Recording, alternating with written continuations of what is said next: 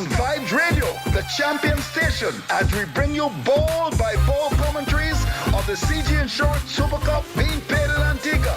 The action is about to begin. And now, for all the excitement, let's join our commentators on location.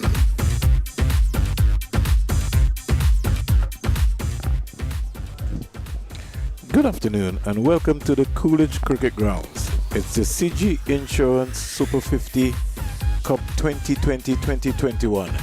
It's Sunday. It's overcast in Antigua and Barbados, but the weather is good. And I'm joined by my partner in Sir Darwin Telemac. And I have to say, sir, in a very respectful way. Don't get all worked up when I'm saying that, but I've known Darwin for a long time and somebody who you can consider a regional person. But today is a very, very, very big game. It's the biggest game, as you could say, of the tournament. It's the Jamaica Scorpions coming up against the Barbados Pride. And you know that when it comes to sports, when it comes to cricket, and you're matching up Jamaica and Barbados, you know that it's going to be one that you have to remember. Today is a day where whoever wins, Darwin Telemac, goes straight into the semi-final. Whoever loses, they're on the flight either by British Airways to Barbados or to Jamaica. So the stakes are set. It can't get any better than that. You have the teams. Let's get the Barbados team and see if Kyle Mayers is in that team. Well, I don't see Kyle Myers in the team. Okay. But give us a team then. Since there's no what we Kyle have Myers. so far. By the way, Springer, I just want to say it's a game of tears and joy. Okay. Someone's going to be happy today. Someone's going to be sad. There are no more games for the team that loses. And so all stakes are at play here. They must win. Whoever is going to go, one of these teams has to win. And take into account the rivalry that exists between Barbados and everyone else. I'm sure the Jamaicans are going to be gunning. The Bajans are going to be all set to fight back. It's a star-studded Bajan team, a Barbados Pride team, led by Jason Holder, captain, Joshua Bishop, Shamar Brooks, Jonathan Carter, Ralston Chase, Shai Hope, Jonathan Drakes, Justin Greaves, Kyle Hope, Kemar Holder, Akeem Jordan, Nicholas Curtin, Zachary McCaskey, Ashley Nurse. McCaskey's out, and I think that would be the team. So Drakes is out, Kyle Hope is out, McCaskey is out, and Tevin Walker is out as well. So the team would be Holder, Bishop, Brooks, Carter, Chase, Hope, Greaves, Shamar Holder, Akeem Jordan, and Nicholas Curtin. All right, so let's give you the Jamaica Scorpions team. Ravman Powell, captain. Derval Green, Aldane Thomas, Brandon King, Fabian Allen, Odin Smith, Javon Royal, Javin Glenn, Jamie Merchant, Romaine Morris, Andrew McCarthy. Left out today is Sheldon Cardwell, who is nursing a little injury. Dennis Bulai, who I thought maybe should have played this game. Paul Palmer also has a slight injury, and O'Shane Thomas. When I look at the Jamaica team, I would have maybe tried to see if I could find a spot for Dennis Bulai, because I guess coming up against the Barbados Pride might have been interesting, Darwin. Well, you would have seen him and you would have watched him play throughout the tournament, so I guess you would be making a suggestion that he would certainly be a fit.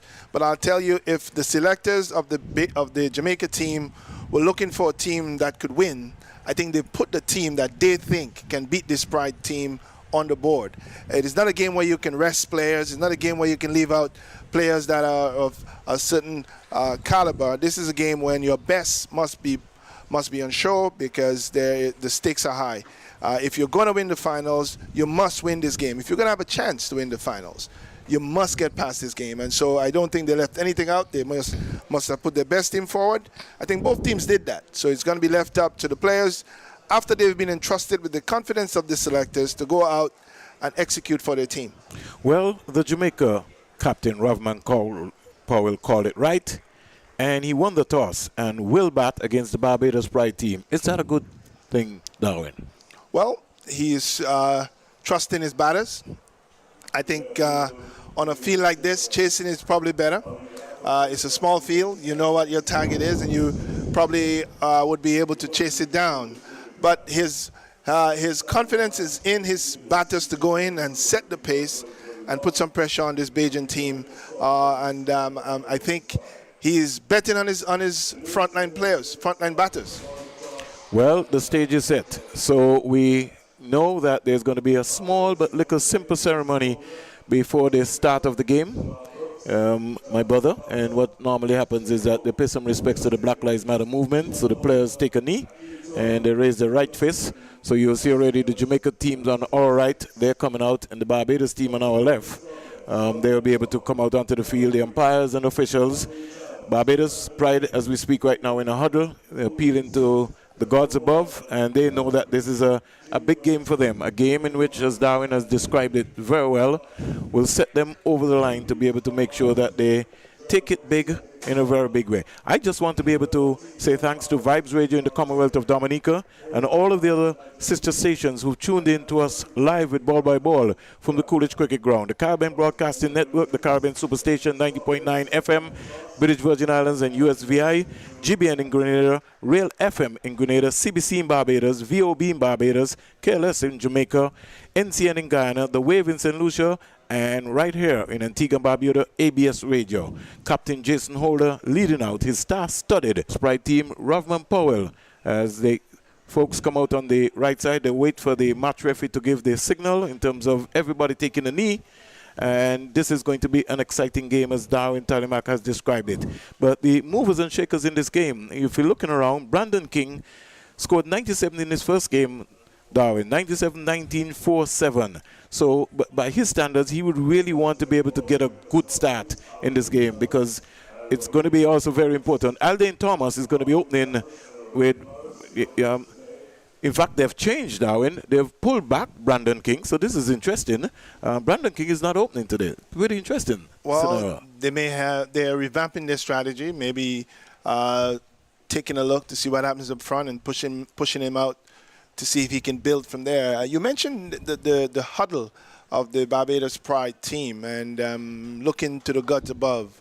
There's no help coming from there today except for the weather, Springer. Young men, all 11 on the field. They've been given the talent that God has blessed them with. They got to put their best legs and arms and minds forward here and execute well together. And if they do that, they would see success.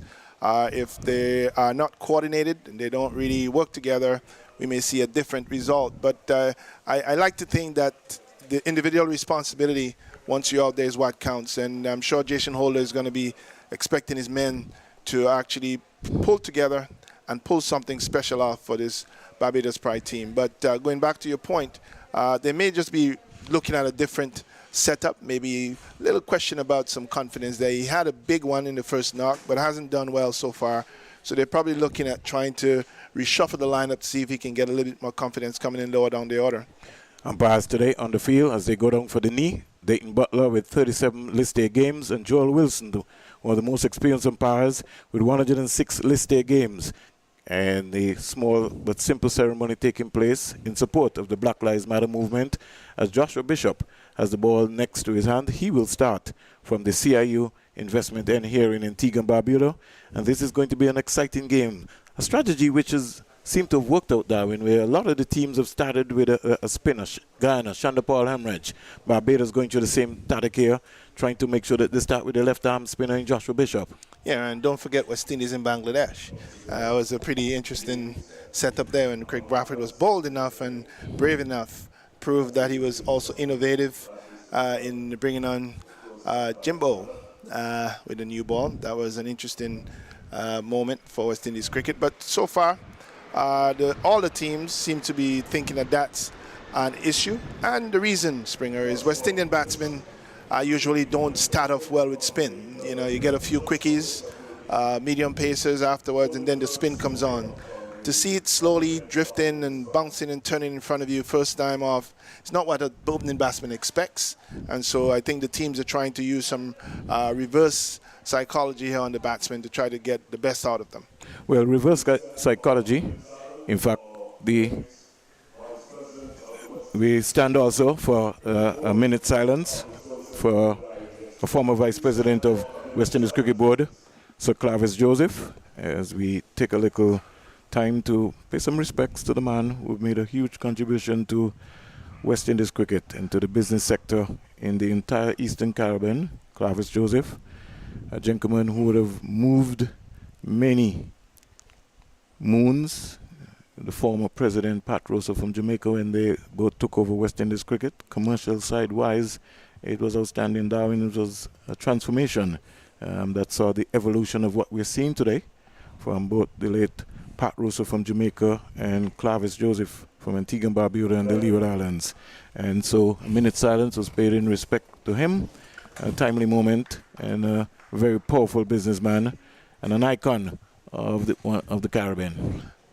And Clavis was an intellect as well, very, very intelligent, smart, crafty, innovative gentleman. It's going to be missed.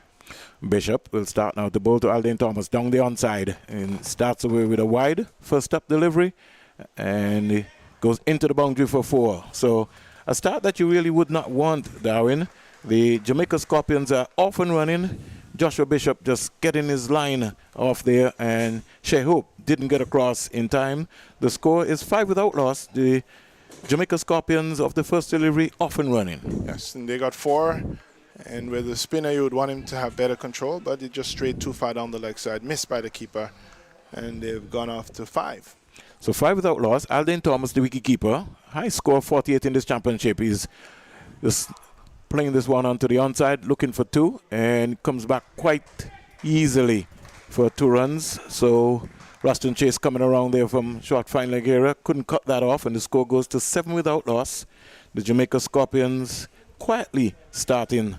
Second ball being bowled so far in the first over of this match number 14, all-important game between the Barbados Pride and the Jamaica Scorpions. Bishop is in now to bowl to Thomas. Thomas is advancing, but when he gets there, almost yacked himself, Darwin.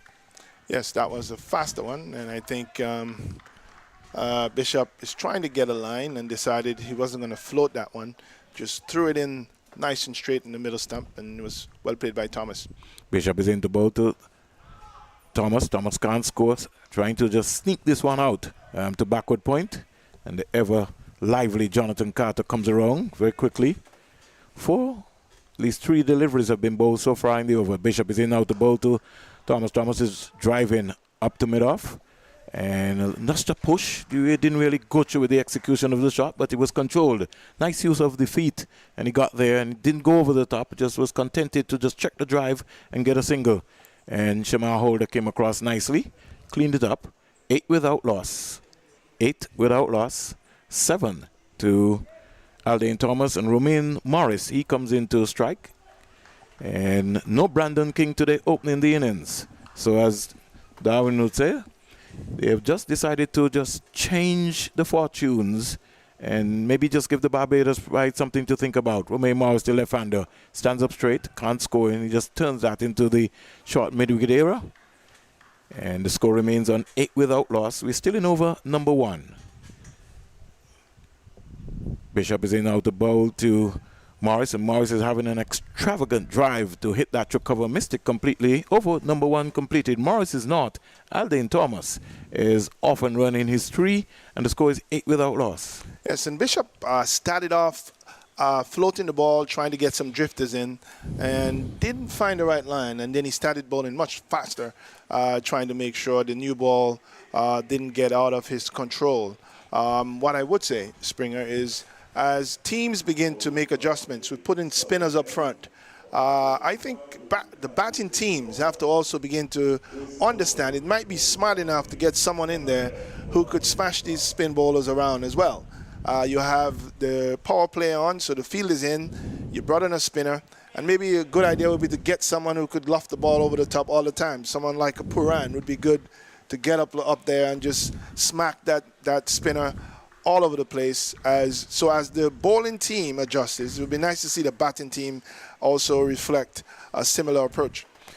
Barbados Pride captain Jason Holder from the media center and is in the bowl to Thomas. He starts with a wide, and Dayton Butler just waves his arm, and the score goes up to 9 without loss. 3 teams have already qualified for the semi-final of the CG Insurance 2020-21 competition, so he's just left with 1 more spot to go. The Windward Island Volcanoes, Guyana Jaguars, and Trinidad and Tobago Red Force. And the stage is set on this lovely Sunday in Antigua and Barbuda between the Barbados Pride and the Jamaica Scorpions. Holder, Jason Holder is in out to both to Thomas. That's a beauty. Just squared him up completely. He would say that and he picked the line up, but that beat him. Lovely outswinger there, held his own, and he had to follow it. His left foot was nowhere, caught in the crease. He wasn't coming out. An opening batsman, you want to get out very early, Darwin. Yes, he didn't pick up the line of that one, didn't follow it at all, and was played inside the line, and he played and missed. Springer, there's one team of those three that I'm pretty excited about, I must say.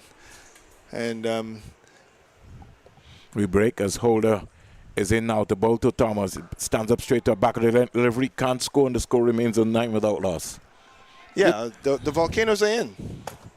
That didn't surprise me, Darwin, that was going to be your team.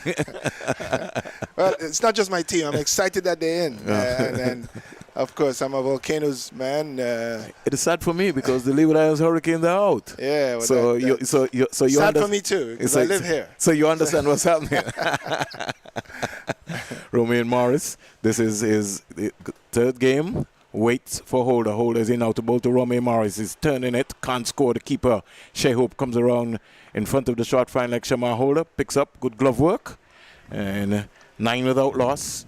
Jamaica Scorpions won the toss and decided that they were going to bat first. So pretty interesting in terms of what's happening. The two most experienced players in the Jamaica Scorpion team, Andrew McCarthy with 156 runs, Robin Powell 106 runs, Fabian Allen with 93, Brandon King with 127, and Aldane Thomas with 84. Something special has to happen today. Holder comes up now to bowl to Thomas. Is looking to get a single. Where's he going? He could have got himself into trouble because for some strange reason Morris was not even interested in that, Darwin. Yes, and he played it in front of both players with the player charging in, and I don't know whether he thought he played it softer than he thought, but it came off the bat pretty quickly and was approaching the fielder. It would have been in some problems had Thomas left off, but Thomas did the right thing by sending him back. I think he got too far down for the type of shot he played as well. Hakeem Jordan came in nicely and just alerted him to know, hey, I'm a fielder here. Holder's in out the bowl to Thomas. Can't score. Just turns it up to mid-on, and Raston Chase comes around nicely. So the pressure, Holder has always been consistent in his line and his length. His best figures in list A has been 5 for 27. And so he knows that if he can just pick up a couple of wickets here, then he could be able to try to get in the new batsmen to come in, especially with the new ball. And when you got a new ball in your hand, you want to bowl as straight as possible. 9 without loss, Jamaica Scorpions. This is a do-or-die game for both teams. Holder is in now to bowl to Thomas. Thomas is driving beautifully down the ground for 4. Yes. In the air, but once it went past Jordan, you could say goodbye. Was a deliberate shot. He was picking up the line. Holder kept a consistent line, just a little bit back of a length there on the off stump, and he played a few, and this one he decided, I'm going to hit it straight over the top, and he did. It was in the air, but it was safe and well played. Bold shot played there by Thomas, and with the fielder way up at mid-off, there was no chance of that going to anyone's hands. So well played by Thomas, and Holder, a bit disappointed, was very close to having a maiden over, but he got 4 of that over. So 13, Jamaica. 13 without loss. Joshua Bishop will start the third over for the Barbados Pride. He's in now to bowl to Morris. Morris comes quietly forward, going a little bit hard, Darwin, at that delivery. That raced out there very quickly to cover. I thought he just came forward, but he came off his bat so hard. He's a little soft hand, and he could be maybe looking to try and pick a single up. Bishop is in to bowl to Thomas. That's a little better. He just played right from under his eyes. He's not. And Aldane Thomas is on 7. 13 without loss. Jamaica Scorpions. They won the toss and decided to bat first. Joshua Bishop is going to bowl to Romain Morris to left hand. He's back and whipping this beautifully. The fielder from mid-wicket will come around nicely. And he picked up 2 runs. There was a little hesitation, Darwin, in the throw. The communication. Shamar Brooks came off of that area and just didn't get the throw right over. I would like to see that throw a little closer because for some reason Morris might have been in trouble. Well, they weren't sure whether they were going to take this. Always questionable whether you can get the second run in this ground. And most players are always thinking, is it there? Did it get down to the fielder too quickly? Thomas Bishop is going down the onside right there to Morris tying him up a little bit, and the left foot not just coming around, because had the left foot just come inside, he would have been able to just tickle that past Jordan in the short fine leg, and just brush the pad. Score remains on 15 without loss. Bishop is in out the bowl to Morris. Morris comes quietly forward. That's a line he wants to be bowling him. Wants to get him to be able to bring that right foot out. He's a left-hander and try and stroke it. It's like a loop there, like Joshua Bishop. He's got some energy. Starts. Takes his time from the CIUN in out the bowl to Morris, and Morris can't score. And so the completion of over number 3, the latest score here at the Coolidge Ground. Jamaica Scorpions are 15 without loss. Thomas is 7, Morris is 2. Yes, power play overs are crucial. You're in as the opening batsman to set the pace, set the tone. And these two batsmen taking a few too many dot balls so far. They've got to start applying the pressure. The intent of the game is to demonstrate your intent. You have to come out telling the opposition team, we're going to put you under pressure. If you can't get 1 or 2 boundaries, you have to get the singles. So what we're seeing here is sort of a slow emergence of the intent of the Scorpion batsmen, and they need to show a little bit more openness of what they intend to do here. Alden Thomas waits for Jason Hole. Is into bowl to him, picks up the line, leaves that alone. Good delivery. And Holder just probing down that 4th stump line. He wants Thomas to be able to drive. The last time he sort of charged him in the final delivery to get a boundary, and Holder just pulled his length back. And in the meantime, he's strengthening his slip quarter, and he's got 2 slips now, Darren. He's got a third man, a fielder mid-on, mid-off, cover, point, short fine leg area, and a fielder the deep backward square boundary, maybe just in case he bowls a short delivery. Holder comes in now to bowl to Thomas. Thomas down the onside. That would have brushed off of his pad. Lucky to get away with that, and simply because Thomas was getting into his wicket a little bit too early. 15 without loss. Jamaica Scorpions batting first here. Yes, and Holder is not going to give him that drive. He saw what he did in the previous over, pitched it up a little too far, and being as experienced as Holder is, he's going to pull it back a bit. He's also deciding he's not going to give the drive by allowing the mid-off to stay right up as well. Jason Holder moving in to bowl to Alden Thomas. Is in now to bowl to Thomas. Thomas is squared up and gets a single down to the third man. And so a single that he really would need is 8. And the score goes to 16 without loss. 16 without loss. If you're wondering what's happening, it's live ball-by-ball cricket coverage through the West Indies YouTube channel. It's an all-important game. The Barbados Pride versus the Jamaica Scorpions. The team that wins this game goes to the semi-final of the CG Insurance 2020-2021 competition. It's exciting times here. Morris, who is on 2, he now comes in to strike the left-hander. The score is 16 without loss. And we're looking for an exciting time, an exciting period of play here. 16 without loss. No Brandon King opening today. So at least they would have to think about something in a very quick time. We wait as Jason Holder moves away to bowl to the left-hander. Romain Morris is in now to bowl to him. That's a good one. Good length. And he put effort ball into that. And Morris didn't know anything about that one. That bounce off of a Rain Lincoln. Holder is already a tall guy. Yes, and Springer, I'm surprised that he would have removed the second slip for Morris? For Morris. He's been troubling Thomas, who's been facing him all along. This is, I think, Morris's first time over there facing Holder, and I thought you would have done him well had he kept that second slip in. Morris would have got 5 against Trinidad and Tobago. Waits for Holder. He comes in now to bowl to him. He's loosely driving at the delivery and didn't see anything. Shehoop just picked that up nicely. Darwin is feeling that Holder maybe could have had a second slip in there. We saw the attempt there from Morris, so he wants to flash. Well, he hasn't been scoring, and the deliveries are going, and Holder is nibbling outside the off-stump to him. Would be nice to have a second slip in, but he is keeping sort of a gully in there and 1 slip. 5 deliveries bowled so far in this over. The second by Holder. Holder comes in out to bowl to Morris. Morris defense looking for a single, certainly not on. And Nicholas Curtin coming in very quickly. So completion of over number 2 for Jason Holder, none for 6. The latest score here at the Coolidge Ground. Jamaica Scorpions are 16 without loss. The completion of over number 4. Alden Thomas is 8. Romain Morris is 2. And Springer, we see the Barbados Trident pressing here Barbados Pride. Don't put Barbados Pride, sorry. Barbados Pride pressing the Jamaican batters here, the Scorpions, and they are not getting the ball off the square. They're not scoring as freely as they would like to see. And two things are happening. Either the batters are going to establish their intent, or the fielding team will. And so far, Barbados Pride is certainly proving that they are intending to do that. Bishop into bowl to Thomas. He's out.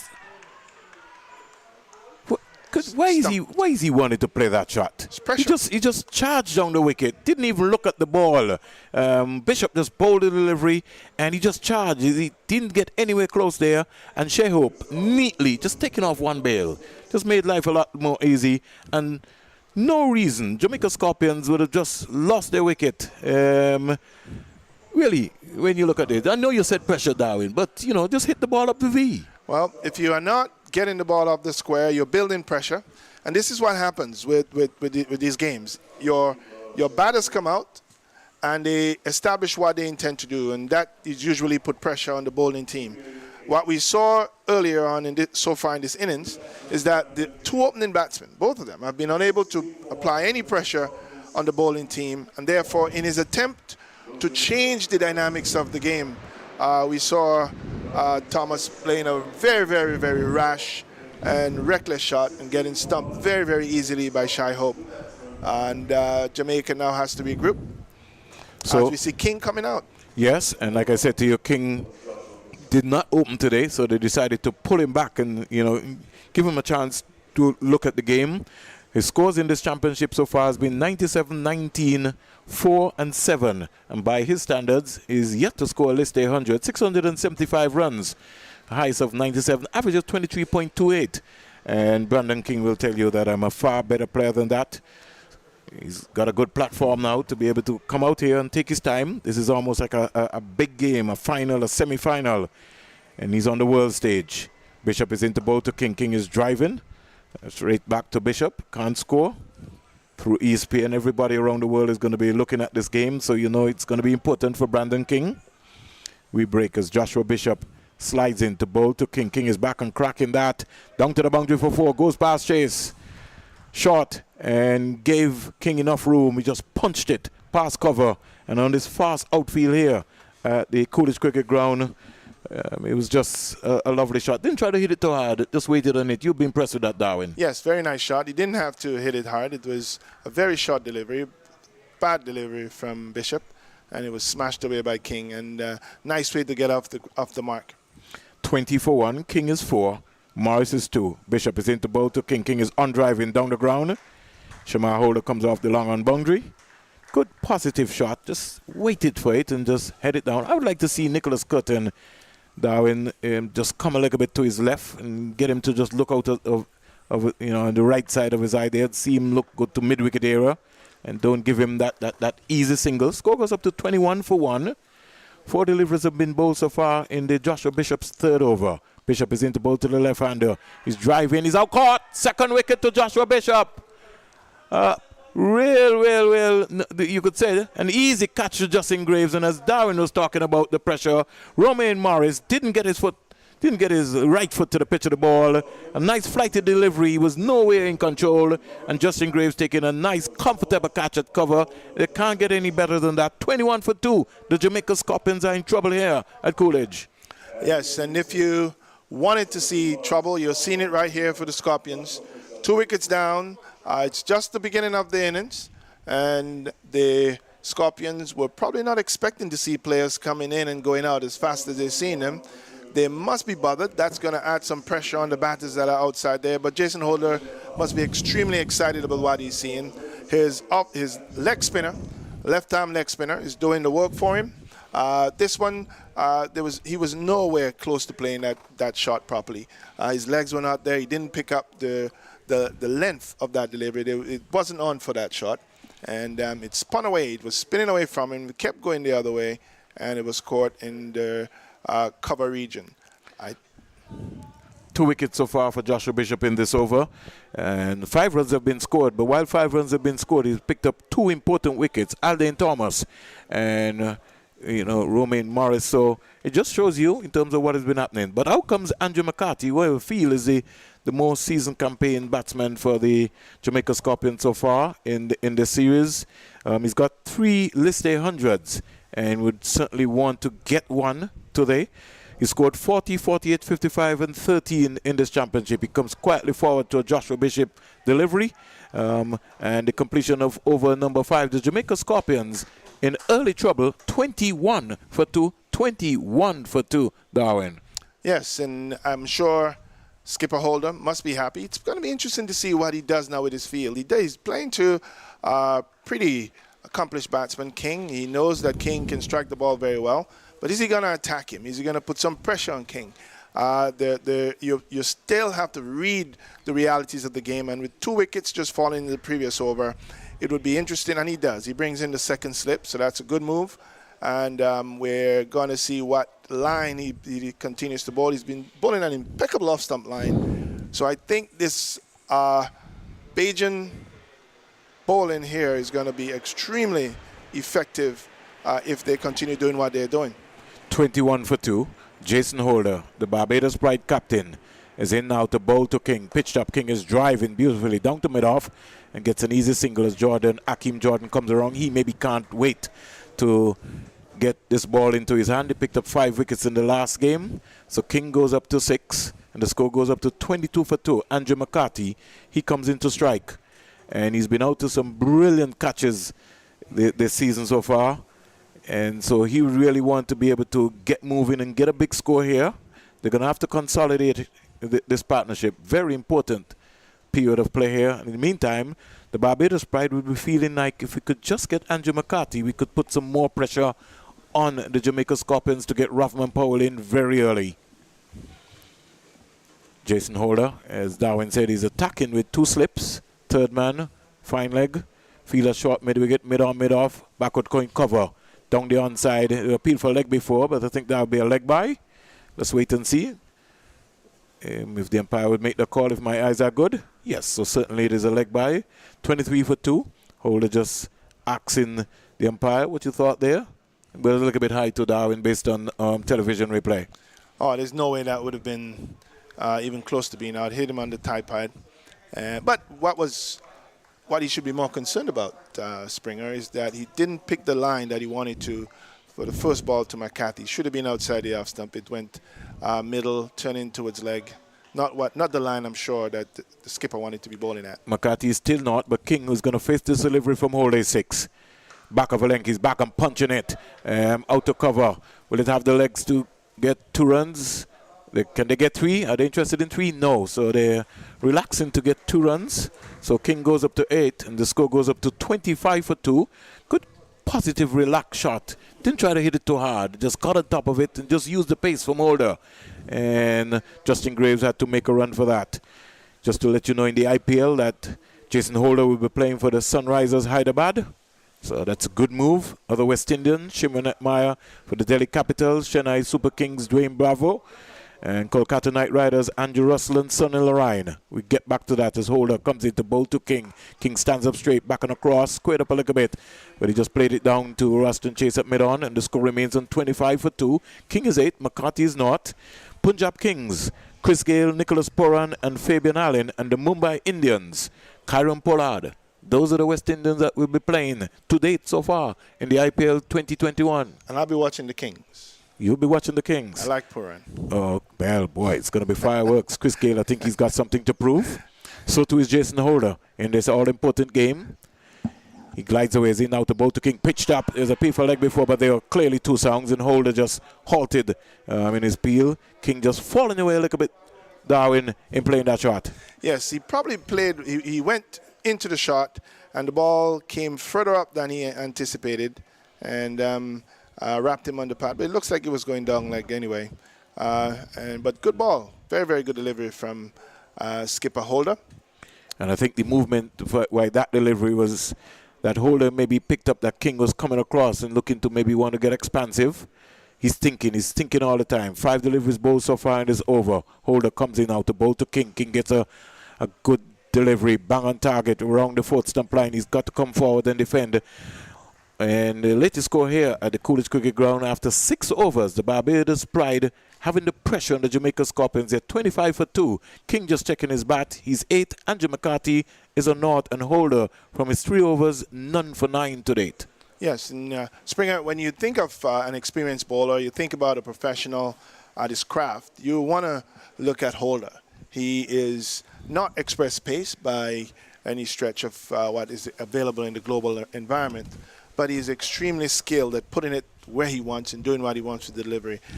Pride should be happy to have him with them.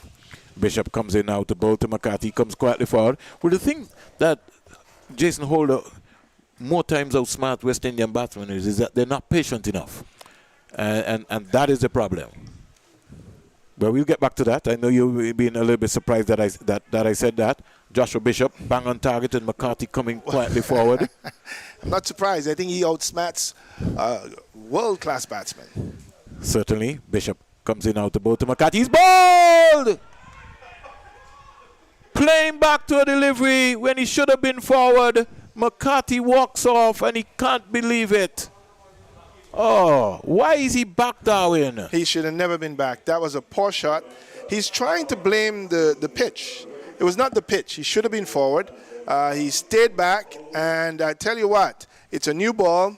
Bishop is learning that he's not going to flight it too much. He's skidding it through, and this is exactly what just happened.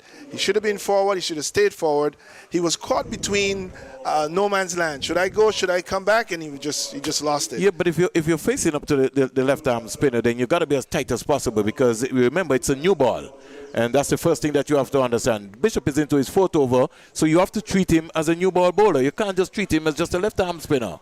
Well, Springer, I can tell you that if the intent is not shown by the batting team, the bowling team gets an upper hand.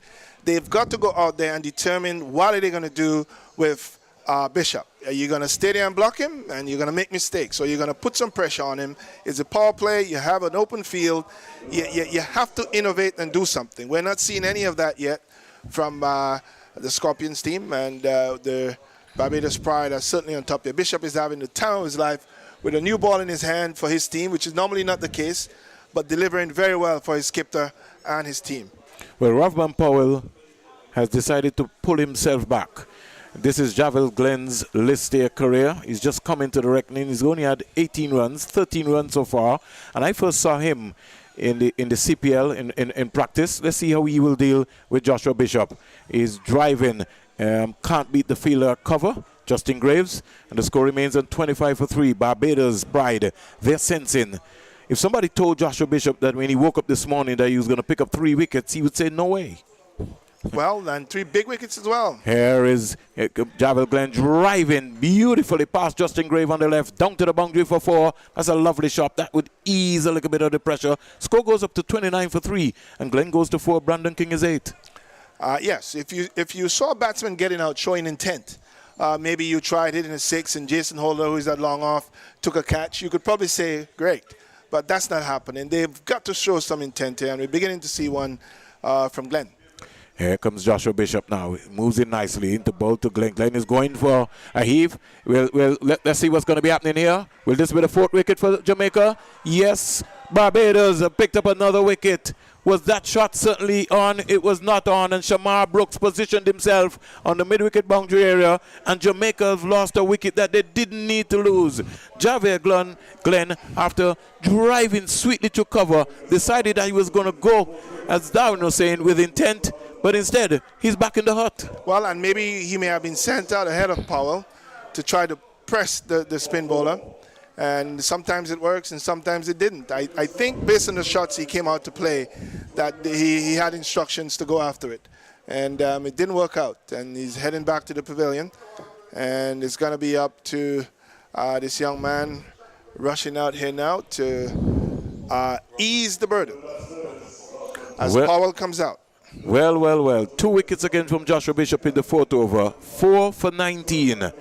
And Andre Coley, his face doesn't look well. Jamaica Scorpions, after batting first, after over number 7. I see a towel in someone's head there. They're 29 for 4. My God, could you believe this? There was no need, Darwin. You just take your time. It's a 50-over game, Darwin. Well, you're still under pressure, and you're trying to relieve yourself from pressure. And pressure makes you do things that you normally wouldn't have done in a cricket match. You would be surprised why certain things happen. But if you allow the pressure to build up, it's going to create some significant challenges for you. And right now, I think they just need to sit there, consolidate, similar to what Bravo and Mohammed did last night. Just stay there and push around, and before you know it, you can explode later. 29 for 4. I had to take a deep breath right there. Brandon King is on 8. He's joined by his captain, Ravman Powell. They're maybe just trying to get the screen cleared here with the CG insurance sign. I think in a matter of seconds, it will be cleared.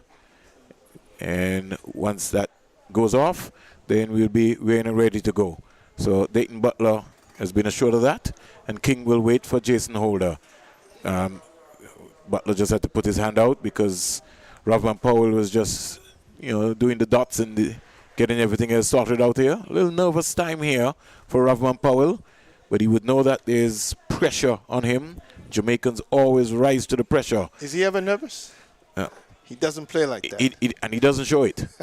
He doesn't show it. He's a very confident cricket player. He's going to fight fire with fire. Ravman Powell. King is 8. Waits for Holder. Holder comes in now to bowl to King, into bowl to King. King, that almost got onto his stump there, inside edge. And Ravman Powell sneaked King up to get a single. And just for a moment, Shamar Brooks thought that he would have had his fielder. He just ran in there from short mid-wicket and decided to throw on the non-striker's end. But everything was safe in the end. King goes up to 9. It's quite interesting how Powell got up there so easily. And he was backing up. Skipper Holder, yes, that's good cricket. Skipper Holder was not happy with that and kind of waking up the young man. So Ravman Powell, he's got 3 list A hundreds, 15 50s. Saw him score 106 against the Leeward Islands Hurricanes at Connery in St. Kitts. And trust me, he hit the ball far and clean. Will this be his day? So pressure day here for him. He faces his first delivery from Jason Holder. Comes quietly forward, head well over the ball. Textbook style shot. And you just want to be able to get your bat on the ball, Darwin. Absolutely. You want to get in, let it hit it. The moment it hits it, you begin to feel differently because you can get a touch and that starts to calm you down a little bit. Now you're in and you're going to start figuring out how you move from there. But he's a good player, a dashing player, likes to score, likes to push it. And the Scorpion, no matter what the situation is, will be happy to see him out there. Bishop 4 North, 19-4. Holder comes in to bowl to Ravman Powell. Comes quietly forward, head well over the ball and playing from right under his eyes. He knows also that the Sri Lanka series is coming up and he will be in contention to get into the West Indies one-day team. Also the T20 team, if possible. And so he'd want to be able to get a good score here. 7.3 overs bowled so far. Holder none for 10. The hero for Barbados is Joshua Bishop, the left-arm spinner. He's just destroyed the Jamaica Scorpions, who've won the toss and decided to bat. The end of this over will be the voice of Garfield Burford. Here is Holder driving in the air. Will Chase pull this one off? Oh, he needed a dive. He needed to pull out the dive there at mid-on.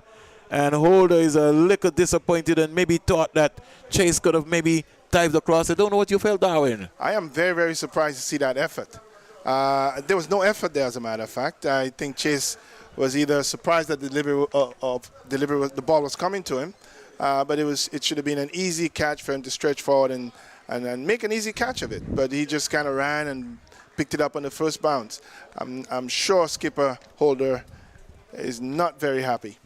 Powell is 1, King is 9. He comes into strike, 31 for 4. Holders into bowl to King. King is driving beautifully up to Jordan at mid-off. And so he gets a comfortable run. He goes up to 10. Nice push. Didn't try to hit it too hard. Got his left foot out there, so that was good. Head and shoulders leaning. You'll learn that in a coaching textbook style. And King looks a lot more organized in this inning so far, Darwin. Ravman Powell, 43, 32, 229. He's not scored a half century in this championship, so maybe this could be his day. Well, he needs to get going. His team needs him, and he has to do it here or he goes home. 5 deliveries bowled so far by Holder. Holder's in out to bowl to Ravman Powell. Could leave. And so the completion of over number 38. The Jamaica Scorpions, the latest score here at the Coolidge Ground, 32 for 4. Yes, 32 for 4. Brandon King is 10. Their captain Rovman Powell is on 1. More comments from you, Darwin, and then it will be the voice of Garfield Burford. Yes, and Springer, thank you. There's been some changes made by the Scorpion team. They've brought in, they opened with Morris and Thomas instead of King. That's the first thing. And then the batsman who just got out, Glenn, was also advanced ahead of Powell. So they're trying things around, but no doubt, if you've got Powell out there and King in the middle, Scorpion feels that something can happen, but they have to prove their worth here. Bishop starts a new over. He's up to the wicket and bowls, and this one is driven into the offside by Brandon King. Brandon King, very stylish player. He certainly has a lot of pedigree, he's certainly a high quality, high caliber batsman. He'll certainly need to push on here, and his team needs him. He's forward defensive, facing another delivery from Joshua Bishop. 4 for 19 in this fifth over. 4 for 19 so far. Impressive figures by the youngster, and he's certainly totally taking the Jamaica top order pretty much off the charts. This one is driven on the offside of the pitch. Fielded partially by the bowler on his follow through. There is no run. King remains on 10. He's on 10 from 13. Rovman Powell just with a single. He could have been caught actually in the previous over. The score 32 for 4. This is the 9th over. The Jamaica Scorpions effectively a quarter-final match here. This one is turned into the leg side to a mid-wicket. There is no run fielded there. So the score 32 for 4. Effectively, this is a quarter-final. So the winner of this match progresses to the semi-finals. 3 teams already in the semis. Here comes Joshua Bishop, bowls, and this one is caught. Brilliantly caught. One-handed by Ashley Nurse. The 5th wicket goes. Brandon King caught at first slip with a one-handed blinder from Ashley Nurse. And the Jamaica Scorpions half the side out already. This is just the 9th over being bowled. And Joshua Bishop a 5 for already, 5 for 19. A look of a stunned astonishment on the dugout of the Jamaica Scorpions, because the Scorpions will need more than a sting in the tail at this point. 5 wickets gone so far. Yes, and what a lovely catch. He stretched all the way across. It didn't come straight to him. It was going fast. What concentration. Beautiful cricket. And I must say, young Bishop, he got up this morning. Didn't expect to have the day he's having, but what a day. It's his biggest day in cricket ever on a match that matters. His team is either going to win this game and move on, or they're going to lose and go home. And he's definitely putting his best foot forward on the day that it matters. And he's a hero in Bridgetown right now. I can say that. Celebration in Bridgetown and in Christchurch and in St. Lucie and all the areas of Barbados. A disappointment, dejection in Kingston and in Portland and in Manchester and in all the other parishes in Jamaica. Well, it's 32 for 5. This is the 9th over. Joshua Bishop a 5 for. If you're just joining us in Barbados, that's right. Joshua Bishop 5 for 19. 1 ball left in over number 5. The new batsman, by the way, is Fabian Allen. Fabian Allen comes to the crease. He was one of the heroes of Jamaica's performance when they beat the Leewards at the Sir Vivian Richards Stadium. He'll need to stay with his captain. Here comes Joshua Bishop bowls, and this one is flighted and does push back along the pitch on the offside of the pitch. That's the end of the 5th over for Joshua Bishop, the end of over number 9 in the innings. The Jamaica Scorpions winning the toss and batting 32 for 5. 32 for 5 with the not-out batsman, the captain, Rovman Powell on 1. Fabian Allen yet to get off the mark. Joshua Bishop, 5 overs, 1 made, 19 runs, 5 wickets, an economy of 3.8, 24 dot balls in that. An inspired performance by the talisman for the Barbados Pride. Yes, and in 5 overs, he's taken the 5 top order batsmen. And that's very, very amazing that you can have a spin bowler, left-arm slow spin bowler, opening the bowling and showing up with figures of 5 for 19. What a spell. Well, a new over now to be started by the captain, Jason Holder, from the southern end. He's up to the wicket to bowl to his opposite number. That's Rovman Powell, who just dabs this back along the pitch. Fielded no run. Rovman Powell will certainly need to come good. He's an impact player, a big hitter of the ball. He really hasn't shone in this tournament so far. He was flattering to deceive in the last match at the Sir Vivian Richards Stadium. He made 29, had some lusty blows, but then lost his wicket. He'll certainly need, if ever, the Jamaica Scorpions need Rovman Powell and Fabian Allen et al., it is now. Brandon King was perhaps the other impact player that the Jamaica Scorpions were depending on, but he was brilliantly caught by Ashley Nurse at first slip. Here comes Jason Holder bowls, and this one is driven into the onside. Didn't quite get a hold of that one, didn't he? And this one chases on for Ruston Chase to get 2 in the onside. He was looking to play over the offside there, and the ball almost came off a thick inside edge and went uppishly over the onside, but there was no field, of course, as this power play won. Yes, and certainly if you look at the field that is set for Powell, being bowled by skipper Holder, most of the fielders are on the offside of the field. You have a mid-off, you have a squarish cover, you have a extra cover, you have a man at point, and the onside just has 3 players. Here comes Jason Holder. He's up to the wicket now to bowl to Robin Powell, who lets this one to be taken by the wicket keeper. There is no run. The score remains 34 for 5. 34 for 5. Powell is on 3. Fabian Allen has just faced 1 delivery. He's yet to get off the mark. But Joshua Bishop has been an absolute. I would want to say, pretty much going in the way of the biblical Joshua, who is pretty much taking his team, continuing to take his team across to the promised land. Of course, Moses took them into the promised land. Joshua taking them further into the promised land. Here comes, get your views after this delivery from Jason Holder bowls, and this one just back of a length left alone to be taken by the wicketkeeper outside the off stump. Just to correct you, Joshua took them around the walls of Jericho. So the walls, he took them further into the promised land. My point is the walls are crumbling. Jericho is falling. So the Scorpions might just be that. Might be just the Jericho? Well, at this point, the Jamaica Scorpions, with all the biblical references, it is, pretty much Joshua Bishop has parted the Red Sea here. He's no Moses, but he's parted the Red Sea. Here comes Jason Holder. He's up to the wicket to bowl, and this one is forward, defensive, pushes this one into the offside. Is Rovman Powell. There is no run. The score 34 for 5. 1 ball left in over number 10. We should tell you, of course, that the 2 teams for the Jamaica Scorpions, Rovman Powell, the captain, who is batting, Derval Green, Aldane Thomas, Brandon King, Fabian Allen, Odin Smith, Javor Royal, the talisman from the last match against the Leewards, Javel Glenn, Jamie Merchant, Romaine Morris, Andre McCarthy, and out, no Paul Palmer today, no O'Shane Thomas, no Sheldon Cottrell. The coach is Andre Coley, and of course the manager Nikita Miller. Here comes that Jason Holder, the last ball of the 10th over. He bowls and forward, coming very compactly in a defensive shot there by Rovman Powell. That's the end of over number 10. So after 10 overs, the Jamaica Scorpions 34 for 5. 34 for 5. After winning the toss and batting, the Jamaica Scorpions have lost half the batting, and all courtesy of Joshua Bishop. So far, impressive figures so far by the young left-arm spinner. His figures read an impressive talismanic 5 overs, 1 maiden, 19 runs, 5 wickets, Darwin. Yes, and certainly that delivery that got McCarthy bowled by Bishop was a very good delivery. He's bowled very, very well. I mean, he supported very well. Nurse's catch was absolutely a blinder and made a big difference in the situation out there for his team. Indeed, Joshua Bishop now preparing to bowl again, and with this kind of performance, with this kind of inspired performance, he wished he had 20 overs on the day. Well, he has 5 more left because he's bowled 5 overs so far. And we're going into power play 2 now. 34 for 5. Allen will be taking strike from Joshua Bishop. He's up to the wicket with his left arm spin balls, and this one is, a little bit of excitement there from the fielding team. He didn't quite get to the pitch of that one. He wasn't as far forward as he could have been and perhaps should have been.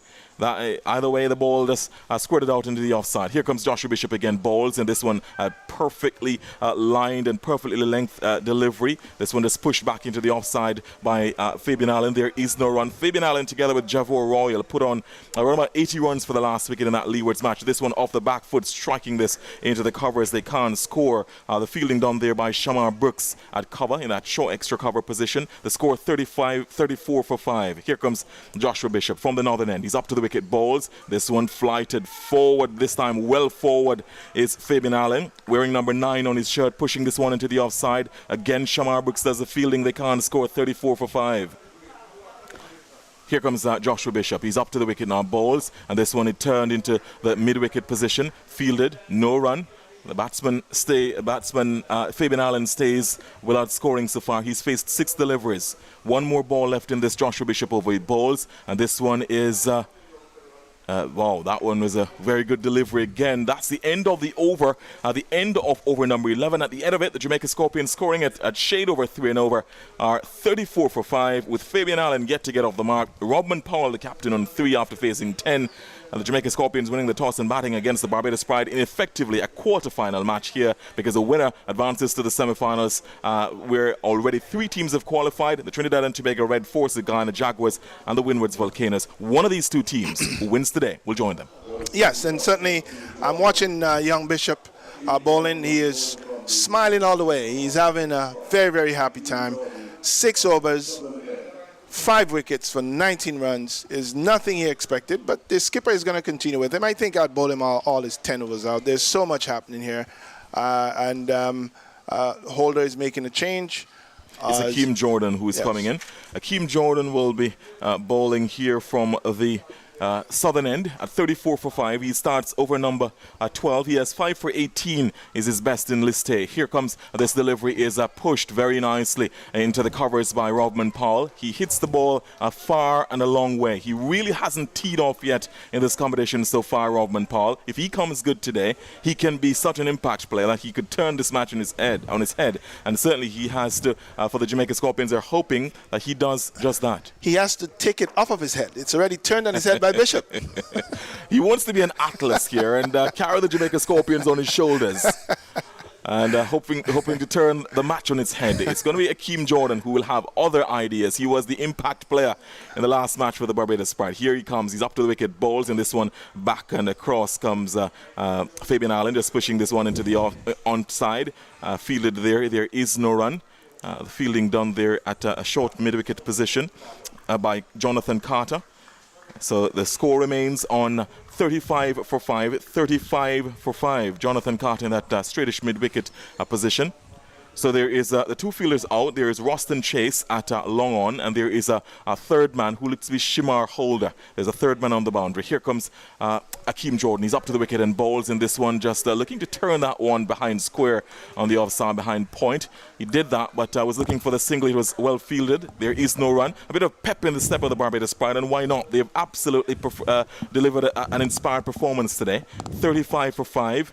The Jamaica Scorpions winning the toss and deciding to bat. Of course, perhaps the Jamaica Scorpions' decision, Darwin, might have been influenced by their extraordinary performance against the Leeward's Hurricanes when they defended 220. Extraordinary. Well, if you want defending, it's different to go back and bat first. Here comes this one, is played into the offside. There is no run by Fabian Allen.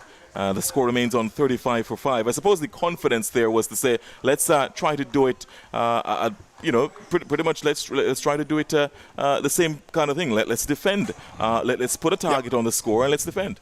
Well, I'm sorry. Yes, I take your point, but I think they didn't show the right intent up front, and that made a difference. Poor shot selection indeed. Injudicious shots played. Here comes Akeem Jordan. He's up to the wicket and balls in this one. Coming forward is Fabian Allen. Compacted playing that one into the covers. There is no run. The fielding done there in the covers. There is no run. So the score remains on 35 for 5. 35 for 5 the score. And this is the 12th over being bowled. Power play 2. For the Barbados Pride, I give you the team for the Jamaica Scorpions. Jason Holder, the captain. Joshua Bishop, Shamar Brooks, Jonathan Carter, Roston Chase, Sheikh Hope, Justin Graves, Shamar Holder, Akeem Jordan, Nicholas Curtin, and Ashley Nurse. Here comes Akeem Jordan. Bowls off the back foot. He punches this into the covers. They will get, they've gotten one coming back for the second. Well, they turn back. They decided against coming back for the second. Good work there as...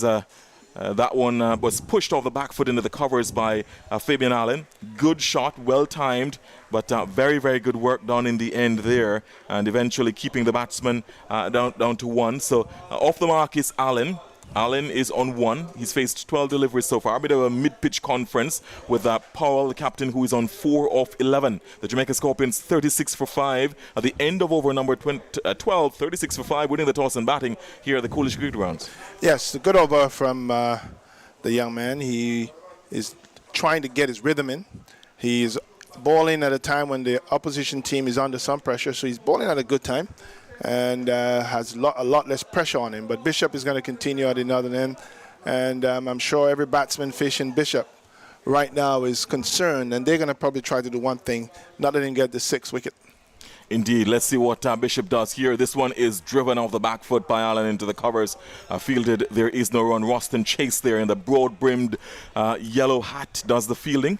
Very colorful picture here, as this one is looking for the sweep shot was Fabian Allen. Wide signal as the ball goes down the leg side, and there a wide there. Shea Hope is the wicket keeper today for the Barbados Pride. Had a little trouble taking that one. There's a slip in place. As here comes Joshua Bishop, and this one off the back foot goes Fabian Allen, stroking this again. The fielding done by Roston Chase in the covers. There is no run. So there's a slip in Ashley Nurse, who took that blinder, a one-handed blinder to dismiss Brandon King earlier. There's a backward point. Here comes this delivery, is stroked into the covers. There is no run. Fielded there at extra cover by Shamar Brooks. Again in another broad-brimmed hat. He's at extra cover, so 37 for 5. 3 balls left in over number 13. This is the 7th over for Joshua Bishop. Figures of 5 for 20 so far. 5 for 20. The young man is on fire. Here he comes. He bowls in this one forward defensive, turning it into a short third man position. A chase on here. They get 1 run. The fielding there done by Jonathan Carter, who wears number 18 on his shirt. So that's 78, my bad. I was actually looking. That number almost caught me a little bit. Need some binoculars. Yeah, I know, right?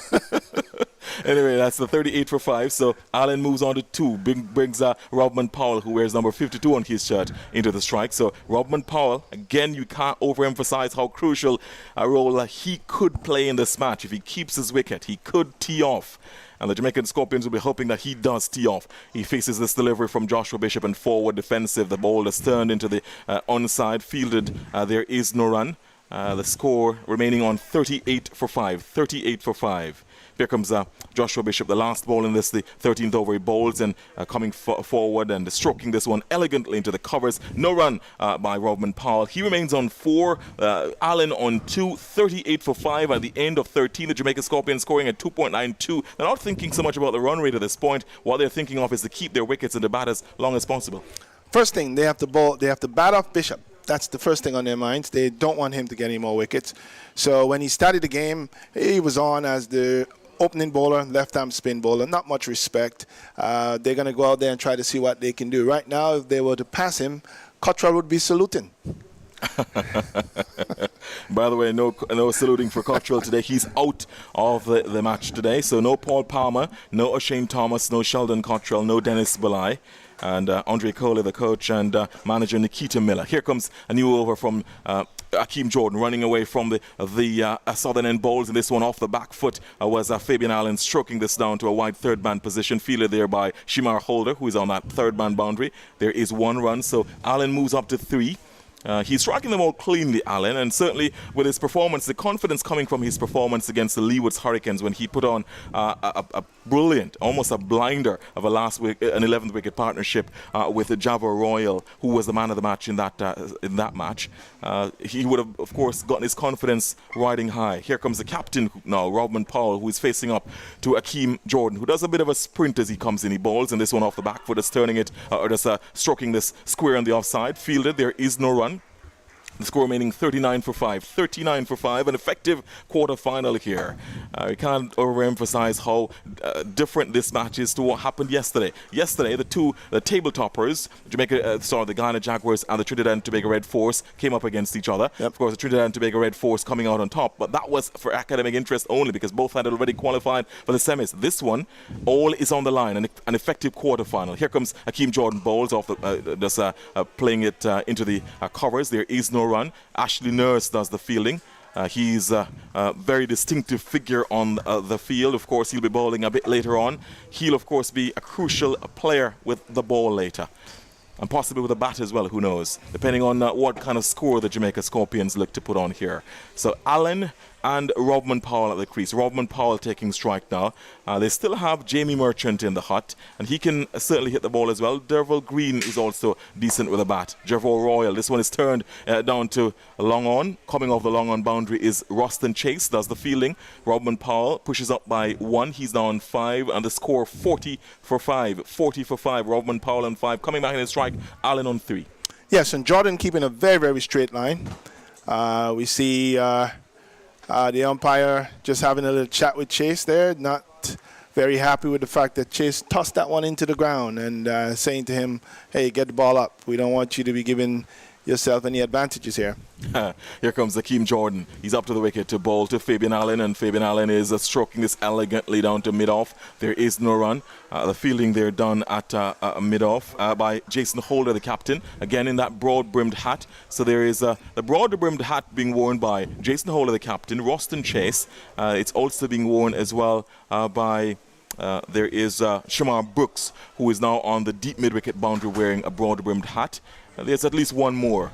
Joshua Bishop is also wearing the broad-brimmed hat. So the two fielders out. There's a third man on the boundary, and there's a deep mid-wicket and a long one. Here comes this delivery is pitched up and driven into the covers. The sweeper comes off the cover boundary to field. There is one run. Very nice drive there by Allen. He pushes on to 4 on the score, 41 for 5. 41 for 5. Now it is extending his arms, and that's the end of over number 14. At the end of 14, that over from Akeem Jordan. So far, he's none for 5 in his 2. At the end of 14, the Jamaica Scorpions winning the toss and batting here at the Coolidge Cricket Grounds, 41 for 5, with Fabian Allen on 4, Captain Rodman Powell on 5. The latest score here at the Coolidge Cricket Grounds. Yes, and Jordan, the type of bowler, not express pace by any stretch of the imagination, but he keeps it very tight, right on the stumps, just between middle and off, a little bit towards off stump or thereabouts, and forces the player to play into the offside field, and doing a very good job for his team here. Here he comes again. He's up to the wicket and bowls, and this one is punched off the back foot by Fabian Allen. Backward point for 4.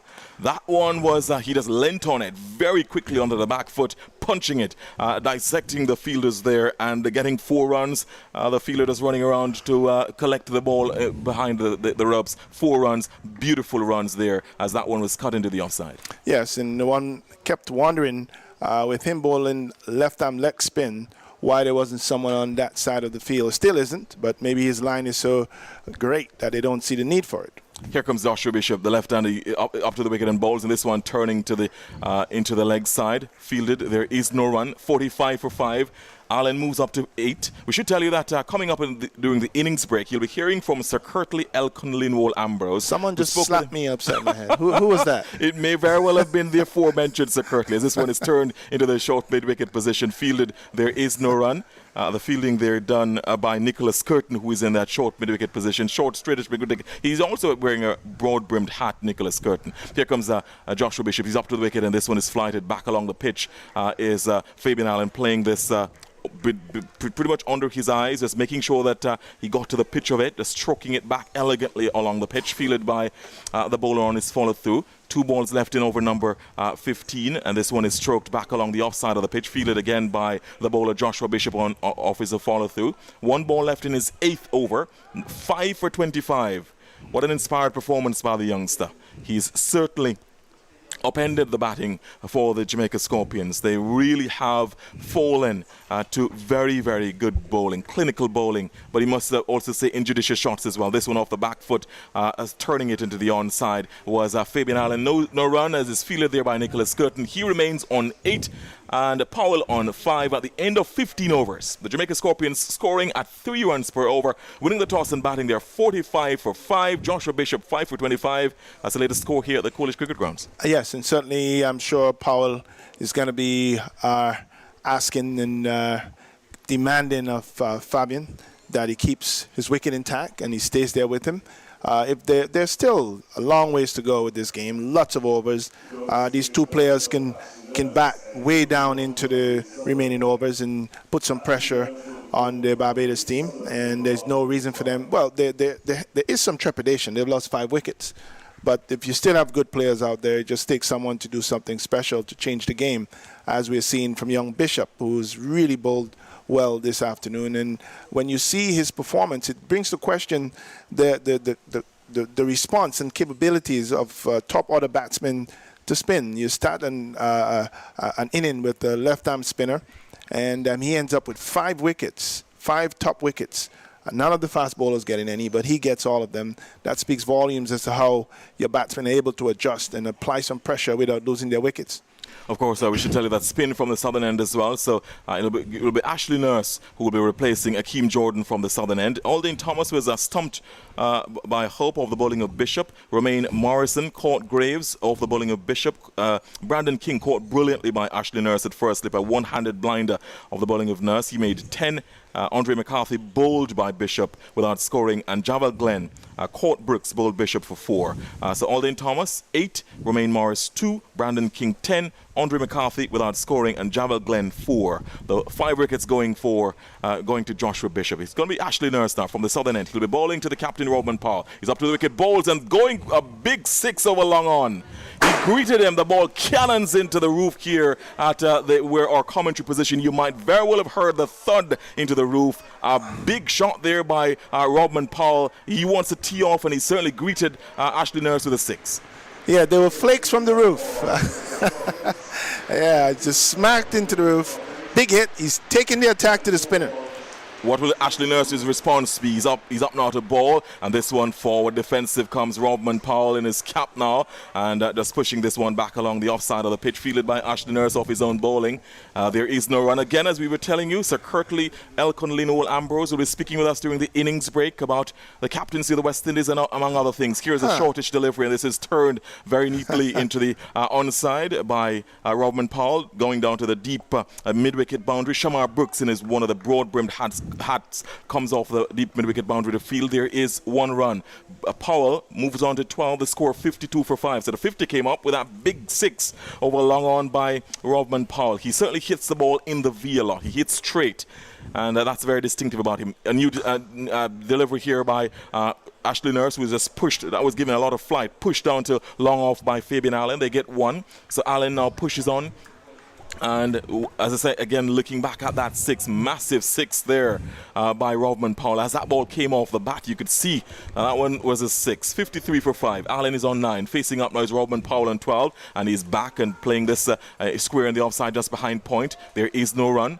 The fielding done there by, does appear to be Jason Holder, the captain. There is no run. The score remains on 53 for 5. 53 for 5.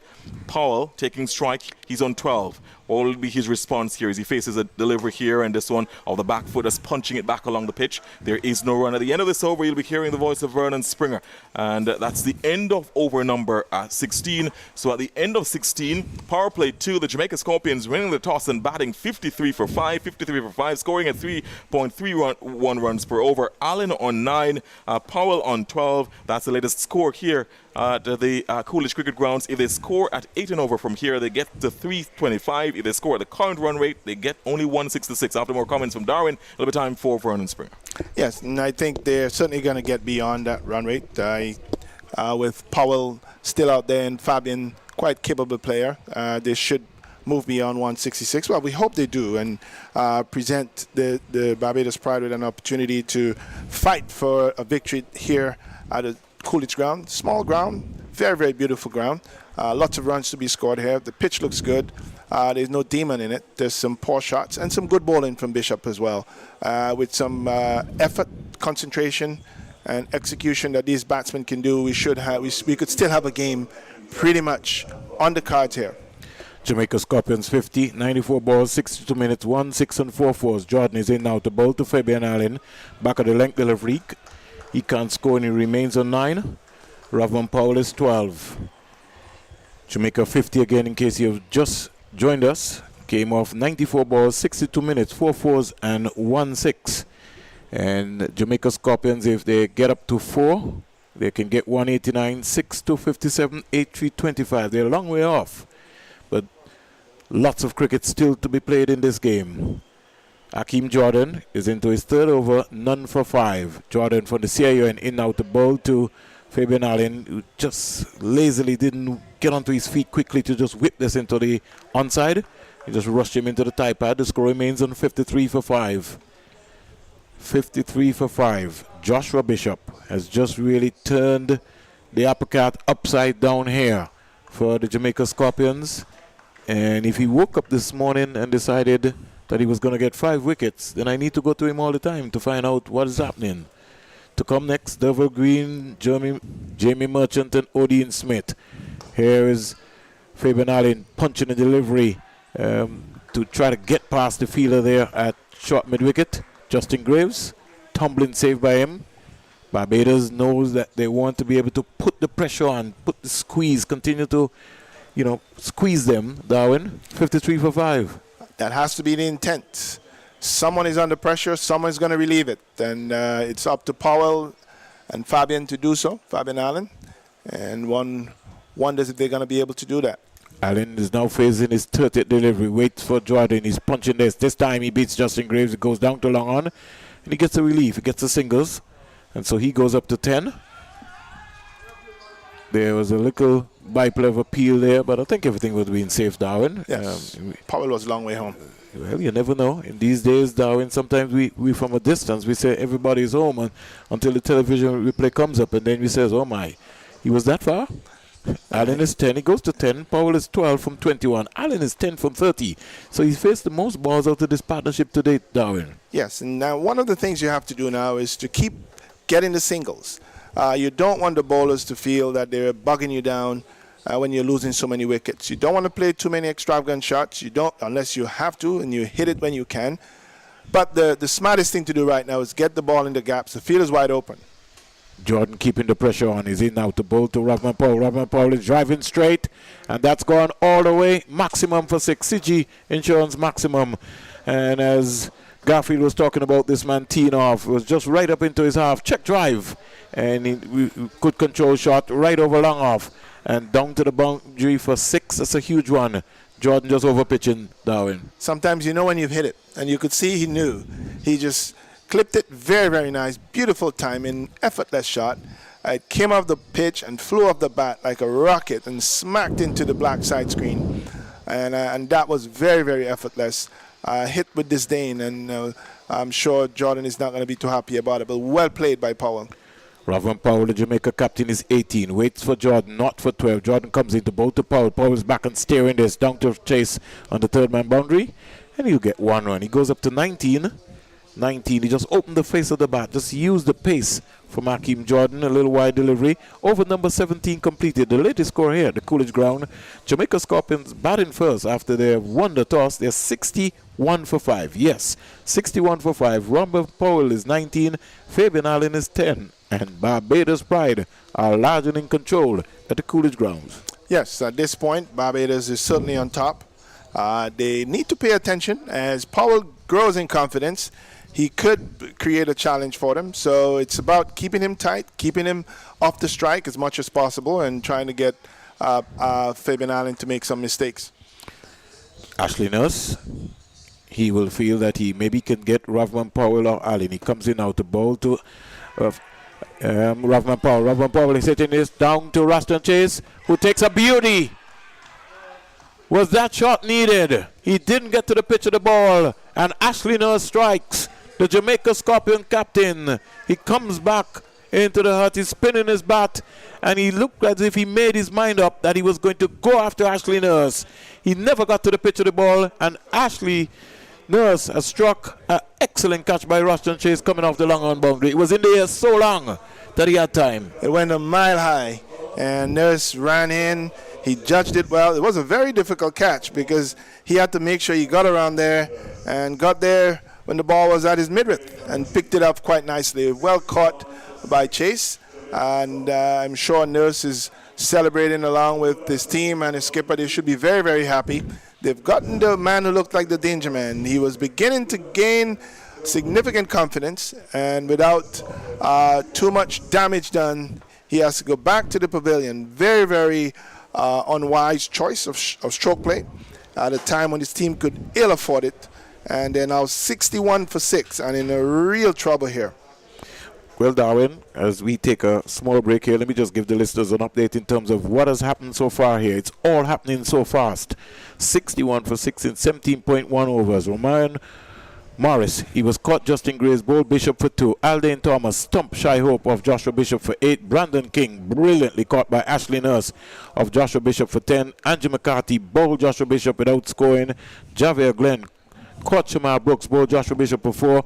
Ravman Powell just out caught Ruston Chase Bowles Ashley Nurse for 19. They lost wickets up 1 for 16, 2 for 21, 3 for 25, 4 for 29, 5 for 32, 6 for 61, and the bowling figures just been outstanding so far for the Barbados Pride team. Joshua Bishop 8-2 25-5. Joshua Bishop 8-2 25-5. Jason Holder 5-0 14-0. Hakeem Jordan 3-0 13-0, and Ashley Nurse 1.1. No maidens, 8 runs, 1 wicket. The latest score here at the Coolidge ground is the Jamaica Scorpions 61 for 6. We'll take a little water break and then we'll get right back to you. 61 for 6. 61 for 6. We'll be able to take a water break and we come right back to you. Smooth right here.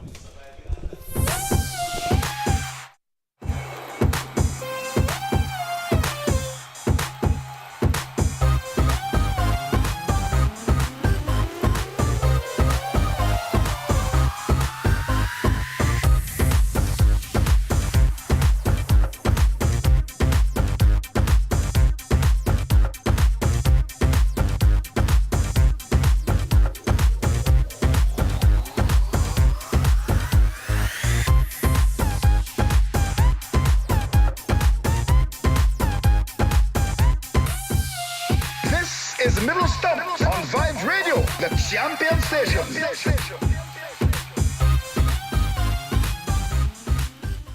Regents Hotel welcomes you for an unforgettable stay in Dominica. Come taste the traditional dishes of Dominica in our gourmet restaurant. Enjoy a tour of the island. Take a dip in the hot springs, a scenic horseback ride, or water sports for the adventurous. Make your reservations today. Call 767-275-3539 or 767-615-6221 or email info@regents.com. Is Middle Stump on Vibe Radio, the champion station.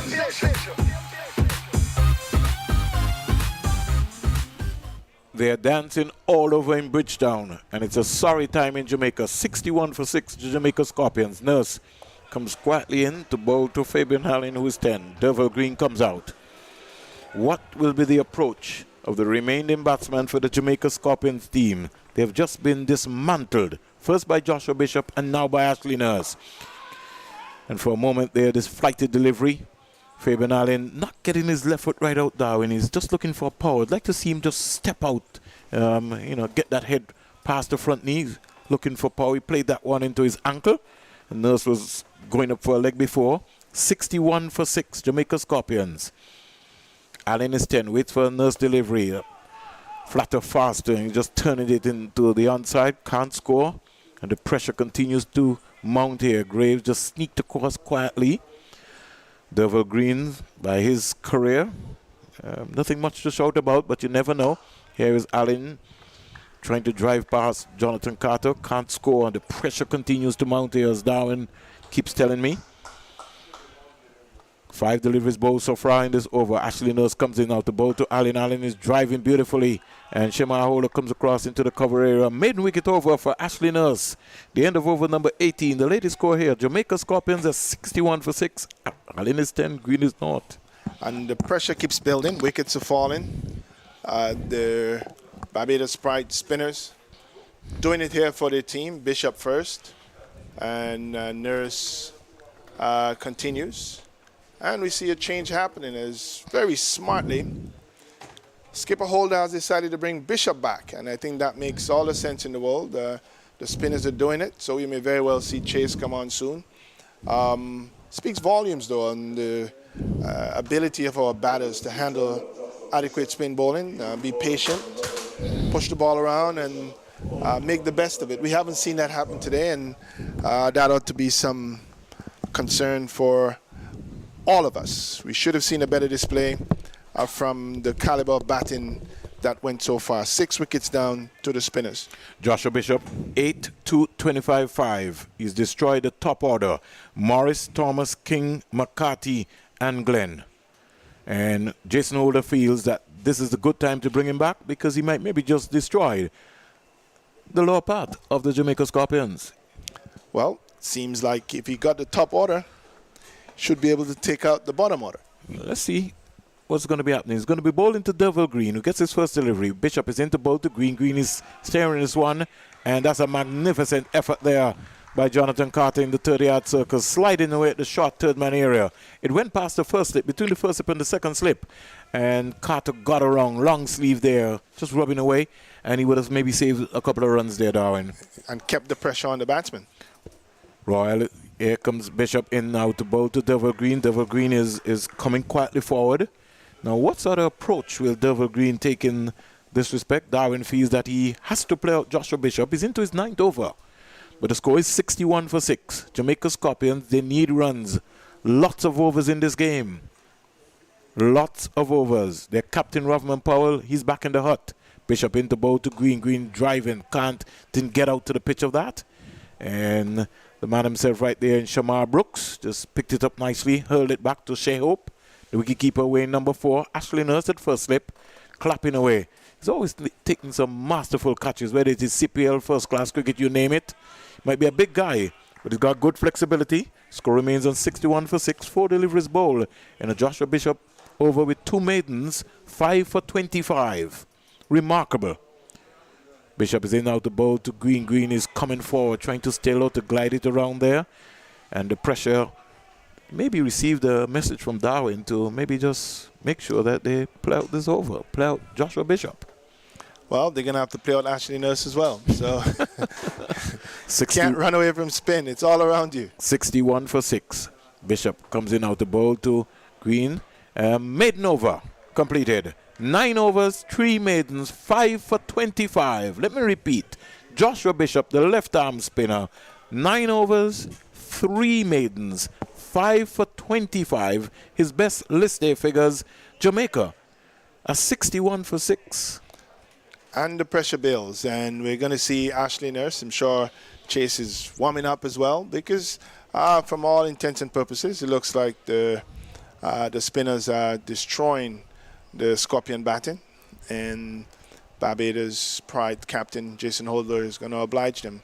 He's bringing on the spinners, putting the pressure on, and one waits to see how it would be up to Fabian Allen. He's probably he's the most recognized batsman and left in the batting lineup, and he's going to have to do the best he can for his team here, but the odds are against him.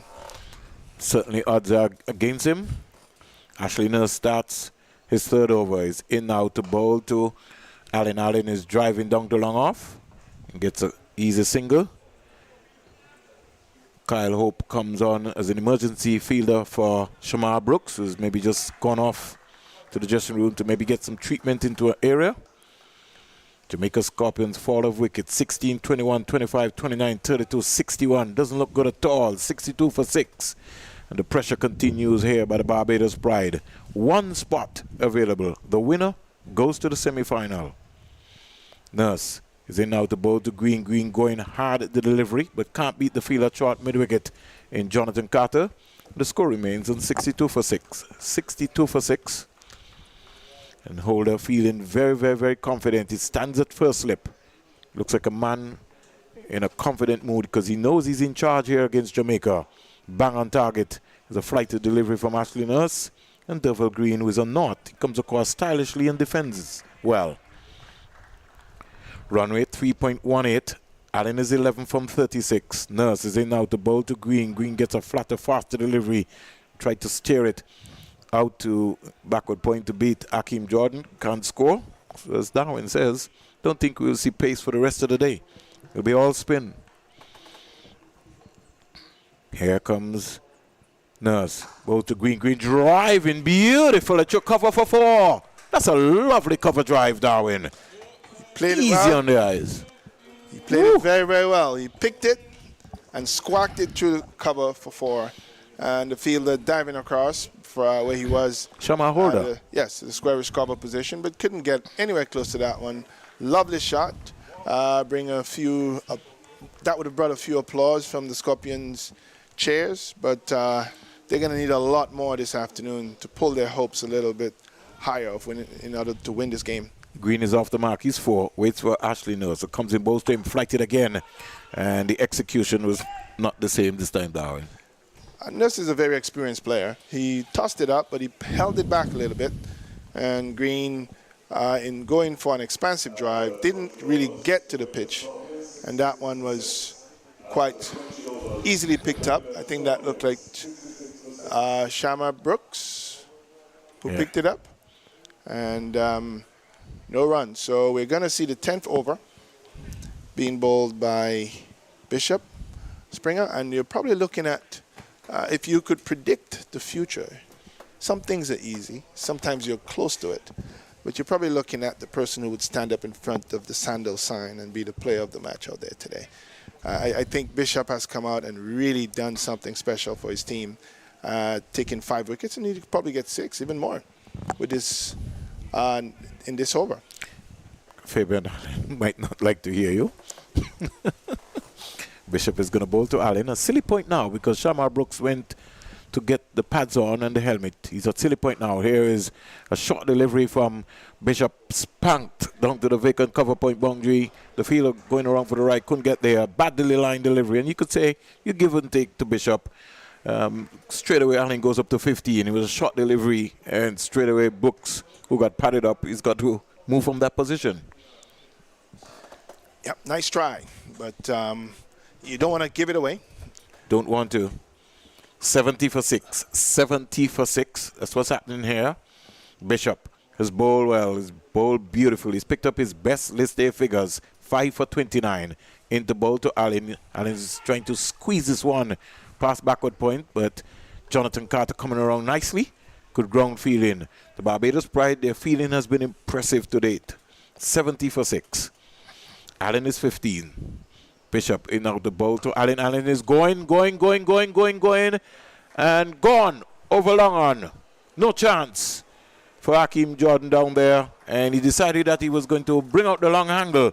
Fabian Allen, that's how he plays. He goes to 21, and all of a sudden, look at pressure ease. 10 runs off the Bishop final over so far, Darwin. Yes, there was a very, very nice shot. He scooped it up very well, hit it from the middle of the bat, and got a maximum for that, trying to do a little payback there to Bishop. Bishop is in out the ball to Allen. Flatter, faster, can't score. Comes around with Jonathan Carter there from a backward point position. 6 4s and 3 6s in the Jamaica Scorpion innings of 76 for 6. Their run rate is 3.68. And Allen is 21. Green is 4, but Allen facing up to Bishop, into bowl to him, flight there where he wasn't teased, he wasn't tempted by that one, Darwin. Played it very well. 5 deliveries bowled in this over here by Joshua Bishop. What a spell by the young man. He comes in now to bowl to Fabian Allen, back and across and defending it nicely. So the spell comes to an end. 10 overs, 3 maidens, 35 runs, 5 wickets is best list A figures. He'll remember this for a long time against the Jamaica Scorpions. Shea Hope comes across and congratulated him. And what I can say, 50 dot balls, Darwin, in his innings. Unacceptable. Well, I think what is most impressive of this performance by Bishop is that he got 5 top order wickets. You know, normally when you look at a fiver from a fast bowler or any bowler, it's mixed between some at the top, some at the bottom. He had the first 5 batsmen out in the top order of a very important game. This is a big game. This is win or go home. And he stepped up and showed forth a performance that I'm sure everyone must have been very welcome to see. But he has highlighted himself on a big stage. Well done, young man. Match number 14. Joshua Bishop. Selectors will be penning in his name. Nurse comes in now to bowl to Green. Green comes quietly forward. Miles Bascom is looking on at this game. And so he would have just taken some notes and said left arm spinner. Goodish Moti, Joshua Bishop in the mix. Nurse comes in now to bowl to Green down the onside. And he just tried something. Signal a wide by Aiton Butler. 77 for 6. Barbados' execution has been of a high level. They'd want to finish strong and be disciplined. Green comes quietly forward here to a flighted delivery from Ashley Nurse. Bang on target. Most likely we'll see Ruston Chase coming into the context. Or maybe no. They might maybe give Shamar Holder an opportunity to run in and bowl a couple of deliveries. He certainly needs some confidence. Nurse comes in out to bowl to Green, who is driving down to long on. Shamar Holder comes around here in front of our boot, picks it up and just lobs it to Ashley Nurse. Score goes up to 78 for 6. Green is 5. And Fabian Allen comes in to strike 21 from 42. And he certainly should be, his name should be calling in the T20 West Indies team. Fabian Allen. Let's hope so. Here comes Nurse now into bowl to Fabian Allen. He's pulling this one around and couldn't do anything about that. Ruston Chase coming off the mid-wicket boundary area, drop one bounce in front of him. Darwin. Yes, and Chase picking that up one a little late. He didn't aggressively approach it. Nurse was thinking he would have made a little better effort, but he picked it up a little late. So the score is moving around nicely. 79 for 6. Nurse is in now to bowl to Green, who comes quietly forward. Another dot ball in the mix. You said nicely? Painfully. Well, I've been generous. It's a painful climb by the Scorpions. 79 for 6 down the onside. And again, Nurse trying something, trying to rip that one. And he's being signaled by Dayton Butler. Another wide. Shea Hope coming across nicely. Didn't collect cleanly all that well, but saved it and just kept it down to the wide. 1 for 17 Nurse. Some 5 deliveries bowled into his 4th over so far. The run rate 3.66. 80 for 6. Comes in now to bowl to Green, and that bounced. Tied him up completely. Completion of over number 22. The latest score here at the Coolidge Ground. Barbados Pride are large and in control. Jamaica Scorpions are struggling. 80 for 6. Fabian Allen is 22. Green is 5. It looks like Skipper Holder is going to give Jordan another try. And he's got quite a few bowlers at his disposal here. Young Holder is warming up. You see him swinging his arm around. He still has Chase, who hasn't bowled. And I'm sure he has enough second options that he can use as well. So the Pride are in a very, very good position. And it's up to them now to continue to apply the pressure, keep it tight, and hope that the Scorpions does not get away. You're looking at the top order here. It's just Bishop all the way. Bishop, Bishop, Bishop, Bishop. 5 times. Very, very, very great effort here from a young player. And then the Nurse came in to save the COVID. 80 for 6. Hakeem Jordan comes in now to bowl to Allen, who's top scored so far for the Jamaica Scorpions with his 22. The next best is Rodman Powell with 19. What was that, Springer? He's top scored so far with 22. You said the Nurse came in to? The nurse came in to save COVID. That's what we need right now. Those are the folks who are on the front line. So we really have to salute them and salute them in a very big way. 3.61, 80 for 6. Hakeem Jordan is up to bowl to Fabian Allen. And bowl to Allen. Allen is squeezing this one away. Can't get past the backward point fielder. And Jonathan Carter, who's done some excellent work in the 30-yard circle. Jamaica Scorpions, 80 for 6, 101 dot balls, 20 singles, 4 twos, 6 fours, and 3 sixes, Darwin. Can't ask for anything else better than that. I totally agree. Great performance. Here comes Hakeem Jordan into bowl to Fabian Allen. Bowl to Fabian Allen. Another dot ball, 102 in the mix. That's what we're talking about here. Jordan is like I said, the kind of bowler who knows where he wants to put the ball and places it there. I've been watching him, and sometimes you think of pace and fast bowling, but there's nothing better than someone who can maintain a very good line, bowl to a field, and actually dictate what he wants to have happen. He's keeping it simple. Jordan in and out the ball to Allen. He's back and punching it, gets an easy single. And Ruston Chase coming off the sweeper era. They get one. Allen goes up to 23, and the score goes quietly up to 81 for 6. 81 for 6. We're into over number 23. 4 deliveries bowled so far in this over by Hakeem Jordan. And the Jamaicans, they're wondering what has hit them. Is it a hurricane from Barbados, or is it a storm? Well, certainly it has been a Joshua Bishop storm. 81 for 6. Jordan is in now to bowl to Green. Green stylishly coming across and playing a nice defensive shot, playing it right back to Jordan. And the score remains on 81 for 6. The current run rate 3.55. 3.55. Allen is 23. Green is 5 from 17. And he certainly looked good so far. Well, Vinci, Springer, I can tell you. brought some KFC for us. Just teasing you, Vinci. It didn't mean anything. Don't take me on. Don't worry about that. 81 for 6. Here comes Jordan in now to bowl to Green, squaring him up. And we would have missed that completely. So the latest score here in this match number 14 game at the Coolidge Cricket Grounds, Jamaica Scorpions, after winning the toss, they're 81 for 3 at the completion of over number 23. Fabian Allen is 23. Devil Green is 5. More comments from you, Darwin Telemark. Yes, very tidy over here from Jordan.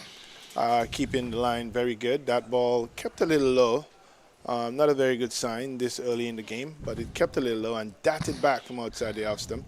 Missed the off stump and also missed all bat, all pad, everything. The player played and missed. Very good delivery and very good over from Jordan. I would say, though, that at the end of Bishop's 10 overs, we've actually all seen, you said a storm, Springer. I think it's far worse than that if you're in the Scorpion bench. It ripped apart at a category that we probably never expected here this afternoon at Coolidge. We were expecting a fight, and the only fight we saw was from Bishop. He really devastated the Jamaican batting and has them reeling at 81 for 6, and we are waiting to see if Fabian and Green can pull it together here. Has to be an inquiry by the time this tournament is done. Here is Allen hitting this one down to Shamar Holder, and Allen gives his hand away. Hitting it straight down to long on, and Shamar Holder took in an easy catch. The 7th wicket goes down for the Jamaica Scorpions. Ashley Nurse strikes again. 2 for 17 and a wicket that you certainly didn't need. Just look at the Jamaica Scorpions dressing room. They can't believe it. 81 for 7. It's all happening here. Well, it's a poor shot, and certainly he could have gotten a single and kept the score going. I think the intent here is to there's an irrational approach being had here. Push the ball around, get the singles, keep it going, and occasionally when you're in and you can want to apply some pressure, you can do so. But they've kept playing big shots, even under pressure, even losing wickets all over the place. They're still playing big shots, and what we're seeing is that doesn't pay. You have to use a little bit more logic in realizing that you have a number of wickets down, a lot of overs to go, quite all the day left in this match, and to be playing that shot is certainly not something that we expected to see. But he's faced 48 deliveries. We're not even halfway there yet, Darwin. We're just in the 24th over. Yep. So that shot's certainly not on. And especially when you're coming up in light where you're preparing for the Sri Lanka series, you know, you'd expect a much better mature approach from Fabian Allen, especially in the context of the game. 81 for 7. Jamie Merchant comes out. Can't worry about Sri Lanka just yet. He's in a game where the circumstances dictated that he use a different approach, and we're not seeing the type of application that we would have loved to have seen from someone who is vying to move up to the next level. In this game, we haven't seen the Scorpion batsmen actually shape up to demonstrate that they are actually thinking about the situation and moving forward. 81 for 7. Nurse comes in now to bowl to Jamie Merchant, and that ripped through him. Shea Hope didn't know anything about that. I think you will have a signal for a bye. I hope that my eyes are good. Yes, so that was quick and faster, and Shea Hope didn't get around quietly. In fact, he wasn't right down, and that bounce hit him on the tie right there. He's wringing his hands and saying, "Oh my gosh, that had some bite in it." A ripper there from Ashley Nurse. 2 for 17. 82 for 7. Here, pulled away Devil Green. At the end of this over, it will be the voice of Garfield Burford, and then Vincy Boyne will also replace Darwin Telemark. So we'll have a double break. Nurse comes in now to bowl to Green's back and pulling this past the short fine leg fielder down to the boundary for 4. Boundary that Jamaica really needed. But more so, they need some consolidation. Green goes up to 9 and the score goes up to 86 for 7. Nurse just pulling down one a little quicker and put away nicely by Devil Green. Yes, it was a short ball and he pulled it around. Nurse, who was there at just a little bit behind square, dived a little bit, half dive, but he probably couldn't have got too close to it. and it went straight to the boundary for 4. Losing his line there, losing some concentration was Nurse, and dispatched for 4. Went past Royal to his left. Nurse comes in out the ball to Green, who's coming stylishly forward. And Western Chase coming in there. He's close there at square leg. And the score remains on. We're just looking back at the replay there from Fabian Allen. You feel very disappointed that he disappointed his team. And he knows that because that shot was certainly not on. 86 for 7. Nurse is into ball to Green. Green's trying to sneak a single. And coming around there nicely has been Akeem Jordan at short third man era. 5 deliveries bowled in this over. We're into over number 24. 23.5 overs, 86 for 7. Jamaica Scorpions, yes, in the CG Insurance, match number 14. Here is the man himself, Green, just driving it down to Shamar Holder. And so the latest score here at the Coolidge Ground, Jamaica Scorpions are 87 for 7, over number 24 completed. Green is 10, Merchant is not. More comments from Garfield Burford. There will be a double change. We get some comments from you, Darwin, and then Garfield Burford with ball by ball.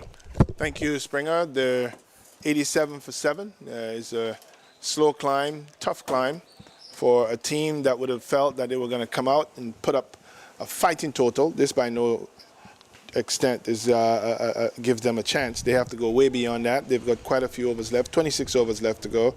So lots of balls to be bowled or batted. Will they be able to do that? That depends. And one would have really been down on Fabian Allen because if he's the best of the last batsman in, he did not have to play that shot. And certainly that was quite a disappointment for his team.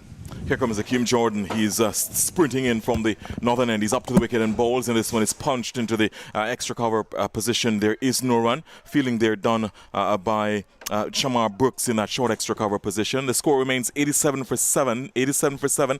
As we say, thanks to Darwin Talamac for a marathon spell, and a warm welcome and a good afternoon to Vincey Boy. And good afternoon to you, Vincey. How are things? Things are good. Well, very good for Barbados. Things are good. I have life. And good afternoon to everyone also. Not good for Jamaica. And Derval Green is facing up now to this delivery. Taking on the pad. Loud appeal is given out. Derval Green goes, and now Akeem Jordan gets into the act. He's taking the wicket here.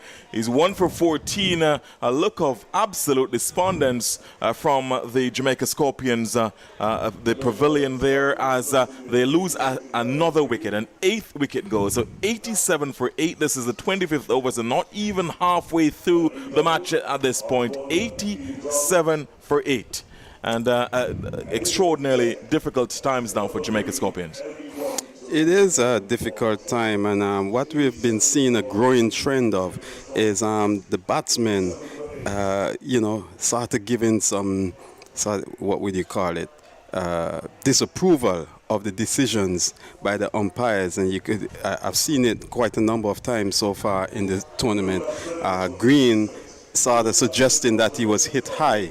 But at the end of the day, the umpires made a decision, and, you turn and walk. But certainly a very disappointing display by the Jamaica team so far.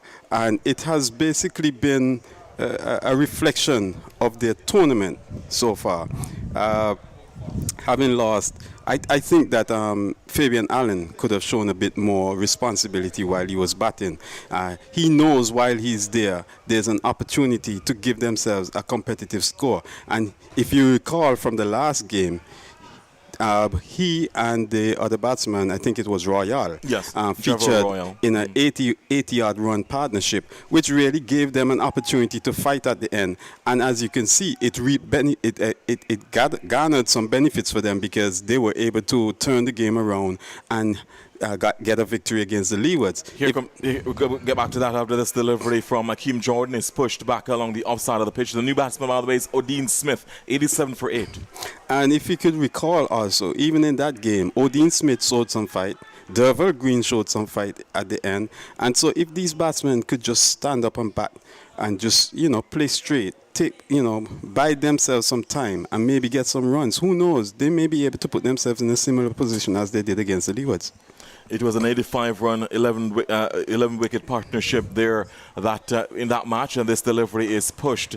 Coming forward, it was the new batsman, Adeem Smith, is pushing it into the offside. There is no run. Akeem Jordan has figures now of 1 for 14. This is his 5th over, 1 for 14. It has been a sorry batting card for the Jamaica Scorpions. Of course, we remind you what happened in their match, in their previous match against the Leeward's Hurricanes. As I said, putting on 85 for the last wicket. Fabian Allen and Javor Royal in that contest.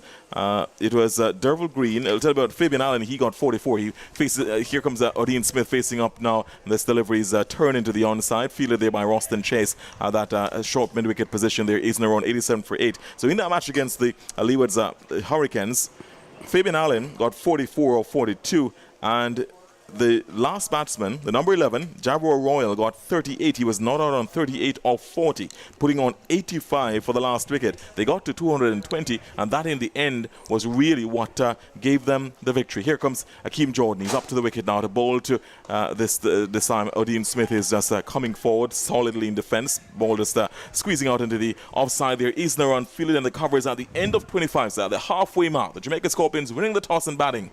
87 for 8, 87 for 8. Power play 2 with Merchant yet to get off the mark. So is Smith yet to get off the mark. Merchant has faced 1 delivery and Smith has faced 4. Yes, Garfield. Another thing individuals have to, when you're playing the game for a while, we should get the impression and the feeling that you're improving as a player, whether it is from the standpoints of how you play the game in terms of how you work the ball around while you're in the middle if you're a batsman, or that they see that you're thinking the game. And it seems as if our players are not showing that they're thinking the game, hence not showing that they're growing. Here comes a new over started here by Ashley Nurse. This one driven into the offside, fielded at that mid-off position by Nicholas Curtin. There is no run. 87 for 8, 87 for 8 the score. That one is pushed into the offside by Jamie Merchant, who is not a rabbit with a bat by any means. He can certainly do something with a bat, and the Jamaica Scorpions will be hoping he does today. Here comes the Ashley Nurse, the ball to Jamie Merchant, and this one Ashley Nurse just absolutely just holding his head and going down on his knee, because he figured that had he missed that, then he would have had a huge shout for LBW. As it was, he got bat on it. Here comes Ashley Nurse. This is over number 26. He's up to the wicket, bowls. This is flighted, driven back along the pitch. Well stopped by Ashley Nurse. He certainly stopped one there that was going down to a long on position.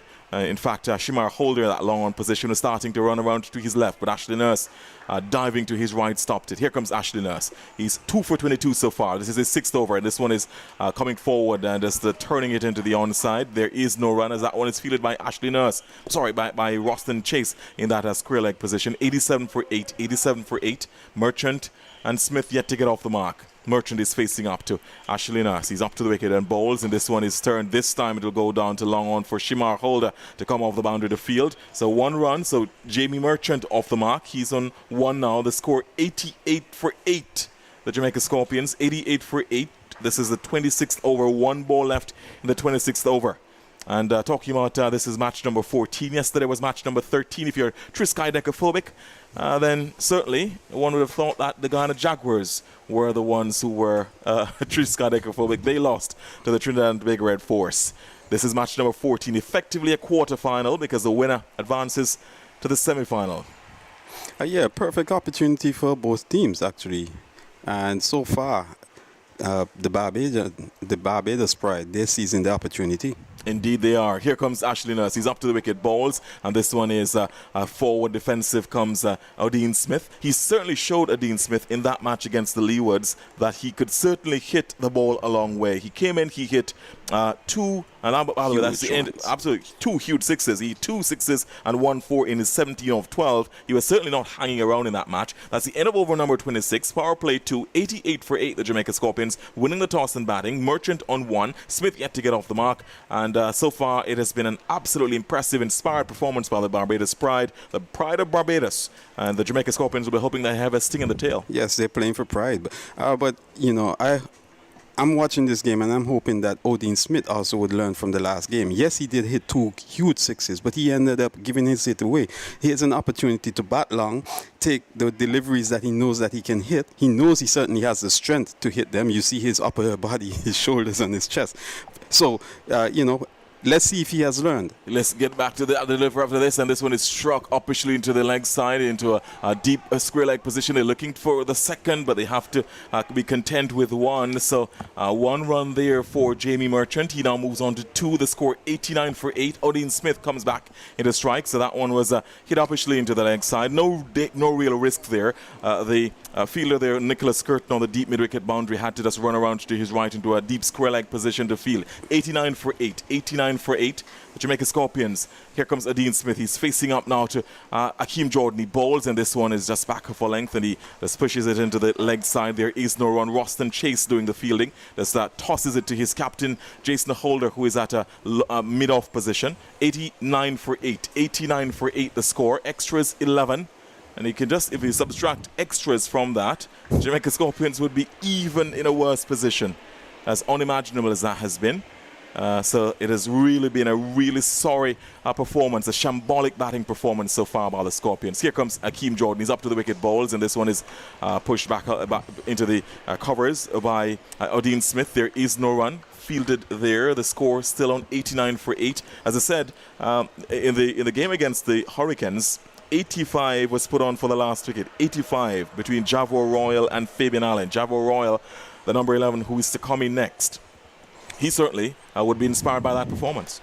He must be. He should be. And he should, build on that confidence. Here comes Akeem Jordan. He's up to the wicket. The ball to Odin Smith bowls, and Odin Smith is forward, and this plays this one to Jason Holder, who takes a shy at the striker's end, but Merchant was certainly in his crease. So it's 90 for 8, and Odin Smith is now off the mark. 90 for 8. Merchant now will be taking strike.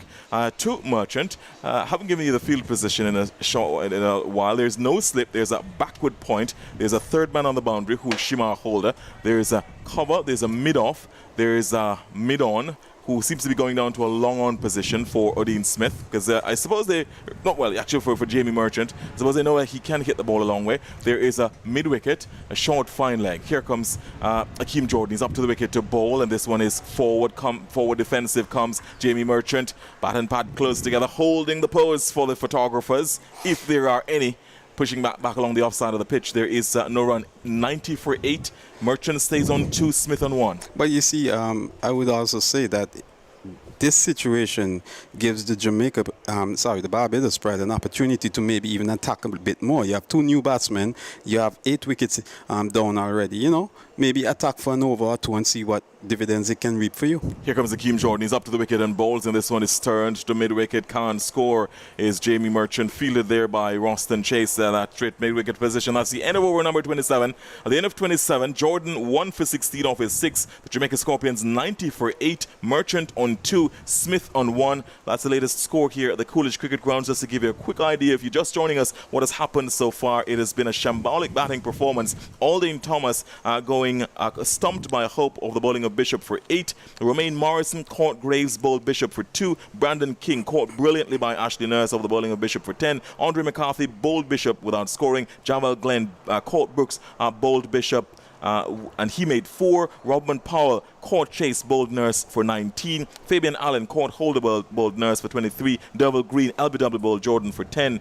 And the not out batsman now, Jamie Merchant on 2, Odin Smith on 1. The bowling has been absolutely impressive for the Barbados Pride. Joshua Bishop, the pick of the bowlers, the talisman. 10 overs, 3 maidens, 35 runs, 5 wickets. An economy of 3.5 and an absolutely brilliant 5-4. Jason Holder, 5 overs, no maidens, 14 runs, no wickets. Akeem Jordan, 6 overs, 1 maiden, 16 runs, 1 wicket. And Ashley Nurse, who is bowling now, 6 overs, 1 maiden, 23 runs, 2 wickets. So the wickets sheared pretty much except one by the spinners. This one is swept, and it will go down to a vacant fine leg position. Will run into the boundary now. Let's see if there's any signal from the umpire except for 4. That's it. He got bat on it, so 4 runs down to a fine leg. as there was the batsman Odin Smith sweeping and actually playing it decently as well, Vincy. Well, playing it decently, but also very riskily. It was his leg right stump there was exposed. on middle stump, and had he missed, you could see the bowler holding his head. So had he missed, it would have been plumb. But I think it was a bit of a risk there from Odin Smith. Good that he got back onto it. I suppose he'll tell you no risk, no reward. Here comes Ashley Nurse, the ball with a slip in place. This one down the leg side, wide signaled by the umpire. The score moves on to 95 for 8. Smith, by the way, is on 5 and Merchant on 2. So Smith with that boundary had gone to 5 with the extra, 95 for 8 now. Here comes Ashley Nurse. He's up to the wicket, bowls, and this one is flighted, gone all the way over long on for 6. That's a huge one.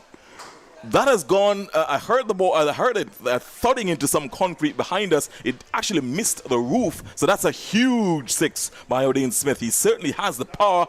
Does he have the pedigree? He's certainly using the power there. And he lifted Ashley Nurse over long on. That was a huge one. Yes, a very huge one. And if anyone is parked out in the parking lot, if Odin Smith gets into this frame of mind and he launches a few, they would have to be very wary of their the cars, their windscreens and so forth. There may be a few damaged windscreens if Odin Smith continues hitting like this. Thankfully, I didn't hear any glass shattering or any shards. Thankfully. But if he continues, as you said, who knows? You might have to move your vehicle, Vincy. I may. So it's Ashley Nurse. They're having some problem getting back the ball. I think, yes, they did. So Shamar Holder was the one who had the grim task of retrieving the ball there. Yes. So Odin Smith absolutely going blitzkrieg on that one. Yes, I just wanted to say that Joshua Bishop has followed up another 5-wicket haul from a left-arm bowler yesterday. I think it's Hossein who got 5 yesterday. Here comes a new delivery from Ashley Nurse, and this time coming forward, fast forward. Imran Khan, you should say, actually. Imran Khan for the Trinidad and Tobago Red Force against the Ghana Jaguars in that match of academic interest only. Both had already qualified. Today, though, totally different. Both these teams have all to play for. There was Ashley Nurse going up to bowl, and another delivery had to abandon his run-up, so dead ball signaled. 100, and by the way, that 6 had brought up the 100 for the Jamaica Scorpions. They are 101 for 8, 101 for 8. This is a 28th over. Here comes a delivery here, looking to sweep again, and the ball not really making the contact that he wanted. And there were the Barbados Pride ready to go up with a huge appeal. They had to mute it because he had some bat on it in the end. And it seemed as if it bounced a bit also on Indeed. On the batsman. So Odin Smith, if he hangs on here, who knows? We might get a few more lofty blows. He's facing up now again from this one is driven powerfully into the offside, going all the way down to long off. They get 1 run, so Dean Smith moves on by 1. He's now 12, and the score 102 for 8. 102 for 8. Jamie Merchant will be taking strike now. He's taking the last ball of the 28th over. So far, Merchant has been quiet. He's gone 2 from 9.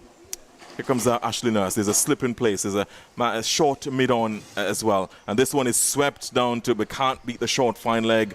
And Roston Chase does the fielding there. That's the end of the 28th over. So at the end of 28, it's the Jamaica Scorpions winning the toss and batting. They are 102 for 8. 102 for 8 here. The not-out batsman being Jamie Merchant on 2, Odin Smith on 12. Both teams are battling for a place in the semi-finals to join 3 teams who have already qualified. It's all to play for here in absolutely picture-perfect conditions at the Coolidge Cricket Grounds. Yes, very much so. Very good conditions, yes. The Jamaica Scorpions batsmen out in the middle, they certainly would want to build a big total.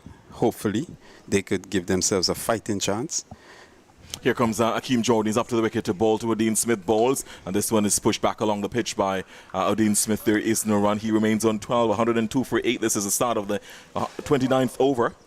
But I would certainly say that the batsmen, the lower order batsmen for the Jamaica team throughout the tournament have shown that they have some sort of ability. And if they decide that they want to stick around, and with Odin Smith, with his lusty hitting, maybe they could get a few extra runs that maybe give them a bit of a challenge in this competition. Now we see that the captain is making some adjustments, but I still believe that this situation in the game gives the captain an opportunity to attack and bowl out the Jamaica team for a small total. Here comes Akeem Jordan. We talked about that after this delivery and displayed back along the offside of the pitch by Odin Smith. There is no run. Fielded there, the short extra cover position, and there is no run. The fielding there was done by Shamar Brooks. We should tell you that the 100 for the Jamaica Scorpions are 102 for 8. The 100 came off 117 balls, 8 fours and 4 sixes in that. 107 minutes. Right, Vernon, and Vernon being our statistician here. The 50, by the way, came off 94 balls, 4 fours and 1 6. Here comes a new delivery by Akeem Jordan. He's up on balls, and this one going for the drive, just driving it back along the pitch. He had some intent there. He planted his left foot and was looking to hit this one a high bat lift. In the end, he didn't quite get to the pitch of it and back along the pitch. But still, how he played it, he played straight, played with little risk. So even if he didn't achieve his purpose, he did not give his hit away. Absolutely. There is a backward point, the third man on the boundary. There is an extra cover in Roston Chase. There's a cover, and there's a long one on the boundary. Here comes another delivery here, and this one played back along the pitch again by Odin Smith. He has batting capability. He has shown it. He has shown it. And he's shown that he also has some confidence in his ability to hit the ball hard. He has hit the ball a long way, and that was also seen in the match against the Leeward's Hurricanes. He hit, as I said, 2 towering sixes and a 4 before he was dismissed. He went for 17 in that match. So far, he's on 12. Included in that, a towering 6 of a long on. He's facing up now again to Akeem Jordan from the northern end. He has a sprintish run up. He bowls in this one, looking to turn that down the leg side, and the ball, and eventually a belated a signal of wide from the umpire. The umpire thought about it, cogitated on it, ruminated on it, and then signaled a wide. Well, after doing all of that, he eventually digested it and called it a wide. Vinci is absolutely brilliant in it. So we should tell you that on the leg side, there is, as I said, a short, straightish mid-wicket. There's a short fine leg in Ashley Nurse. Those other fielders are a little bit obscured here of vision by the side screen. Here comes Akeem Jordan. He's up to the wicket and bowls, and this one is sterned to the short mid-wicket. Fielded, there is no run. That's the end. Actually, just one ball left in 29, in over number 29. They're scoring at 3.5 and over at this point. So the run rate is not the issue. The issue is that they've lost 8 wickets. Yes, quite a lot of wickets. And again, as I said, because the game is at a stage where the Pride team should be able to attack, and it seems like they're just waiting for something to happen. Here comes Akeem Jordan. He wants to make something happen. This one is pitched up, a slow delivery there, and was going for the drive, expansive off drive. The ball coming off an inside edge, going to Roston Chase at mid-wicket. That's the end of over number 29, 103 for 8. Merchant on 2. Smith looking like he's winding up for a big one. He's on 12. He can certainly hit the ball a long way. The Jamaica Scorpions winning the toss and batting are a pretty shambolic batting performance, 103 for 8. Yes, as you said, pretty shambolic, and they are certainly in shambles. However, Akeem Jordan is not the type of bowler who is going to, cause you to... He's not beating the bat per se, if you call it that. He's just steady, medium pace bowler, and the batsmen are showing that they're quite easily keeping him out. But I would, have been saying, it presents an opportunity for the Barbados Pride to attack. Jamaica has lost 8 wickets. I mean, come on. Let's see what happens here. Here's Ashley Nurse. He's up to the wicket and bowls, and this one back along the pitch was there Jamie Merchant. Very tall player, Jamie Merchant. Of course, he's a right-arm spinner. He's had a pretty good match against the Leewards as well. Here comes Ashley Nurse. He's up to the wicket to bowl, and this one is flighted and driven nicely down to long on. Shamar Holder comes off the boundary to field. Jamie Merchant moves up by 1. He's on 3 now. The score 104 for 8. 104 for 8. Talking about wicket takers, as at the 20th, as of yesterday, Gudakesh Moti, 11 wickets. He joined Quinton Boatswain of the Leewards Hurricanes. Gudakesh Moti from the Ghana Jaguars on 11 wickets. This one is turned into the leg side, looking for a single. It's not there. They have to retreat to their respective creases. Odin Smith is the one facing up now. Larry Edward of the Windwards Volcanoes. He's on 7 wickets from 4 matches. Kilo Hussain, 7 wickets. And Niall Smith, 7. And this one is stroked into the onside. The deep mid wicket coming around. He has to run around quickly. They come back for 2 runs. That was nicely run. They actually put it in a position where they could get those 2 runs. So 2 more runs added on to the total. 106 now for 8. 106 for 8. Smith moves up by 2. He's on 14. Yes, not only did they get two runs, but they showed purpose there. They certainly decided that they were going to run 2. Here comes a new delivery and swept around the corner there by Odean Smith down to the deep fine leg fielder. They get 1. He has shown that he can bat, actually, Odean Smith. He can hit the ball a far away as well. He'll have to stay there for a long time for his team, the Jamaica Scorpions. This is just the 30th over being bowled. 1 ball left in the 30th, so 20 will be left after this. They're scoring at 3.59 runs per over, but they've lost 8 wickets, and that has been that has hamstrung them. This delivery short and going on to the back foot was Jamie Merchant, just turning it into the into the onside and fielded it there by Jonathan Carter. That's the end of the over. End of over number 30. 107 for 8. Merchant on 3. Smith on 15. That's the latest score here at the Coolidge Cricket Grounds in what is effectively a quarter-final match. The winner progresses to the semi-finals. Yes, and you know, we were looking at the current run rate, which is 3.57. Now, 3.57, if they were to continue that throughout the rest of the innings and they batted out the 20 overs, it'd take them up to just about 180 odd runs. Now, 180 odd runs, 190 runs, yes, we would say it's a paltry score, but it's certainly a much better score than 107. So they need to continue doing what they're doing to ensure that they have something competitive that they can bowl at. Who knows? The fight may put them in a position to win. Here comes Akeem Jordan from the northern end bowls, and this one is stroked very nicely down to wide long off position. They hesitated on the 2, and here was Vincey saying, why didn't they go for the second run? They hesitated, and I think both batsmen just looking at each other and perhaps saying, you know what, we actually erred on that one. We should have actually gone for the second. It was played to a wide long off position by Odean Smith, and there was enough time for them to get 2 if they ran the first one hard. As it was, they hesitated, and that hesitation cost them. So they had to be content with 1. 108 now for 8. Smith moves on to 16.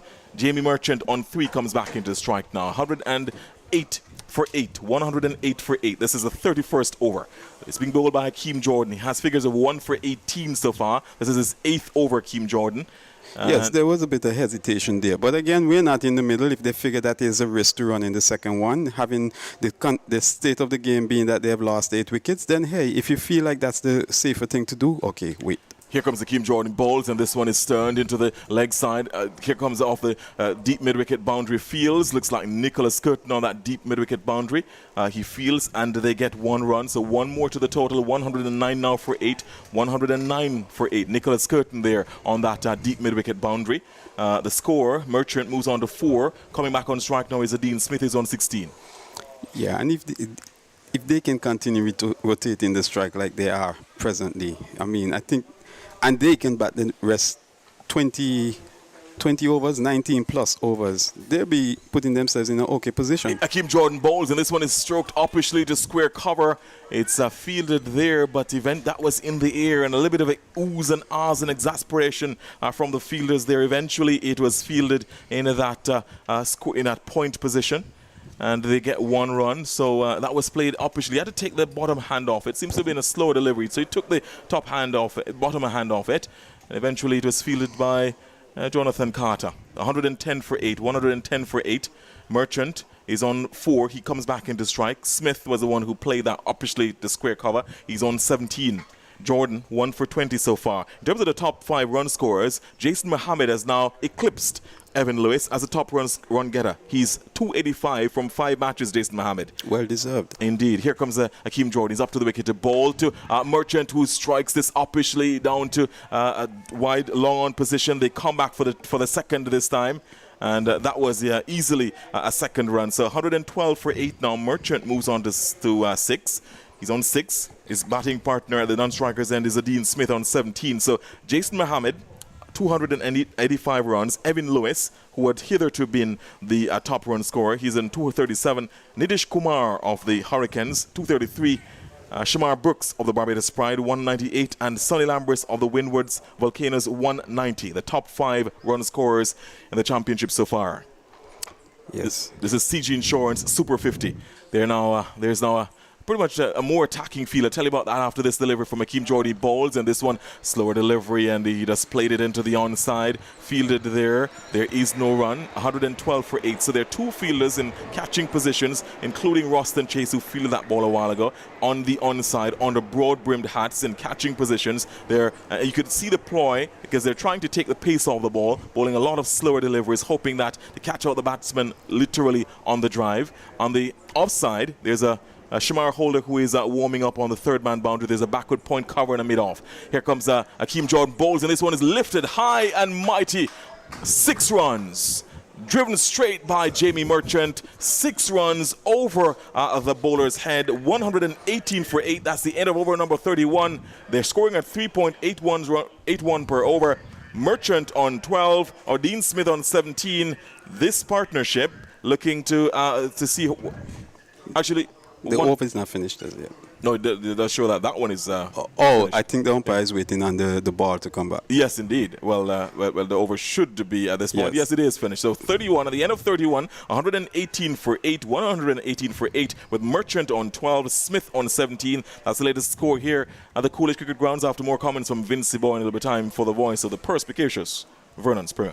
Yeah, it's a very good over there for the Jamaica Scorpions. I think 11 runs coming out of that over. But even better, well, I shouldn't say even better. Even better, they have not lost any wickets, and they're continuing to score while batting sensibly.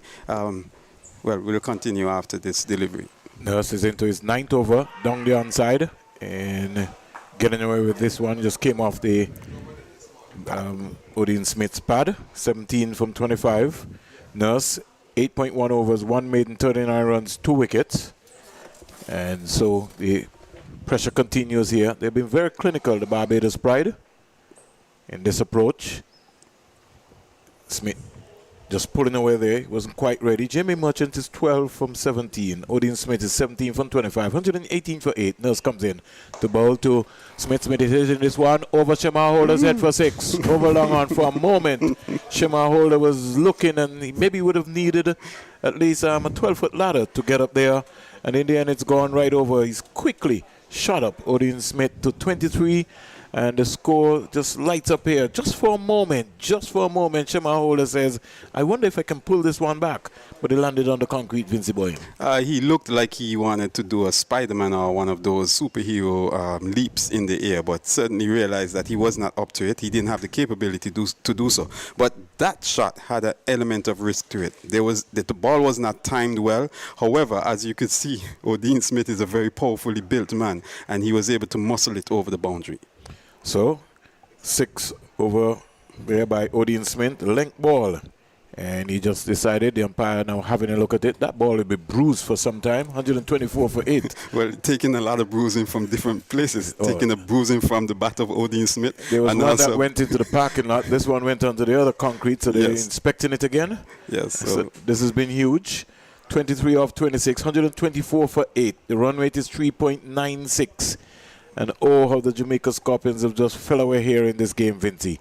Nurse comes in now to bowl to Smith. Smith stands up straight and defends the delivery. A length ball. And he just plays it up to Jonathan Carter, who rubs away at the ball because this has really taken a beating so far. Well, they actually changed it, so that one is not the one that has been taking the beating. But it's an old one, so you just never know. You never know. 124 for 8. Smith is back and looking to just work this past the square leg fielder in Rustin Chase, who has not bowled yet for the day.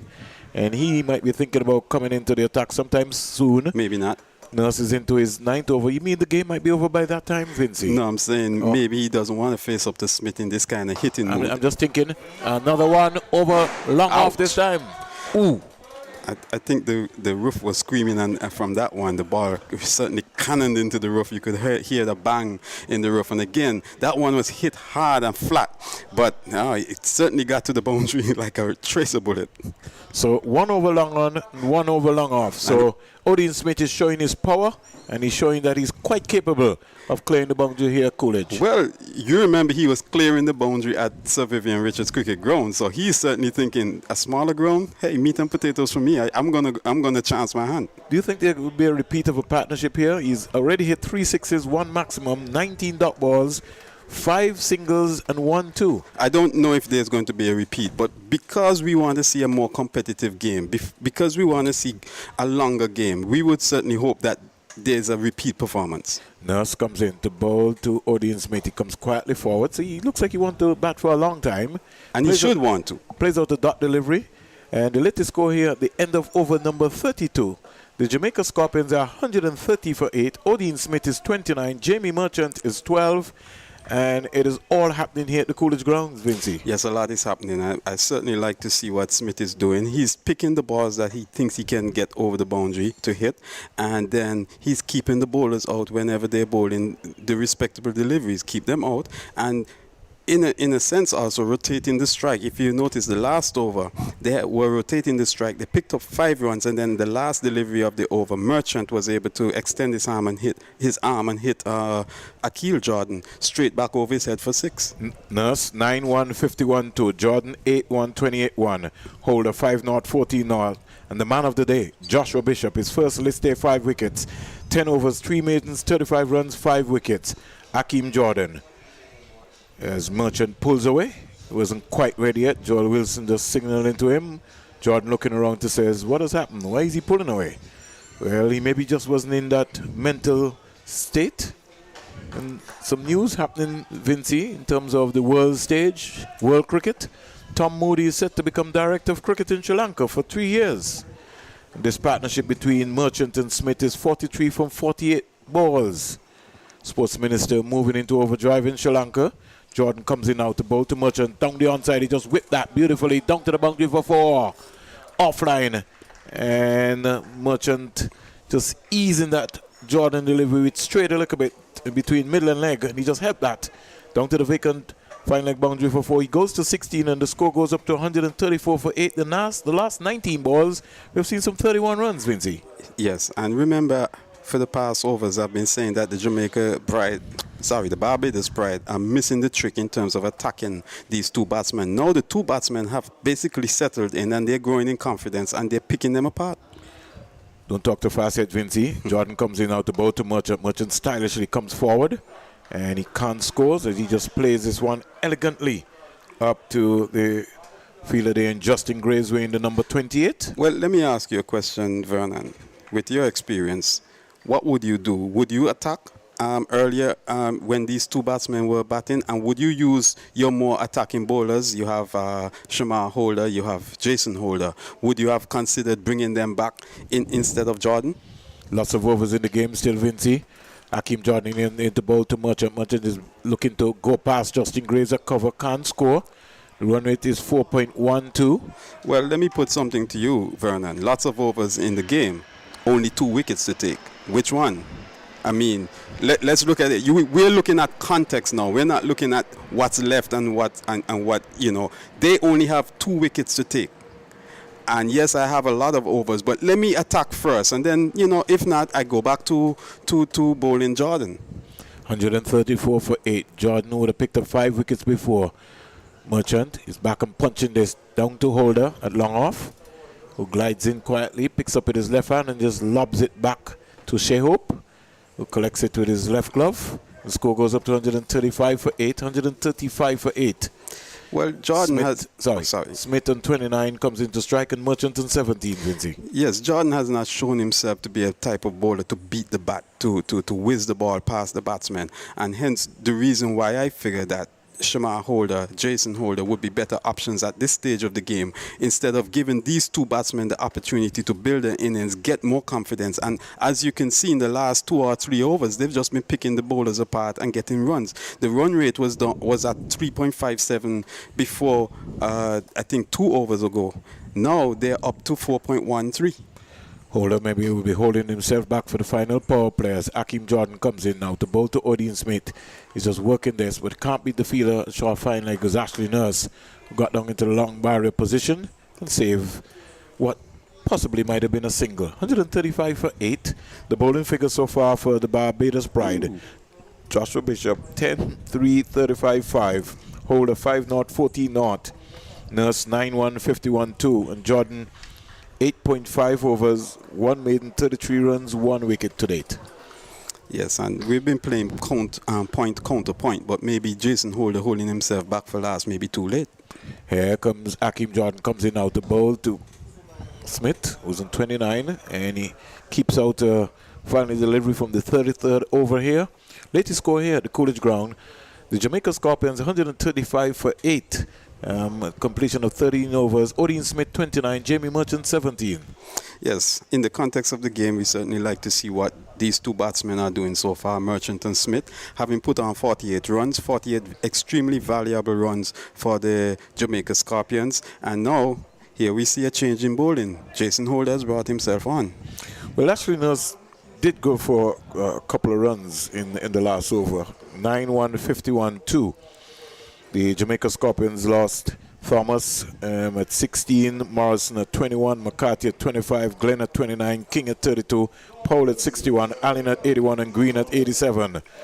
So I think that Jason Holder has just decided that maybe the time has come for him. And maybe there might be a double change. He might maybe think about bringing Shamar Holder because he still have some 17 overs to go. Lots of overs in the game.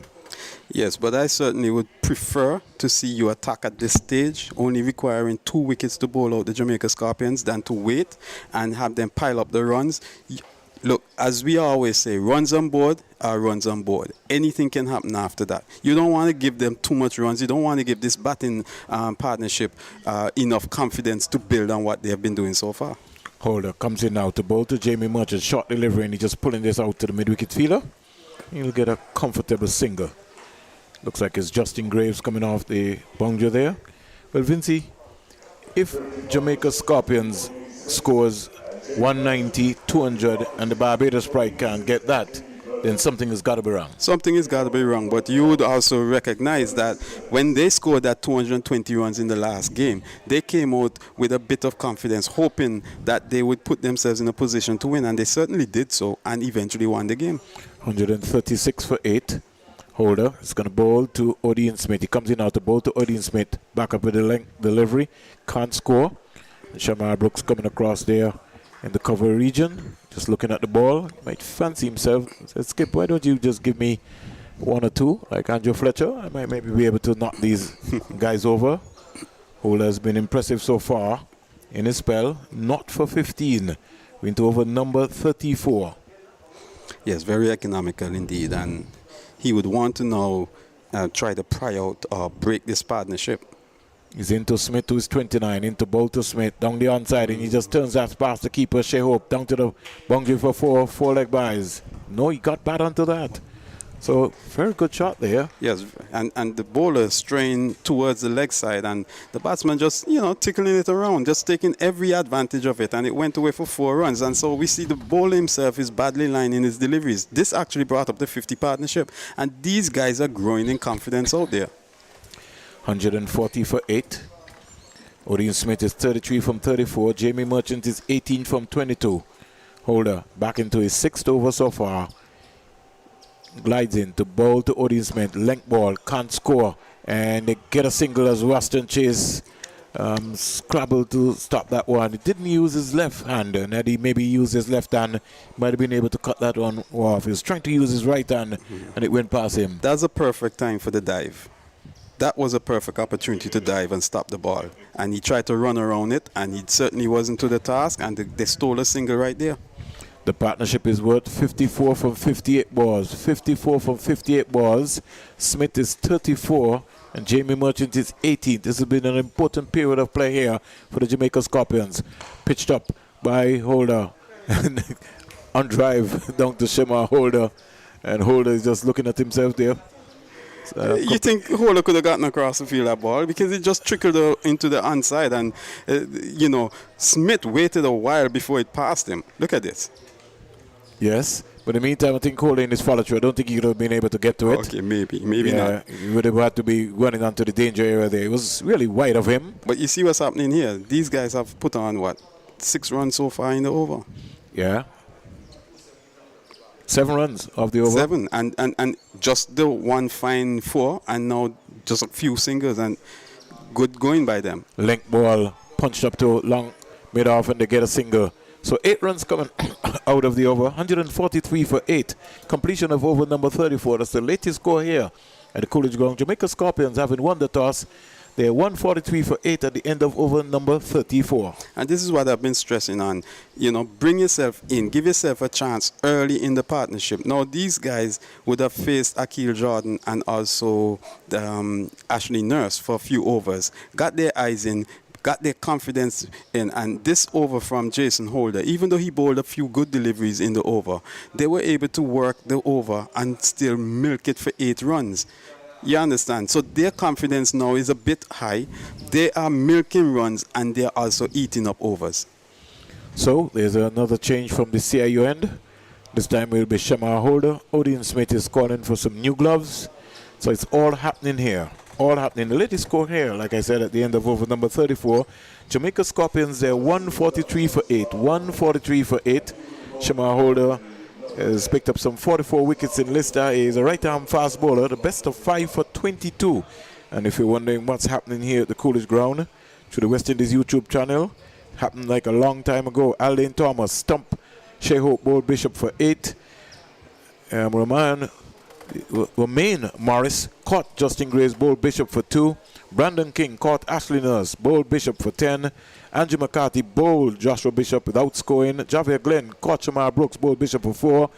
Captain Rovman Powell caught Raston Chase bowled Ashley Nurse for 19. Fabian Allen caught Shamar Holder bowled Ashley Nurse for 23.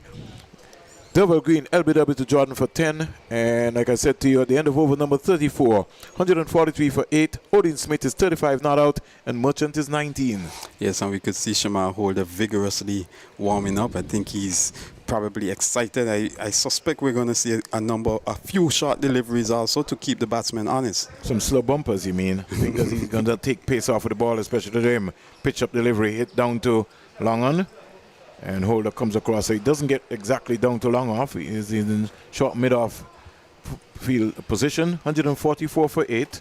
And the man who has really wrecked the Jamaica Scorpions batting lineup, Joshua Bishop, the left-arm spinner. He started from the Citizen by Investment Unit end. 10 overs, 3 maidens, 35 runs, 5 wickets. Let me repeat, Joshua Bishop, 10 overs, 3 maidens, 35 runs, 5 wickets. His best and his first list day 5 wicket haul.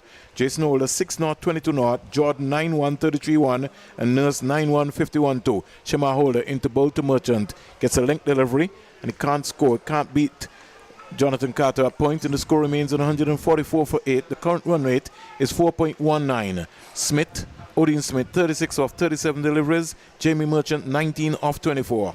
Yes, and whatever happens at this stage of the game, the Jamaica Scorpions team would certainly be very happy with what this partnership has given them so far. The loss of wickets, Aldane Thomas, 1 for 16, 2 for 21. Romain Morrison, we break for a while. Shamar Holder bowling a length delivery, clipped away into the Mickerick area. He'll get a couple of runs, and he looks as if he's having some problems with his left hamstring. Vinci, we saw him up at the Sir Viv Richards Stadium. He was struggling, so he really didn't exert a lot of pressure there. Joshua Bishop coming around there from long on and saving 2 runs. Back to the wickets, Aldane Thomas, 1 for 16, 2 for 21. Romain Morrison, Andrew McCarthy, 3 for 25, 4 for 29. Javier Glenn, Brandon King, 5 for 32. We break for a while as we come back to that. Shamar Holder from the CIUN comes in now to bowl to Jamie Merchant. He's back and cracking that. Down to the boundary for 4. Short delivery. It's stood up. There was no pace onto it. But Jamie Merchant waited and really just leaned into that. And when you get an extension like that where you can be able to swing your arms, you got to put that one away. And Vinci's just been saying that he just thinks that the Barbados Pride team, they just look a little bit complacent so far. 150 comes up for the Jamaica Scorpions. They're first 50, 91 deliveries, 73 and 44. Their fastest so far. Look, after Joshua Bishop would have given you that, ripped through the batting lineup like that, you need to finish the job. You need to continue attacking, right? And that is why I have been belaboring that point. 150 for 8 slow balls, stroke down the ground. Joshua Bishop comes off the boundary very quickly, and he just lobs the return to the keeper, Shai Hope, who doesn't collect, try to use his pads rather than going and collecting the ball quite easily. 8 runs off the over so far, Vinci, for Shamar Holder. He didn't look himself so far in this tournament, and he's been pretty expensive. Shamar Holder. Very expensive, and he's not really bowling with any degree of pace neither to even trouble the batsman. So I really love that cut shot played by Merchant earlier in the over. Well executed. 151 for 8. He comes in out to bowl to Smith. Smith gets a snorter. Didn't know anything about it. Good length delivery, and that beat him all ends up. So at the end of over number 35, the Jamaica Scorpions are 151 for 8. Holder's first over was caught 8. 35 overs have been bowled. There's a little mini break here, and Odin Smith is 36 not out. Jamie Merchant is 26. Just to give you a quick recap in terms of what has happened so far, so you can be able to get a break.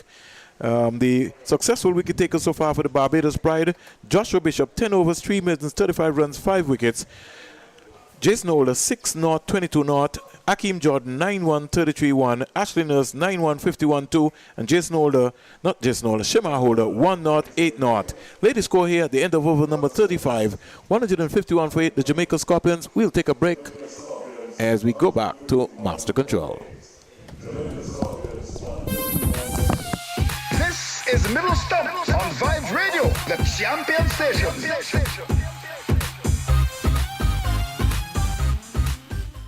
Regents Hotel welcomes you for an unforgettable stay in Dominica. Come taste the traditional dishes of Dominica in our gourmet restaurant. Enjoy a tour of the island. Take a dip in the hot springs, a scenic horseback ride, or water sports for the adventurous. Make your reservations today. Call 767-275-3539 or 767-615-6221 or email info@regents.com.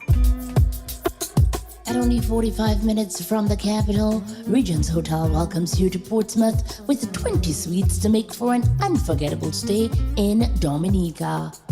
Whether you're with friends or family, everything is done to make you feel like you're at home.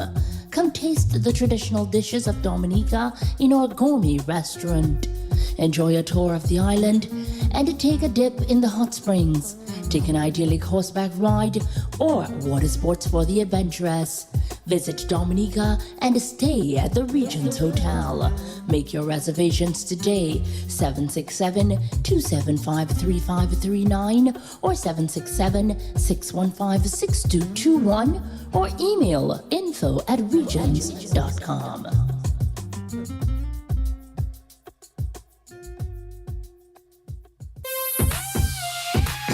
Is Middle Stump on Vibes Radio, the champion station.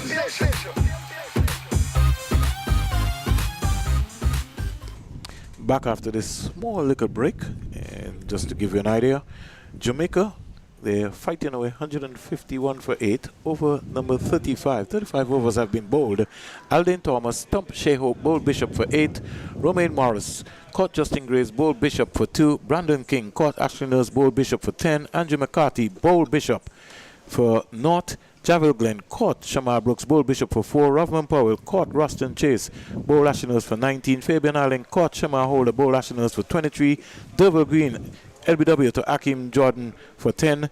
Jamie Merchant is not out on 26, and Odin Smith not out on 36. The Jamaica Scorpions, 215 balls, 129 minutes, 11 fours and 7 CG maximums. Their 50 came off 94 balls, 62 minutes, 4 fours, 1 6. Their 107 minutes, 117 balls, 8 fours and 4 sixes. The wickets would have fell 16 for 1, Alden Thomas, 21 for 2, Romaine Morrison, 25 for 3, Andrew McCarthy, 29 for 4, Javel Glenn, 32 for 5, Brandon King, 61 for 6, Rovman Powell, 81 for 7, Fabian Allen, and 87 for 8, Derval Green. Holder will start from the media center, and 151 for 8. We start over number 36, not for 22 from Holder 6. He comes in now to bowl to Merchant. Merchant is pulling this one away and splitting the fielder at square leg and long leg down to the boundary for 4. Short delivery by Holder. No pace, no energy. And you can't bowl that to Jamie Merchant, who's faced some 27 deliveries. And the score shots up to 155 for 8. Yes, a very, very well played and well executed shot there by Merchant.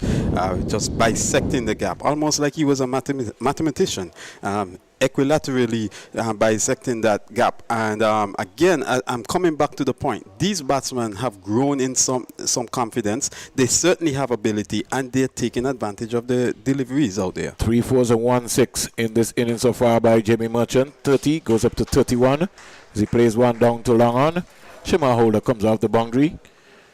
Barbados Pride will have to execute. They've maybe gone to sleep a little here, and as Vinci said, they've maybe just pulled their foot off the gas, and they really need to clinically put some more pressure back on the Jamaica Scorpions. But they will feel that anything that the Jamaica Scorpions get today, that they can be able to get it, but it's a day-night fixture. Okay. I'm sure Lee would start the same thing last week too.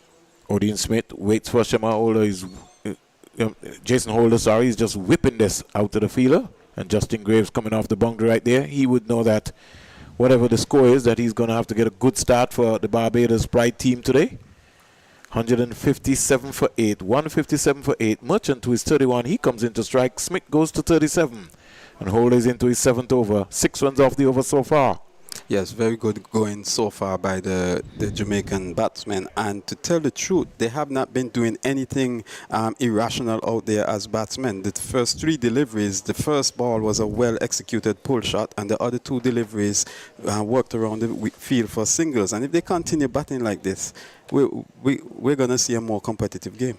157 for 8. Some 3 deliveries bowled in the over so far by Jason Holder, the Barbados Pride captain. Comes in now to bowl to the big man Jamie Merton, driving it past mid-off, down to the boundary for 4, in the air, but it was well wide of the fielder, and it goes crashing into the CG Insurance sign, and Holder a little flat coming back for the spell, Vinci. Not only that, but the batsmen are showing great confidence out there now, and they're playing their shots, and they're getting results out of those shots. Merchant is growing in confidence. He's 35 from 30. Run rate 4.51. 161 for 8. Here comes Jason Holden into bowl to Merchant. He's back and just working this down to the fine leg fielder. Gets a single. Score goes up to 162 for 8. Hakeem Jordan glides off the boundary there and just lobs it to Shea Hope. 162 for 8. Merchant goes to 36, and Odin Smith, who's on 37, he comes into strike. 5 deliveries have been bowled so far in the over. Yes, and Jason Holder, being the senior bowler in this team, needs to do something better than that. I mean, simple as you see it, 11 runs have been scored off of this over. Some 11 runs, not for 33. He's into his 7th over. Holder comes in now to bowl to Odin Smith. Defends a length ball, can't score. Completion of over number 36. Comes to an end here. Ladies score 162 for 8. The run rate is 4.50. Odin Smith is 37. Jamie Merchant is 36. Yes, opportunity to dig deep. Work hard for your team. You know, I'm the captain. Let me lead from the front. You know, throw in bend my back, put some effort, get a few short pitch deliveries there at the throat of the batsman and see how they respond to that. But we're not seeing that happen. 162 for 8. 162 for 8. Extra's been 13 so far. 162 for 8 in over number 36. As we break for a while. 162 for 8. So all happening here. Shamar Holder will come back from the CIU end. At the end of this over, we'll have Garfield Burford, and then Vincy Boyne will get a break. Colin James will step into the hot seat. Shamar Holder, first over costs 8 runs. Holder comes in now to bowl to Merchant. Merchant is having a heave, and he just lost his confidence there. And really didn't look at that one, Vincy. No, he didn't. If you notice, that ball pitched and left him. And I think the last over, the last delivery of Shamar Holder's over. You mean Jason Holder? No, Shamar Holder. Okay. When he bowled his last over, the last delivery, he put a bit more effort. It pitched and left the batsman, and the batsman need to be a bit more watchful of those deliveries, because I guess that first over would have been his warm-up over. Let's see, he might be bowling with a little more pace, put in a little more effort, and he probably would get that ball seaming away from the batsman. They need to be careful, not give their hand away. He's a tall guy, Jamie Merchant, and the partnership is worth 75 runs off 73 balls, and they've gone along nicely here. 75 from 73. Stroking this down to long on, so they get 76 off 74 deliveries, and the score goes up to 163 for 8. 163 for 8. Both batsmen are on 37. Jamie Merchant 37 and Odin Smith, who's 37. He now comes into strike. Is 76 off 74 deliveries. That's what the partnership is worth. Yes. After losing, their 8th wicket at 87 runs. Yes, let's so see. we're seeing almost the same situation with the Leeward Hurricane and the Jamaica Scorpions. Almost. Let's see how Odin Smith reacts because he's been offered the strike quite a bit in the last few overs. Shamar Holder in now to bowl to Odin Smith. He's back and just staring at. He's playing proper cricket. And Hakeem Jordan coming in there from the cover area. I think Odin Smith understands and recognizes that, listen, there's a rotation in terms of how the partnership is going. Jamie Merchant is in, so I just need to just relax myself. I will get my time. If we can bat up to the final power play, Jamaica can get 250, 260, 270. You just never know. This partnership so far has been worth 76 off 75 deliveries. 76 off 75. Jamaica, as we would say, they're back deep because Royal is still to come. Shamar Holder into bowl to Smith. Smith is back and staring at can't beat Jonathan Carter. 76 off 76 deliveries. So this has been good so far. Good partnership, 163 for 8. Yes, 76 off of 76 deliveries represents a scoring rate of 6 runs per over, which is extremely good. And yes, he may have pushed those balls into the offside, not scored. But hey, it's no big deal because hey, they're still there. They're still keeping them out, and the scoring rate is fairly good. He's 37, and the third man coming up off the boundary, Shamar Holder, just has not looked himself. I don't know if he's maybe nursing a little injury or whatever, but just look a little bit below par. Now they make another change. The mid-wicket comes back in, and the third man goes back because Shamar Holder is not comfortable at all with that. Justin Graves goes back down onto the third man boundary. He's back and punching it. Good length ball, can't score. And Hakeem Jordan coming in there. So the score remains at 163 for 8. 163 for 8. Odin Smith has to keep talking to himself. He has to know the objective is to bat all 50 overs. You never know what you will get. Never know, and that's what they did in the last match. They pretty much, 49 overs I think they batted and got a very good total. Well, good enough total to defend. 163 for 8. Shamar Holder, a little flat. He's got more pace than this. He's more crafty than this. One single off the over so far. Comes in now to bowl to Odin Smith. Length delivery, stay down to third man and getting an easy single. So the completion of Shamar Holder's second over, the end of over number 37. The latest score here is the Jamaica Scorpions 164 for 8.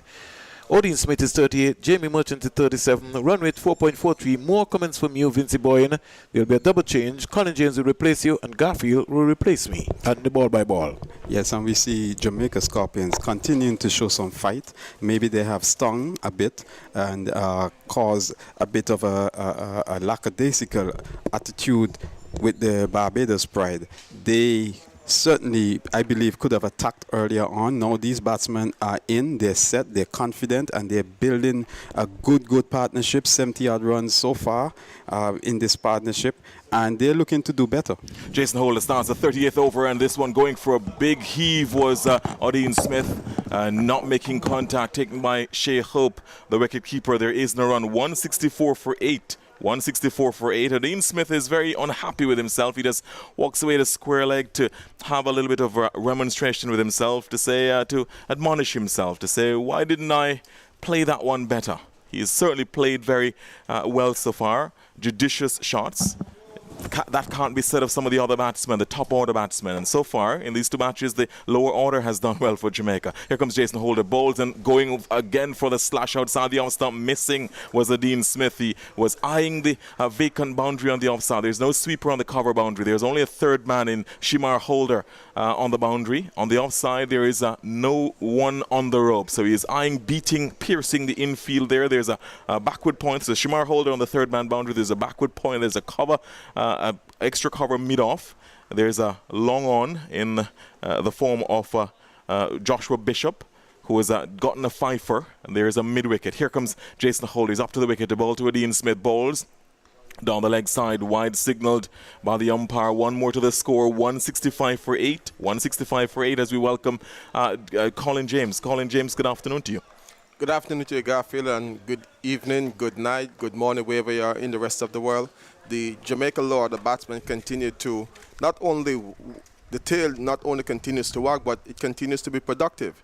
And this is sensible batting by these two batsmen, a stand so far of 78. And it only goes to show, if you apply yourself, no matter where you're batting in an innings, if you apply yourself, if you use good common sense, if you play each ball on its merit, you will get runs. And this is where the Jamaica top order batsmen have really let down their team, and they should be ashamed of themselves.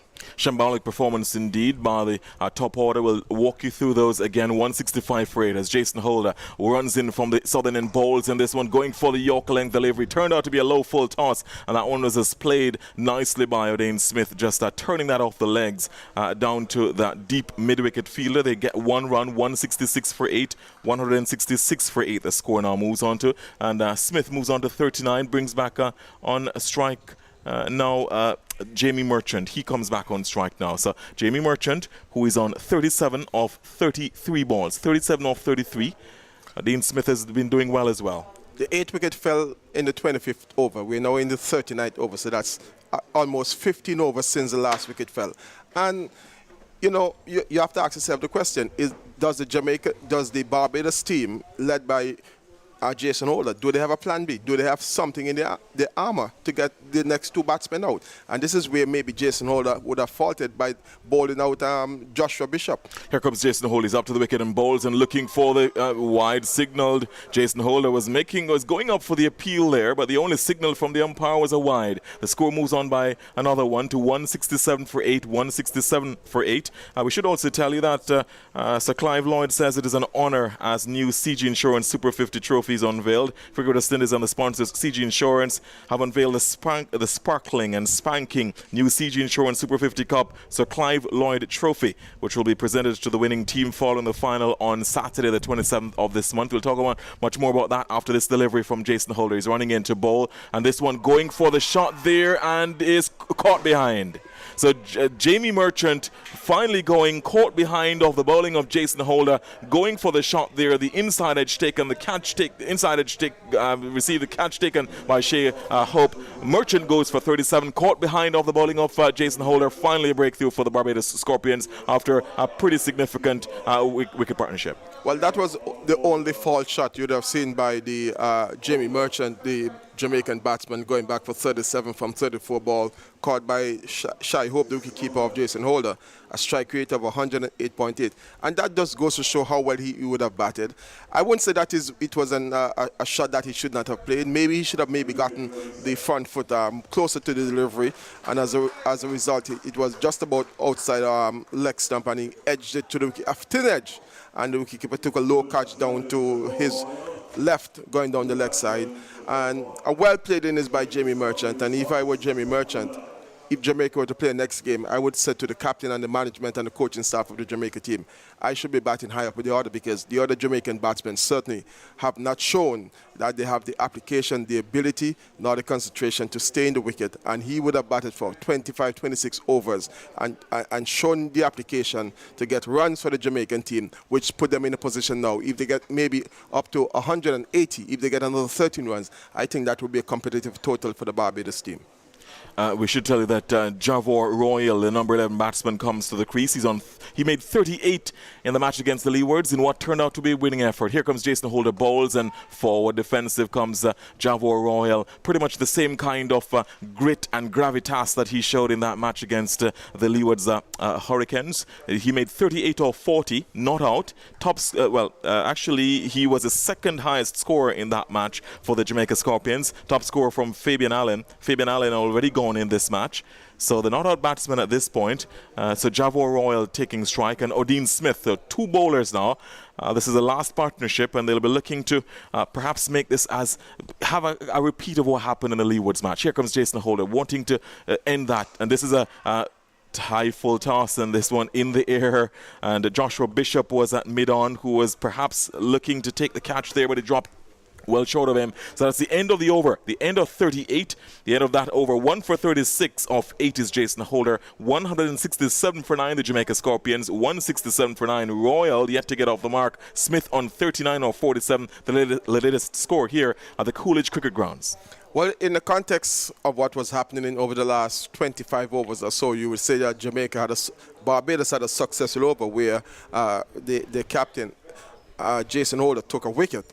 But if you looked at it overall from the position where at one stage the Jamaicans were 87 for 8 and being in danger of being bowled out for less than 100, to take the score up to 167 when the 9th wicket fell is a tremendous performance by the number 8 and number 9 and number 10 batsmen, and they must be given all the credit. And should they get a total, as I indicated, over 170, 175, even up to 180, I think the Barbados team might struggle to make those runs.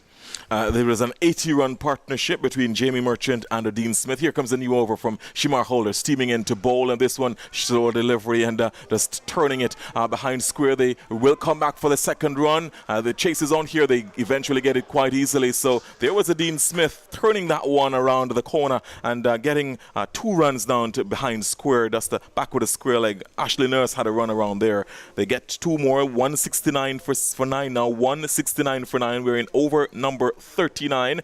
And these two batsmen, these two bowlers, we should say, they certainly have shown that they have some ability to stay at the crease and bat and make runs. Common sense certainly cricket. Royal had. Common sense cricket, that's all. Play each ball on its merit, get runs, that's all. Here comes Shamar Holder bowls, and this one is stroked into the covers. There is no run.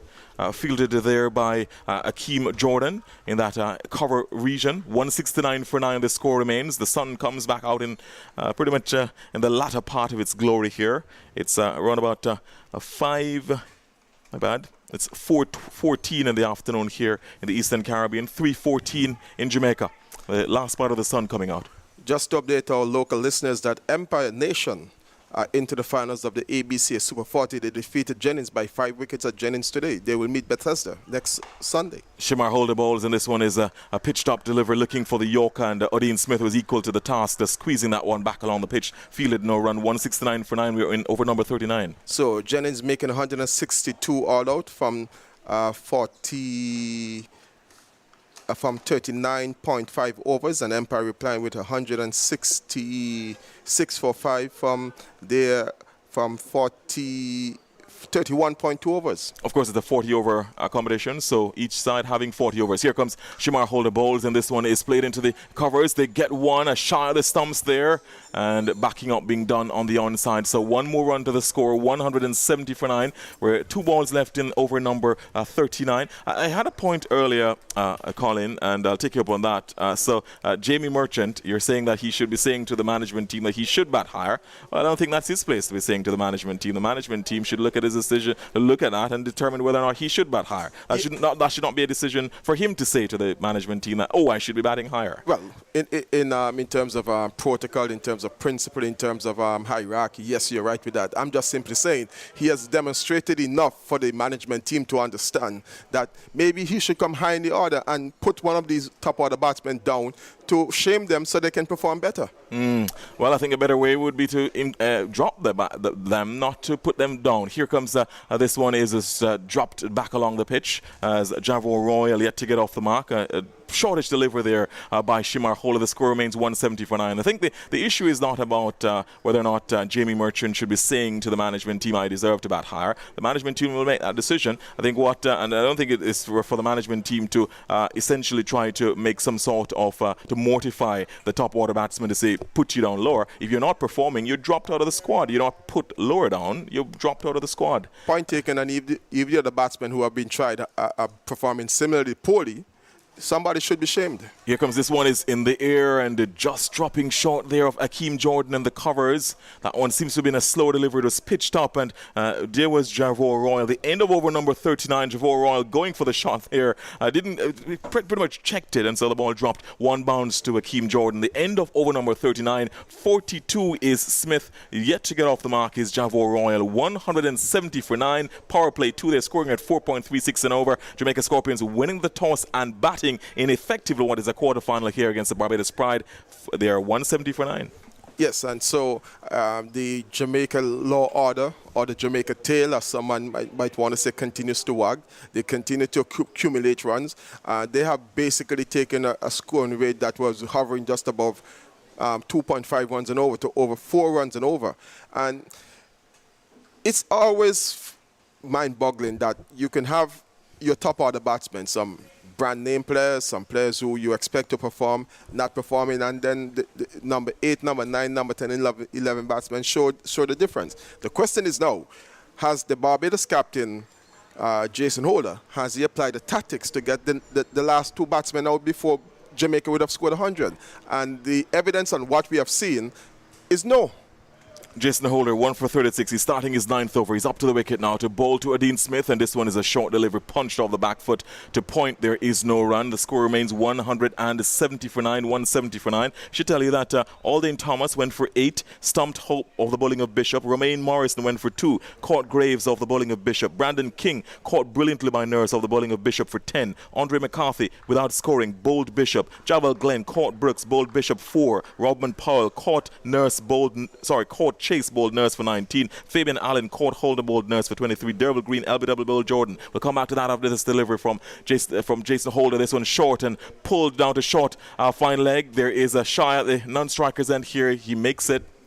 1 run, 171 now for 9. The other batsman to have been dismissed, as we told you, Jamie Merchant caught Hope, bowled Holder, and this is the last partnership in now. So 171 for 9. Odin Smith on 42, and coming into strike now is Royal. He's yet to get off the mark. He's faced 4 deliveries so far. Well, you look at the running between the wicket there. Positive running. The non-striker in Royal made sure he got down there as soon as the shot was played to get to the striker's end. And all what Smith had to do was to amble up to the non-striker's end. Here comes Holder. This one bowled, and this one is a turning it very nicely, neatly off the legs was Javo Royal. He gets 1 run. He's off the mark now. He's on 1. The score 172 for 9. Certainly on the evidence of what Javo Royal did together with Fabian Allen in the Leewards match, you wouldn't want to put anything past him and certainly Odin Smith has shown his pedigree. He's shown that he can bat. He can not only hit the ball a long way, but he can defend as well. Of course, we remind you that Fabian Allen and Javo Royal put on 85 for the last wicket in that match against the Leewards Hurricanes. They made 220 all out. What turned out to have been a winning total. It was paltry, but winning. 6 more overs remaining after this one, and if they can get another 50 runs, it's curtains over for Barbados. Here comes, well, actually we have 10.2 overs left after this as this delivery is played back along the pitch. Jason Holder bowling to Odin Smith. Odin Smith, as we said, he's looking good. He's had a compact defense. He's hit the ball a long way as well. He's 43 from 54. This is a 40th over being bowled. 40th over. 2 balls left in the 40th, so 10 after this. Thanks for that correction, Garfield. They'll have 10, they will have 62 balls left in the innings. Last pair at the crease, 172 for 9. Here comes Jason Holder bowls, and this one is swung down to the deep fine leg boundary for 4.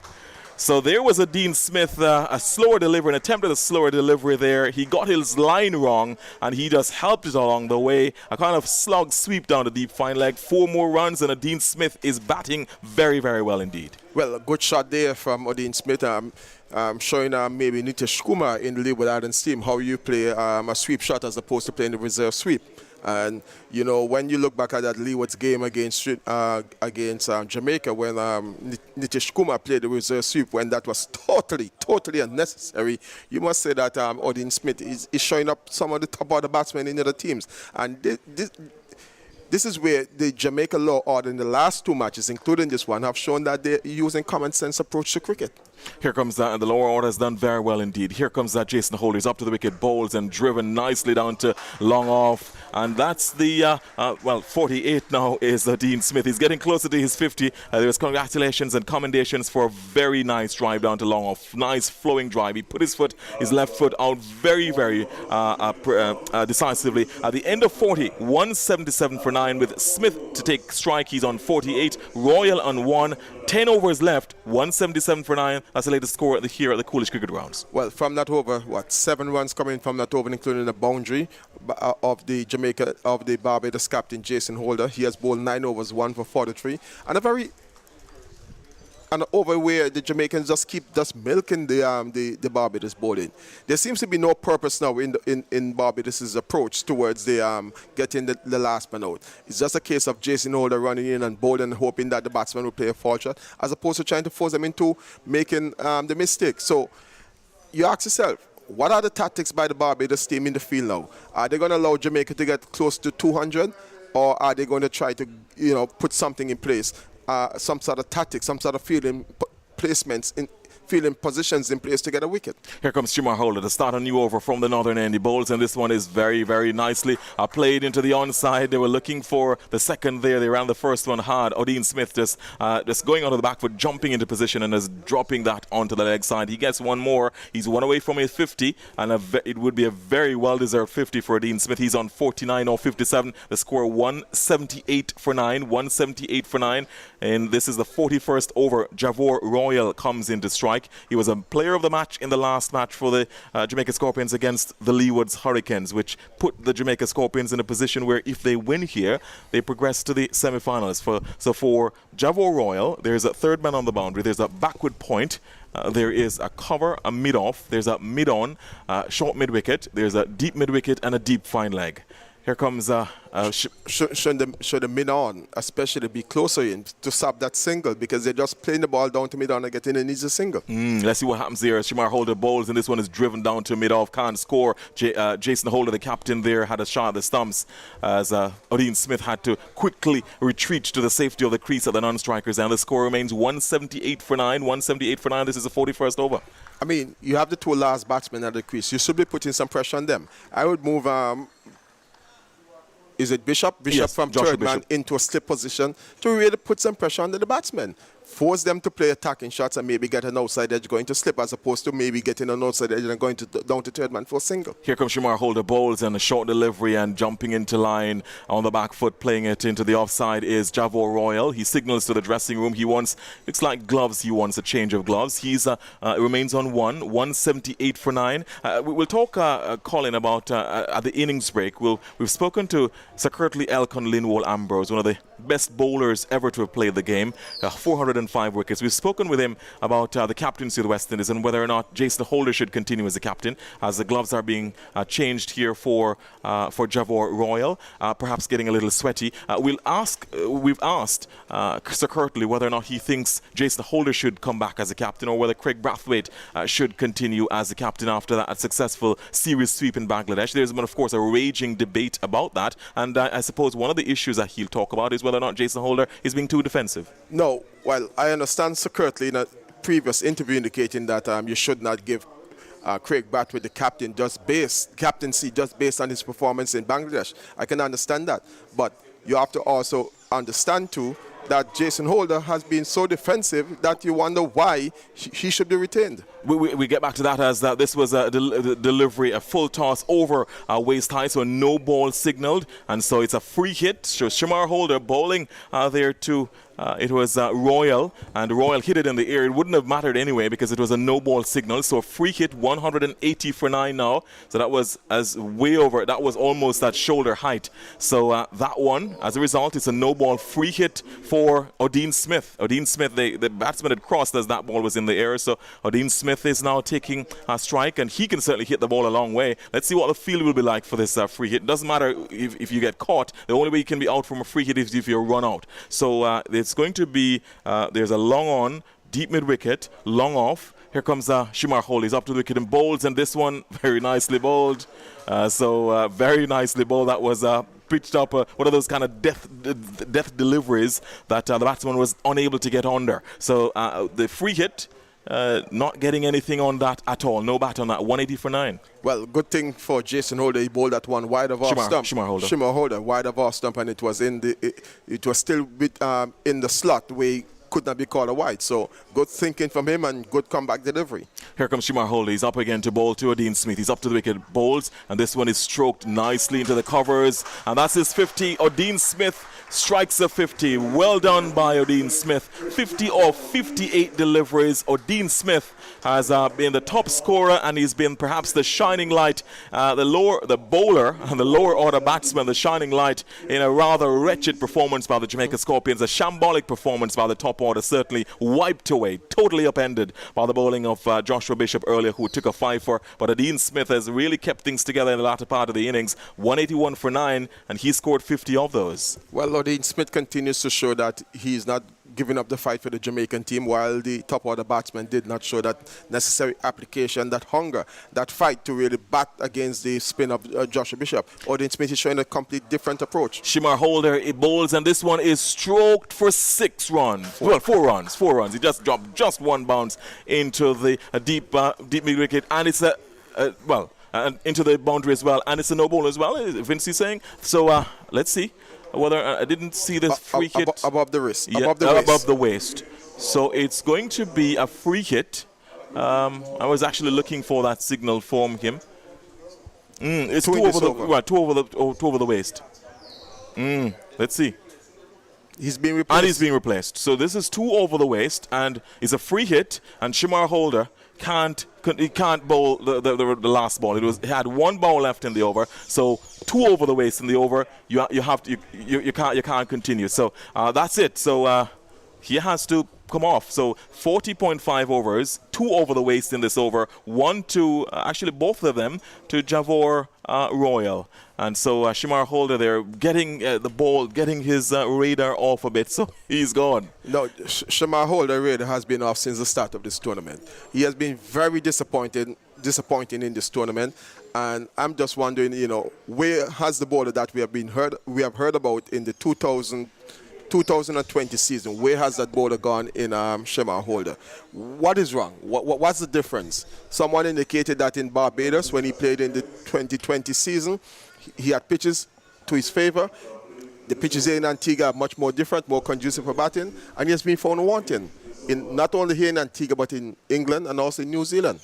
Jonathan Carter will bowl the last ball of what should have been that the last ball was left off that Shamar Holder over, but he has to be replaced because he's bowled 2 no balls over the waist. Here comes Jonathan Carter. He's up to the wicket, bowls, and this one is hit high and mighty over long on for 6. That was a massive 6 by Odin Smith, by Javor Royal. And Javor Royal seems to have injured himself in the effort. He's down on the ground now, and a look of concern and consternation by the dressing room, the Jamaica Scorpions dressing room. So he hit that high and mighty, and he seems to have injured himself in the process. Let's see, he's back on his feet now. But he's a fighter, Javor Royal. He's shown that so far. He gives a thumbs up to his dressing room, so he's fine. But we look back at the replay. He says he's fine and he's okay to continue. But in swinging that one, a clean hit, he really timed it beautifully. And that one, poor Jonathan Carter coming in to finish the over that was started by Shamar Holder on a free hit, and it gave him a long hop. He duly obliged. Over long on for 6, 192 for 9 now. The end of over number 41, 192 for 9. The partnership is 25 runs so far, and this is a good little partnership for the Jamaican team. And if this partnership continues to build and continue to grow, I believe that the Barbados batsmen, by the time they get to the dressing room to come back out to bat in their innings, they're going to be a demoralized team from a position where you had 8 wickets down for 84 runs. There is absolutely no reason why Jamaica should be getting up to 200 runs. Well, it's extraordinary that that has happened so far. Jason Holder to start over number 42. He's up to the wicket to bowl to Smith, and this one down the leg side wide signalled. So Jason Holder has also got his radar off, so he's certainly not been getting his line right, Jason Holder, the captain. So now extras have pushed up to 17, 193 for 9. Extras are now 17. And we should tell you that in terms of the fall of wickets, to tell you about how well the lower order has done, it was 81 for 7, then 87 for 8, and then there was a massive 80-run partnership. It was 167 for 9 when Jamie Merchant went. He's now 193 for 9. Here comes a new delivery here, and this one is played very nicely. Bat and pad close together. That was a very elaborate forward defensive shot by Odin Smith. He's on 50 of 60, 193 for 9, and both these batsmen, the last partnership, are eyeing some sort of major recovery here for the Jamaica Scorpions, possibly looking to score up to 230, 240. Some people might think that my comments about the Barbados team and the tactics and the approach in the last 10, 15 overs might be caustic, but a prime example of how Shamar Holder bowled in the last over is what I'm talking about. Here comes a short delivery there, and he's looking to play in the offside. That one came back in at him and just got an inside edge. The ball ended up at a fine leg. No run. It's fielded 193 for 9. And this is the over number 42. They're scoring at 4.67 runs per over.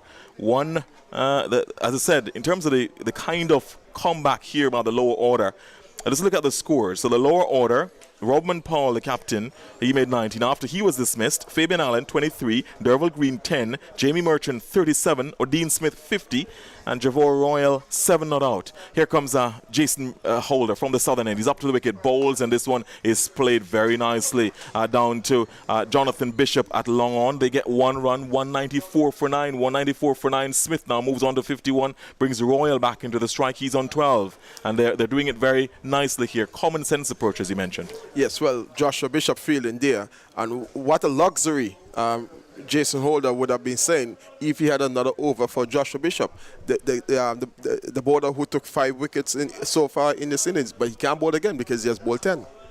And the same issue with the Leeward Islands when they allowed Ash Binder to bowl out his 10 overs, and the Jamaicans rallied low down in the order. This delivery from Jason Holder is played back along the pitch. Forward defensive was Royal, and Royal has showed a royal commitment to the task, and he showed grit, gravitas, commitment, tenacity, and he showed. You say royal commitment, I say majestic. Well, there you go. That as well. That as well. Certainly, he's certainly acquitted himself brilliantly. The player of the match in the Leeward's Hurricanes match, which has put them in this position. If they win here, they qualify for the semi-finals.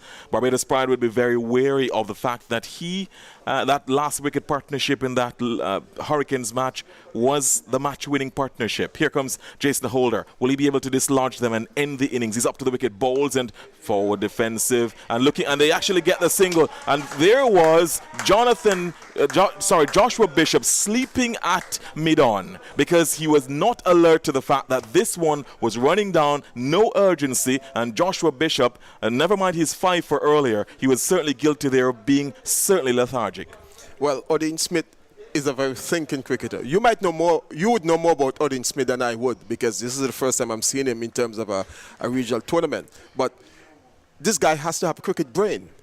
He knows how to bat. He knows how to push the ball into gaps to get runs. And that was a common sense thinking there. Just pushing the ball down the track. Jason Holder was not going to go for it. And as soon as the ball passed Jason Holder, he knew a single was on. And they came through for it. Odin Smith, that was played down to mid-on by Javor Royal. Odin Smith is now back on strike. He did very good backing up there to get that single. He's facing up to Jason Holder, and this one is played into the covers. There is no run. As that is fielded there, 195 for 9, 195 for 9, and Jason Holder hands akimbo. That's the end of over number 42, 195 for 9. The Jamaica Scorpions scoring at 4.64. They've showed definitely that, pun intended, there's been a sting in their tail, and the tail has certainly wagged for the Jamaica Scorpions. They're in 195 for 9, 8 overs left, Royal on 13, Smith looking brilliant on 51, and when you compare him with the top order batsman, he's looked like a master today. Although it was Royal who basically was backing up, Smith actually demanded that he came for the run, and that's where that made the difference. So, if you have 2 batsmen who are committed to the cause and they're going to run and they want to run quick singles, it shows again that this is a good partnership. It is a good partnership between both batsmen. And so far, 28 runs, they would have accumulated 28 valuable runs for the Jamaican cause. Here's Jonathan Carter. He's up to the wicket and bowls and short delivery and punch down to backward point, fielded by Roston Chase. There is no run. Royal is a batsman on strike. He's on 13. And that 6 that he hit off the free hit from Jonathan Carter when Jonathan Carter replaced Shamar Holder, who had to be pulled because he had bowled 2 over the waist or above waist no balls. That was towering. He's facing up to Jonathan Carter. He's up and bowls, and this is a short delivery again, and it strikes it. It pierces the cover field. Roston Chase can't field. Brings number 28 off the Justin Graves off the cover boundary to field. They get 1 more run. So Royal now moves on to 14. The score 196 for 9. Smith back on strike. He's on 51. This is the 43rd over. 43rd over. So after this, 7 will be left. 7-6 is 42. So they have 46 balls left. Here comes Jonathan Carter. He's up, and this one is short and down to third man for 4. So there was Smith going for the shot over. He was more focusing on square cover. He got a top edge, and the ball flew over a non-existent slip cordon down to the third man boundary for 4. And the score now goes to 200. So 200 for 9, the Jamaica Scorpions. And who would have thought that they would have reached 200 when they had reached earlier a score, a paltry 87 for 8. 87 for 8, and now they've progressed to 200 for 9. Well, not even Odin Smith, Jabal Royal would have expected that they would have gotten to that, but application and determination makes a difference. This one is stroked through extra cover for 4.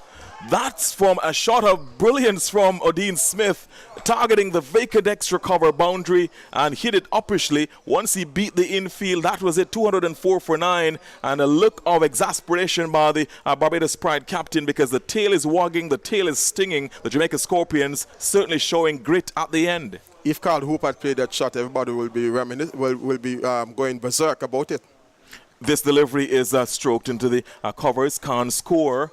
Akeem Jordan does the fielding. 204 for 9. 204 for 9. Smith is looking good. He's on 59. He's by far and away the batsman who has showed far more the most application, the most judicious shot selection today, and he's been rewarded as a top scorer. 204 for 9. He faces up again, and this one was pitched up. We're looking for the Yorker there outside the off stump, going for the shot in the offside. Missing was Adine Smith. He remains on 59. 204 for 9. That's the end of over number 43. So after 43, the Jamaica Scorpions now scoring at 4.74 runs per over. 204 for 9. Smith on 59. Royal on 14. They have 7 more overs. 42 balls left to get as many runs as possible. After more comments from Colin James, a little bit of time for Vernon Springer. Well, productive over for the Jamaicans. 9 runs coming off it, 2 boundaries and a single. And the Royal, along with Smith, continue to show great application to the cause. And it just goes to show, as I have been keep saying, if you have 2 or 3 players committed to the cause, players who want to play common sense cricket, play each ball in its merit and take your chances, not risky chances, but chances, calculated chances, you can get runs. And this is where the Jamaican top order batsmen would have really shamed themselves, and it's good effort on the part of the last 3 batsmen for the Jamaican team to show that they can go, that they can stick it out, play some good sensible cricket, good batting, and get runs on the board. 204 for 9 with another 7 overs remaining. This is good going, and should they bat the next 7 overs and get at least maybe 4 runs and over, that's another 32 runs if my maths is right. Well, Colin, Jason Holder's gone for a right-arm medium fast bowler. First time we've seen him in the tournament. Justin Graves has got some 3 list A wickets. But the bowling figures for the Barbados attack so far: Joshua Bishop 10-3, 35-5. Jason Holder 10-0, 46-1. Akeem Jordan 9-1, 33-1. As Justin Graves comes in now to bowl. And there's a play for a leg before to Royal, but that's most likely going down the leg side because Hope was moving down the leg side. 205 for 9. A leg by signal by Dayton Butler.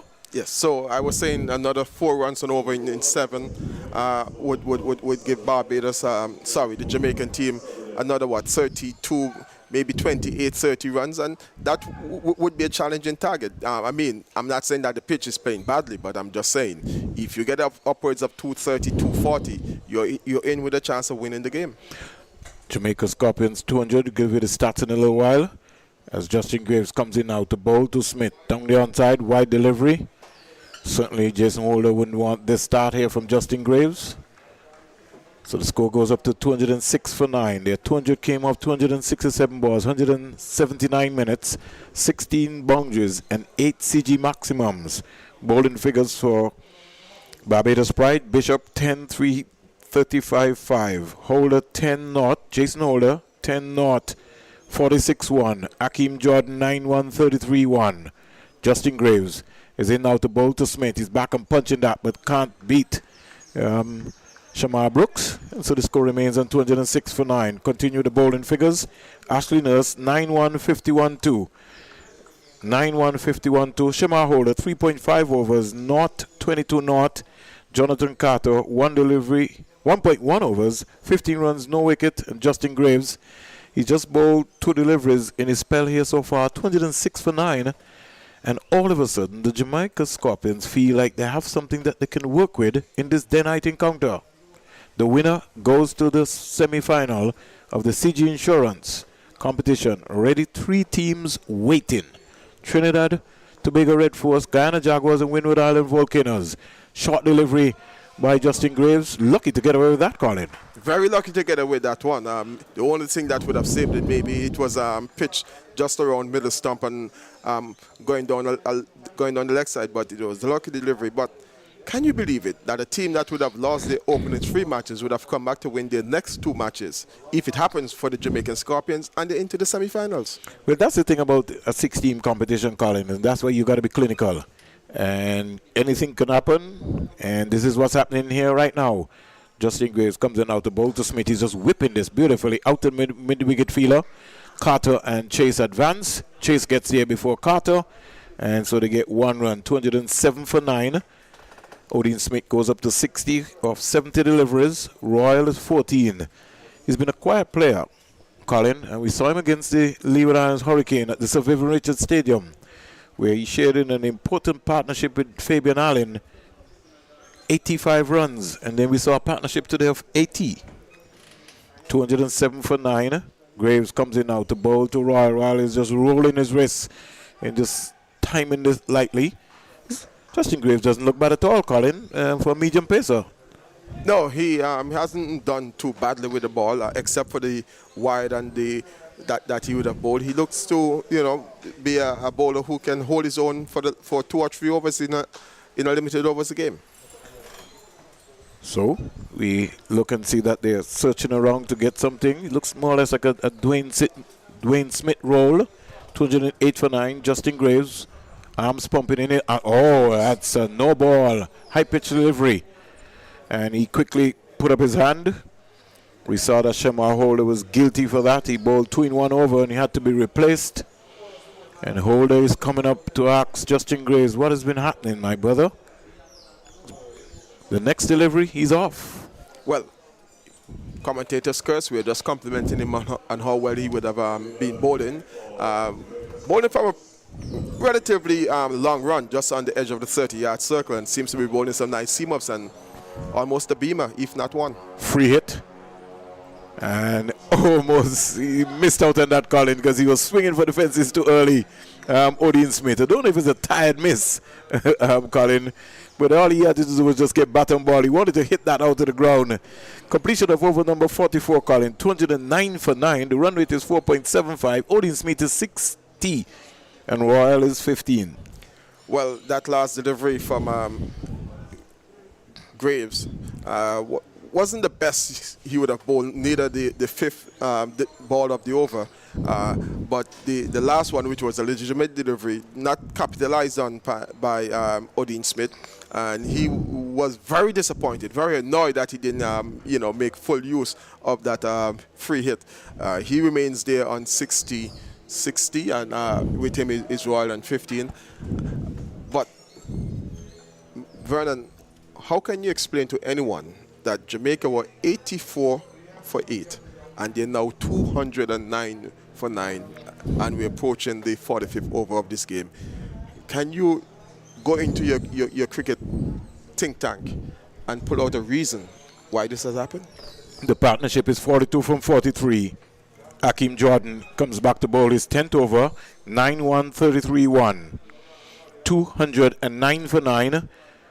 Some 36 dot balls in Akeem Jordan's first bowling spell, and he will start now to bowl to Royal. In bowls to Royal, Royal is nibbling at one outside the off stump, killing a little fancy. Don't score, and the score remains on 209 for 9. 7 Royal. We give a chance to be able to just look at the scorecard so far. You see that Odin Smith is 60 not out. Jamie Merchant scored 37. The partnership is 42 or 44 deliveries.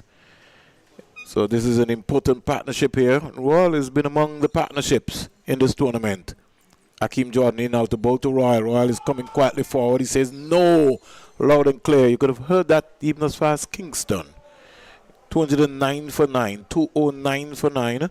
Royal is 15. Smith is 60. So congratulations to the 2 finalists. Caribbean Union Bank, Bethesda, Golden Eagles, and Empire Nation. They're into the finals of the Antigua and Barbuda Cricket Association State Insurance Flow Super 40 competition here in Antigua and Barbuda. Jordan comes in now to bowl to Royal. Royal is driving beautifully. Up to mid-off. The fielder comes around. They're looking for two, but certainly not on. A Shamar holder with a powerful return back. That's good work by the young man. Hasn't bowled well in this tournament, but his feeling has been, in this game, been top-notch. 210 for 9. Royal goes to 16, and Smith is on 60. The Jamaica tail not only has been wagging in the last 20 overs or so, it has shown that it can dominate the Barbados bowling, and here is the captain for Barbados, Jason Holder, have to resort to maybe not in Jordan, but in Graves, a makeshift ball in the previous over. Here is Odin Smith picking up a length delivery from Hakeem Jordan and smacking it over long on for 6. And so far they've hit 17 fours, 17 boundaries, and 9 CG maximums here at the Coolidge Ground in match number 14, 216 for 9. And Odin Smith goes to 66. Well, that one was in the slot. It was a half volley, and it was treated as that by Odin Smith, just getting it on the half volley and hitting it way over long on for 6. And the ball is now being retrieved by the Barbados fielder. But that was a well struck by Odin Smith. And, you know, you see someone like Odin Smith batting in this form and in this fashion, and you ask yourself, you know, why the other Jamaicans batsmen could not apply themselves, as it is Captain Jason Holder who had to go maybe about a good 40 yards beyond the boundary to retrieve this one. Certainly. And the discussion continues as whether Craig Brathwaite will be replaced as the West Indies Test captain. That's a major talking point around the entire world, around the Caribbean. Only time will tell. 216 for 9. We're into over number 45. As Jordan comes in to bowl to Odin Smith. He's back and cracking that. And the fielder comes around nicely. Just good piece of work there by Justin Graves. And he limits the man himself, Odin Smith, to 1 run. He goes up to 67. 67.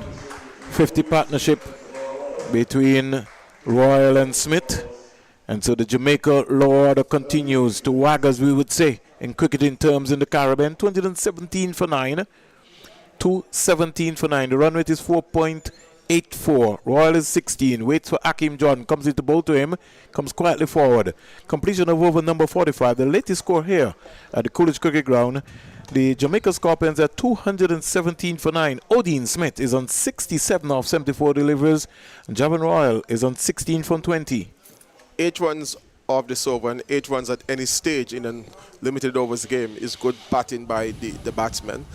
Powerfully struck 6 over long on by Odin Smith. He'll retain the strike as he is on 67 not out from 74 balls. With him is Royal on 16 from 20 balls, and 217 for 9 so far, a partnership of 50 runs. So this is really good going by the Jamaican tail. And should we be calling it the Jamaican tail? Law order. I think you should address them as a law order, because what they've done is more or less pack their team mid or on those right down to the depth. Justin Graves comes in now to bowl to Odin Smith, into bowl to Smith. Smith is whipping this beautifully down to the field at mid-wicket and long on. Jonathan Carter comes off the boundary there. They get 1 run. He goes up to 68. 68, 218 for 9. 218 for 9. Graves is into his second over. Good pitched up delivery. Royal, who is 16, he comes into strike. And he has shown at the Sir Vivian Richards Stadium that if he puts up his long angle, anything is possible. The partnership is 51 from 50 deliveries between Royal and Smith. Royal got 20, so you'll understand in terms of what's happening out of that. 16, short ball, trying to get fancy. Didn't have the pace, so he could have been able to play that uppercut shot there. And a good change of pace there by Justin Graves, Colin. Yes, Justin Graves being the 7th bowler being used by the Barbados captain to try to get the Jamaican batsmen out. After at one stage, they were in real trouble at 87 for 4. 87 for 8, sorry. 218 for 9. Royal is 16. With Graves moving in nicely. To bowl to him, into bowl to him. Pitched up and hits this one into the air. Is Carter going to come off with a screamer? He does. That's a beautiful catch. That is a lovely catch coming off of the mid-wicket boundary area. That's an excellent catch. And it had to take something spectacular to end this innings. And Roy will be very disappointed in himself. The umpires are having a discussion as to whether that was a clean catch or not. So we will wait because Butler and Wilson have gone upstairs. Let's see what's going to be happening. Colin. It's either they're debating whether or not it was a clean catch or if the ball was above waist height. Because they're asking for the third umpire to adjudicate. So they've gone upstairs. He's been given out. Let's see if this catch was clean. I, with my naked eyes right here, Colin, would give Jonathan Carter the benefit of the doubt, but I don't have the final say. Well, so, I'm saying it's a clean catch, but I'm also saying, is it a factor that one was above waist height? In terms of... No, well, they're not thinking about that there. So the catch is what they're claiming. Because had it been above waist height, then one of them would have had to call a no ball. So they're past that stage. What I think they'll be judging is whether it was a clean catch or not. So, but I'm saying they're not going to judge that. What the decision would be for the catch. Well, that's what it's going to be. It can't be above the waist. He held it cleanly. The question is, did it touch the ground? That is going to be the major discussion. That's what we're going to wait and see. You think so? But I think it was very close to the ground. The Barbados fielders are going off thinking that it was a clean catch. Well, decision pending, and we're just waiting on the decision. In the meantime, it's 218. 218. Do you think he took it, Colin, based on the television replay? He took it. My contention is, did the ball touch the ground as he took it? So we waiting. That has to be that's in my view the consideration. He took a clean catch, but did the ball touch the ground while he was taking it? Well, we wait. The decision is pending. In the meantime, Royal is waiting with bated breath. Let's see what Butler is going to say. He's maybe getting the final decision now, and the decision is not out. Colin, what is it going to be? Out. So Carter comes off with a screamer. So out or not out, so in the end, a spirited effort, Colin, from the Jamaica Scorpions team. Yeah, very spirited effort there by the last three Jamaican batsmen to take the score from a precarious situation where they were 87 for 8 when the 8th wicket fell. And there was a stand of 80. There was a stand between Odin Smith along with Merchant that took the score from 187 to 167. So there was a stand of 80 for the 8th wicket and then a partnership for the 10th and final wicket where they took the score from 187 up to 218, which really showed that the Jamaican law order not only worked but was very productive in getting useful runs for the Jamaican team. So they would be relatively pleased with how the law order rallied. They won't be too pleased with how the top order would have batted, but they have given themselves a fighting chance of defending 218 runs, which was scored by the Jamaican team of 45.3 overs. It's going to be left now to see how the Barbados batsmen approach their total. I don't think they will go after it. They'll go after it in attacking fashion. They will want to be a bit circumspect in terms of the approach. But should Jamaica get a couple of early wickets, it could set the cat among the pigeons. But you never know. This game is a funny old game. It's a game of glorious uncertainties, as you would have heard over the years. And anything can happen from here on in. But I think we have a contest on our hands, and I'm looking forward to see the reply of the Barbados team as they look to get 219 to win this victory and put themselves into the semi-finals. Thank you very much, Colin. So we just give the listeners and the viewers a chance to hear the scoreboard of the Jamaica Scorpions batting lineup. Alden Thomas, he was stumped Shea Hope, bowled Bishop for 8. Romaine Morrison, he was caught Justin Gray's, bowled Joshua Bishop for 2. Brandon King, he was caught Ashley Nurse, bowled Joshua Bishop for 10. Andrew McCarthy was bowled Bishop without scoring. Javel Glenn was caught Shamar Brooks, bowled Joshua Bishop for 4. Ravman Powell was brilliantly caught by Ruston Chase of Ashley Nurse for 19. Fabian Allen was caught by holder of Nurse for 23. That's Shamar holder of Ashley Nurse for 23. Dover Green was LBW to Akeem Jordan for 10. Jamie Merchant was caught Shea Hope, bowled holder for 37. Odin Smith in the end was left not out, Colin, on a very, very, very spirited knock there, and he played with what we would say 68. He was left not out on 68, and Javon Roy was brilliantly caught by Jonathan Carter off Graves for 16. 218 all out, some 3 no balls, 1 by, 15 wides, 2 leg byes. The bowling analysis for the Barbados Pride. Joshua Bishop, his first 5-wicket list day haul, 10 overs, 3 maidens, 35 runs, 5 wickets. Joshua Bishop, the left-arm spinner, 10 overs, 3 maidens, 35 runs, 5 wicket. Jason Holder, 10 overs, no maidens, 46 runs, 1 wicket. Akeem Jordan, 10 overs, 1 maiden, 41 runs, 1 wicket. Ashley Nurse, 9 overs, 1 maiden, 51 runs, 2 wickets. Shamar Holder, 3.5 overs, no maidens, 22 runs, no wickets. Jonathan Carter, 1 over and 1 delivery, no maidens, 15 runs, no wickets. And Justin Graves, 1.3 overs, no maidens, 5 runs, 1 wicket. The wickets fell. 1 for 16, Aldane Thomas. Romaine Morrison, 2 for 21. 3 for 25, the man himself, Andrew McCarthy. 4 for 29, Javier Glenn. 5 for 32, Brandon King. 6 for 61, Rovman Powell. 7 for 81, Fabian Allen. 8 for 87, Devil Green and Jamie Merchant. 9 for 167, and in the end, 218 all out. We will be able to turn you now so you get a chance to listen to a special interview with Garfield Burford and Sir Curtly Ambrose. Stay locked in here to our live ball coverage. We'll be right back after that break.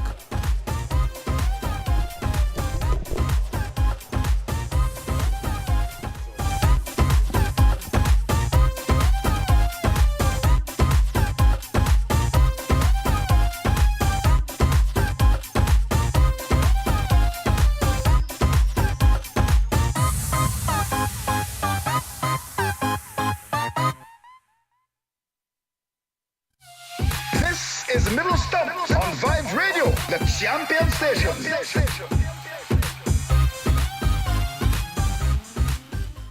Regents Hotel welcomes you for an unforgettable stay in Dominica. Come taste the traditional dishes of Dominica in our gourmet restaurant. Enjoy a tour of the island. Take a dip in the hot springs, a scenic horseback ride, or water sports for the adventurous. Make your reservations today. Call 767-275-3539 or 767-615-6221 or email info@regents.com. At only 45 minutes from the capital, Regents Hotel welcomes you to Portsmouth with 20 suites to make for an unforgettable stay in Dominica. Whether you're with friends or family, everything is done to make you feel like you're at home. Come taste the traditional dishes of Dominica in our gourmet restaurant. Enjoy a tour of the island and take a dip in the hot springs. Take an idyllic horseback ride or water sports for the adventurous. Visit Dominica and stay at the Regents Hotel. Make your reservations today, 767-275-3539 or 767-615-6221 or email info@regents.com.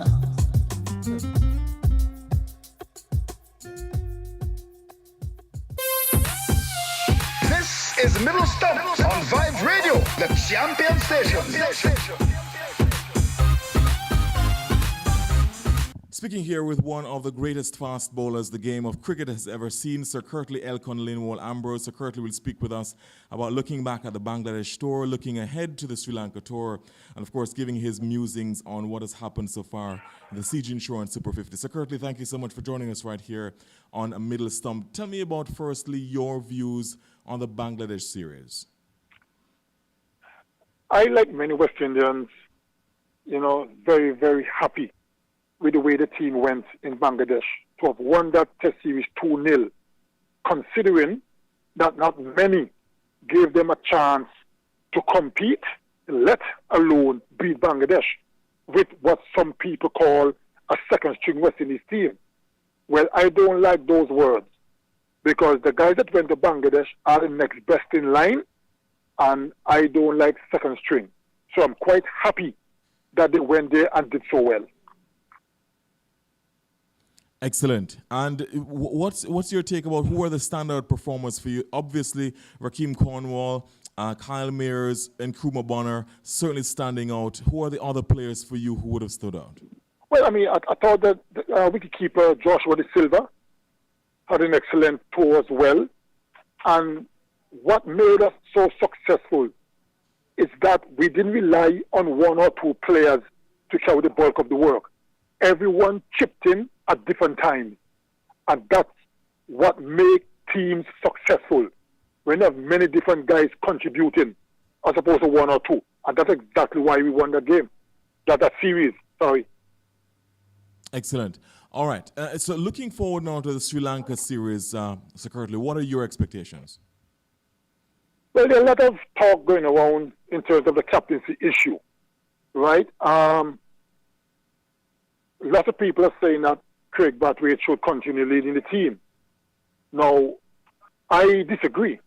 And this is no disrespect to Craig Brathwaite. He led the team well, and it was a brilliant team effort. But I still believe Jason Holder should retain the captaincy for this upcoming series against Sri Lanka, right? We've done well in Bangladesh, yes, but that doesn't mean you should discard the regular captain. So I'm not one of those guys who figure Brathwaite should continue. And like I said, no disrespect. Many people don't remember that Craig Brathwaite was the vice captain to Jason Holder, and he lost that position for Ruston Chase. And there were talks about him being left out of the team. A lot of people don't remember that. And I want to remind them. And all of a sudden now, he went to Bangladesh, did very well. We're all happy for him and the team. And all of a sudden, he should be captain. We need to think about these things a little more seriously before we jump to conclusion. Yes. Okay, so tell me though, why does Jason Holder, why in your view should he continue, given that he's not had a stellar time as captain, Sir Kirtley? Well, that is true, but I am one of those guys that the last few years of West Indies cricket has been really terrible. Let's get that straight. I am not convinced that if there was another captain, the results would have been different. So I would not blame Jason Holder for the way the team is performing, right? So Jason Holder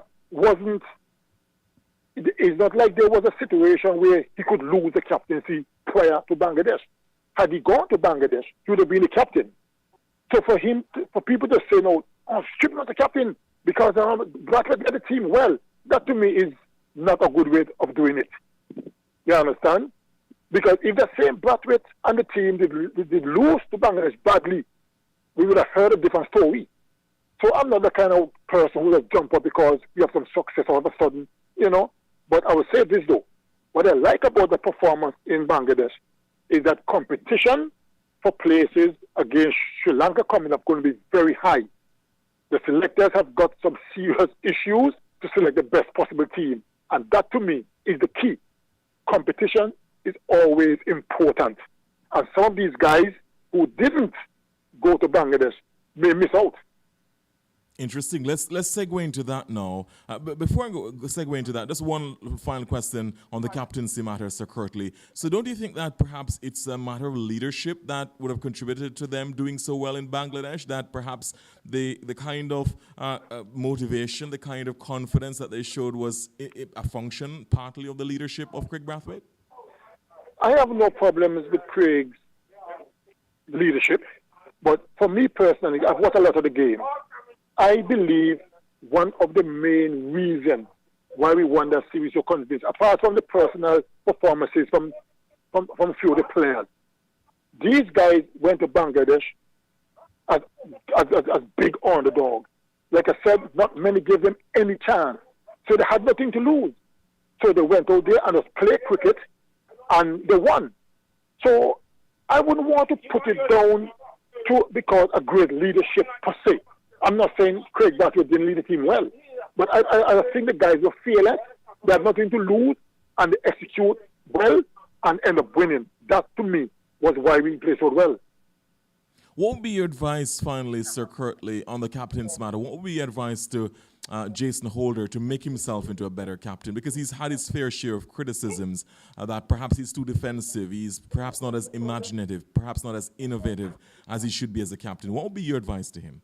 Well, I've been saying this for the last couple of years, and I said it to Jason Holder himself, because, I worked with him, during his days at CCC. So I know him very well before he became an international cricketer. And we have a good relationship. And I've said to him, you need to be more attacking at times. He's a little too defensive. Sometimes you got teams on the run, and he's playing the defensive kind of cricket. When you got teams on the run, you got to kill them off. Those are things I keep saying to him. Kill them off. You can't be too defensive and let teams back in the game. So for me, Jason Holder needs to be more attacking, more innovative. And, you know, if he can do that consistently, he'll get better results. But if you continue to be so defensive-minded, you're not going to win many games. So that would be my word to him. Just be more aggressive and more innovative. Sometimes you got to follow your gut feeling. You know what I'm saying? But he's a little too defensive for my liking. Let's look ahead now, Sir Curtly, to the Sri Lanka series. You talked about the competition now there for some of the places. Give me your 1 to 6, please, Sir Curtly, in terms of who should be retained from the Bangladesh tour, who should be brought back in, who are the regulars, who didn't go to Bangladesh.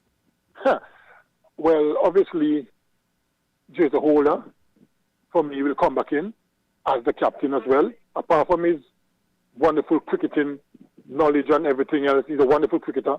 I would bring him back in to lead the team. In terms of the guys who I will keep from Bangladesh, you must. It's going to be tough, yeah. But some guys are going to miss out because I can't see leaving out Kyle Mayers. I can't see leaving out Nkrumah Bonner. I can't see leaving out the wicketkeeper Joshua De Silva. Right? These guys have done so well. How are you going to leave them out? You understand? Rakeem Cornwall have done extremely well. So those guys, you know, have to be retained, right? So it's going to be interesting to see what the selectors does. But you can't discard some of these guys. You just cannot. Okay. Who should be number 3? Who should just give me your 1 to 3? Who should be the openers and who should be number 3? Hello? Right. I was asking, give me your 1 to 3, please, Sir Curtly. Who should be the openers and who should be in number 3 position? I don't know. That's a good one. I will still continue with Craig Brathwaite as one of the 2 openers. Campbell struggled a bit, so his place may be, you know, a little bit shaky. Number 3, is Mosley, I think, who that is number 3? Yeah, he was in Bangladesh, yes. Right, he didn't do very well either, so his place could be in a little bit, it could be on shaky ground as well. However, the next opening batsman at number 3, man, that's, I still believe I'll bring back Darren Bravo to bat at number 3. In the opening spot, boy, that's a tricky one there, Burford, I tell you. I'm not sure at this point. But I'll definitely bring back Darren Bravo. Okay. For number 3. All right, there you go. All right, thankfully you wouldn't have that headache, Sir Curtly, because thankfully you're not the selector, so you wouldn't have that headache to worry about. The selectors will have that headache for them. Exactly. Indeed. All right, Sir Curtly, let's talk about the CG Insurance Super 50 as we wrap up. The CG Insurance Super 50, what you've seen so far, I'm sure you're disappointed that the Leewards dropped out. They lost the Jamaica in a low-scoring encounter in a match that everybody argues they should have won. What do you make of the competition so far? Well, first of all, I am very impressed with the way the competition is going. The standard has been good, much better than in previous years.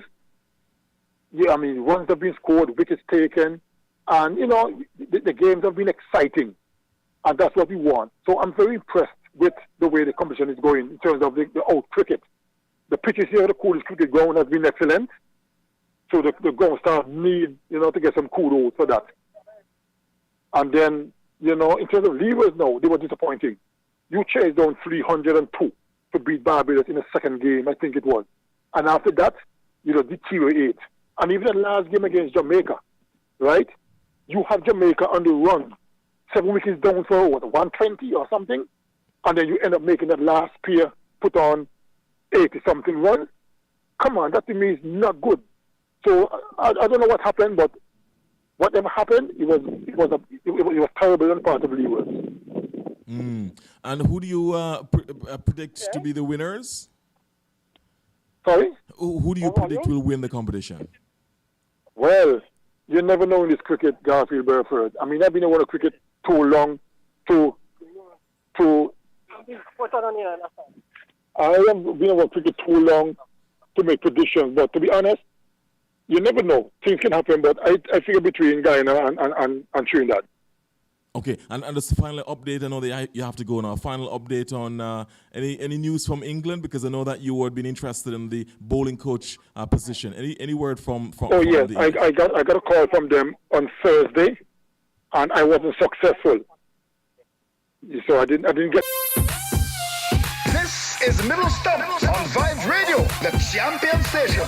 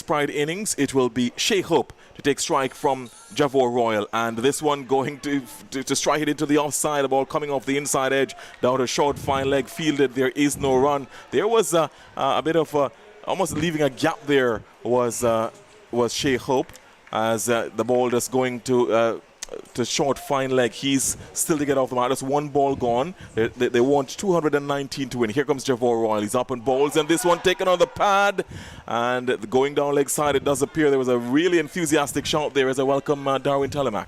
Yes, and the ball seems to be turning. We saw that ball pitch. It bounced and turned, and Hope missed it entirely. Going down leg side. Here comes this delivery. Stroke nicely into the covers. Well fielded there by Derval Green, diving away to his right. The batsmen get one, though. Shea Hope is off the mark. He's on one without loss. This is the first over. They're chasing 219 for victory. And, of course, this is effectively a quarterfinal match because the winner of this contest will join three other teams, the Trinidad and Tobago Red Force, Giant Jaguars, and Windward's Volcanoes into the semi-finals. Here comes this one that's driven down to long on by Justin Graves. He's out now off the mark. He's on one, fielded there. So two without loss, and a 219. How do you approach 219? It's a bit of a tricky score. It's a small score, but it can also be problematic. I'll get your views, Darwin, after this delivery from the left-handed Javor Royal, driven into the offside, fielded there at mid-off. There is no run. One more ball left in over number one. Two scored so far. Each of the batsmen on one. Shea Hope is facing up now to Javor Royal. Bowls and driven nicely into the covers. Fielded there by Derval Green. They can't score. That's the end of the over. So 2 runs of the first over. Javor Royal so far none for 2. Shea Hope on 1. Also Justin Graves on 1. Chasing 219 for victory. That's the latest score here at the Coolidge Cricket Grounds. Yes, and Garfield, to answer your question, I think 219 and 50 overs, you just bat normally. No rush. Hardly any pressure at all. If you don't lose wickets, you can get there pretty easily. The difficulty, though, is that when you're starting your innings as an opening batsman and you don't have a fast bowler coming at you, it's a little tougher to get up the square and get 10, 12, 15 in an over because you're a little bit more tentative, and I think that's what the teams are doing now. So the key thing here is not to get bogged down. If you're a bit uncomfortable with the spin and you're an opener, just push around, get singles here and there, and wait for the new ball on the other end to come up with the quicker bowler and try to take advantage of that. I do think, though, that teams should start learning how to put in some pinch hitters right up front. And if there's going to be spinners, you get someone up who you can afford to lose, but take advantage of the power play and press the team. Derval Green will be sharing the new ball from the southern end, whereas number 4 in his back. Derval Green up to the wicket now to bowl to this one. Bowling to Justin Graves. That one outside the off stump taken by the wicketkeeper. No run. 219 the target. So look back at the replay here to see this one left alone by Justin Graves. Well left actually. There was he read the bounce. He has to be careful though because from this end, Darwin, the ball seems to keep low from the southern end. So he has to be very mindful of that. Yes, I must say you must have picked up the line instead of the bounce here because not so sure that the pitch is playing that correctly to be leaving so early in your innings if it was on your stump. Yes, indeed. Here comes Derval Green. He's up to the wicket and bowls, and this time further outside the off stump, left alone to be taken by the wicketkeeper Aldane Thomas. There is no run. 2 without loss. This is the second over, 2 without loss. And just to remind you quickly, in the elsewhere in the world of sports, in the EPL, Tottenham losing today. West Ham 2, Tottenham 1, Aston Villa 1, Leicester 2. Arsenal 0, Man City 1, and Man United 3, Newcastle 1. I should also tell you that Novak Djokovic has won the men's title in the Australian Open, a 9th Australian Open for him. Very, very good work by Novak Djokovic. Here comes a new delivery here from Derval Green, and forward defensive, solidly in defense is Justin Graves, pushing it into the covers. There is no run, a packed outside field. There is somewhat of a gully who is Brandon King. There is a wide third man on the boundary. There's a backward point, cover, extra cover, mid-off, mid-on, and there's a short fine leg and a deep mid-wicket. So those are that's the field at this point. So Interesting field to go with a more of a gully and no slip. Here comes Derval Green. He's up to the wicket to bowl, and this one going for the shot there, just missing. Actually going on the onside. He was looking to play on the offside. Ball coming off an inside edge, and there was Justin Graves getting a single there, but he would have been quite fortunate. The ball didn't quite middle it at all. As you look back at the replay, well, hitting it hard into the ground, and it went into the onside instead of the offside. Maybe just came onto him a little quicker than he anticipated. The ball skidding up the inside edge and going between himself and the stumps for a single.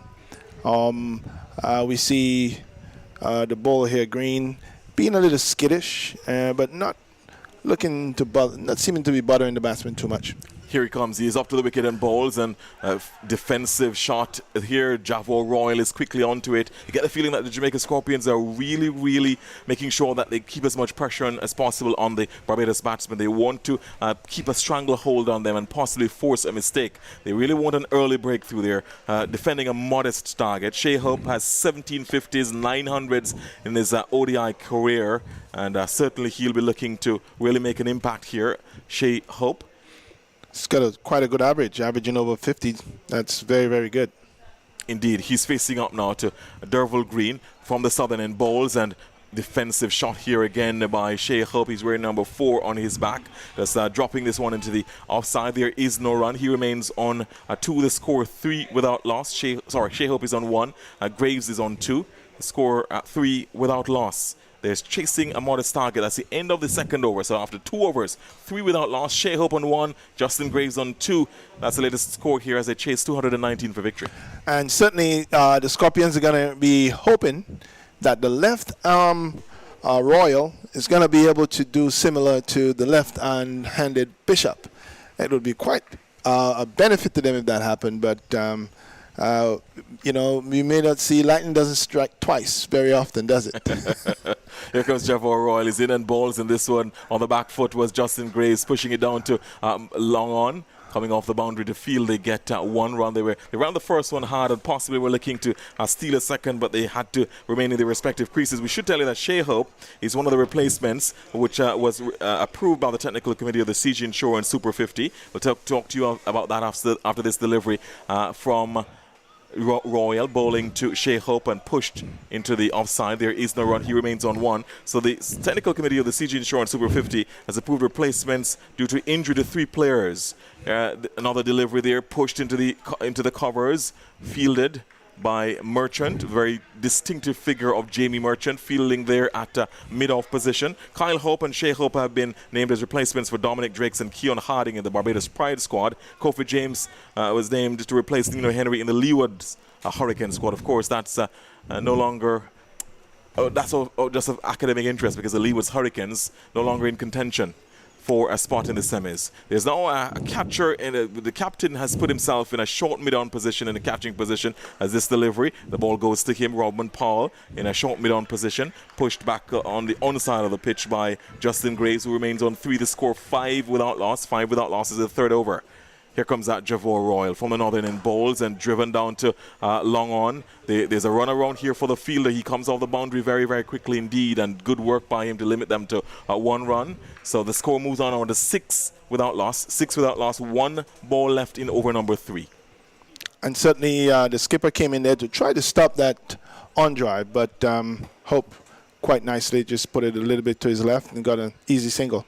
Hope now facing, and this one is again turned down to long on. They get 1, and that's all they got. So the end of over number 3, 7 without loss, 7 without loss in power play 1, as that fielding was done there on the long on boundary by Javier Glenn. Shea Hope is on 3, Justin Graves on 4. They're chasing 219 for victory. They're 7 without loss. And they're doing exactly what they should. They are not going after the spin bowler. They're not trying to hit him too hard, but neither are they allowing him to tie them down. They're getting singles. The ball is hitting the bat, and that all goes good. If you are getting touches out there in the middle, it's good for you. Your confidence is building, and you're not guessing. And we saw that happening with the Jamaicans. They were not really pushing the ball out the square. Bishop had them tied down so long, and it led to huge problems. Here comes Derval Green. He's up to the wicket to bowl from the southern end, and this delivery, Shea Hope was just pushing it into the offside on the back foot, just playing from the crease, just allowing that ball to come to him and just playing it into the offside. There is no run. Fielded there in the covers by Javor Royal, who is bowling from the northern end. 7 without loss. They need another 212 for victory, and just under 47 overs, 46 overs and 5 balls. Derval Green will be looking to make the breakthrough here. He turns at the top of his mark as the sun begins to go down, dusk begins to fall, and this one is just driven on the onside, fielded there by the number 44 for the Jamaica Scorpions, Romain Morris. There is no run, feeling in a mid-on position, 7 without loss. This is the 4th over. And Hope, he's been struggling of late in terms of his international career. Been being dropped from the West Indies team. No doubt he's going to want to try to impress, to make a comeback. This is a big game. It's a good stage for him to show that he still has a lot of fight in him.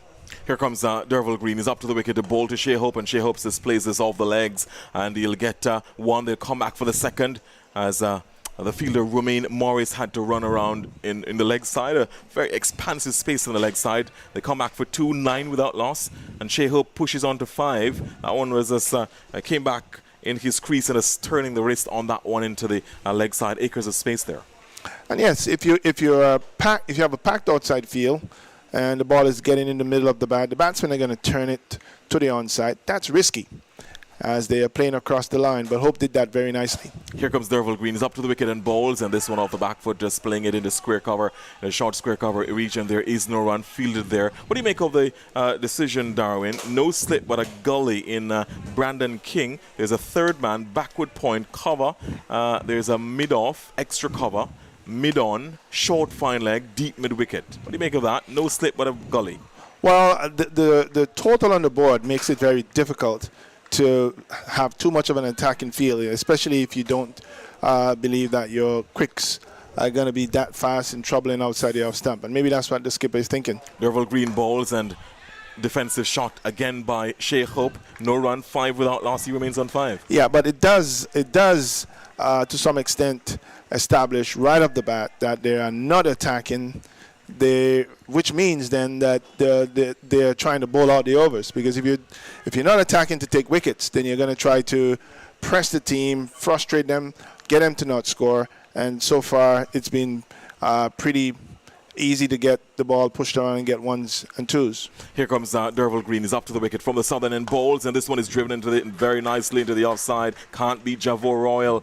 They have to stay on 9 without loss, and that's the end of over number 4. So after 4 overs, 9 without loss, the Barbados Pride chasing a modest target of 219 for victory. Shea Hope on 5, and to take on strike in the next over is Justin Graves. He's on 4. And just to continue here, Garfield, if you are starting with a new ball and your captain doesn't give you a slip, it tells a story. If you're an opening batsman and when you look behind, you don't see a slip, that also tells a story. Less pressure. There's no one in front of you, no one in any of the short positions, sitting it off, sitting it on. No slip.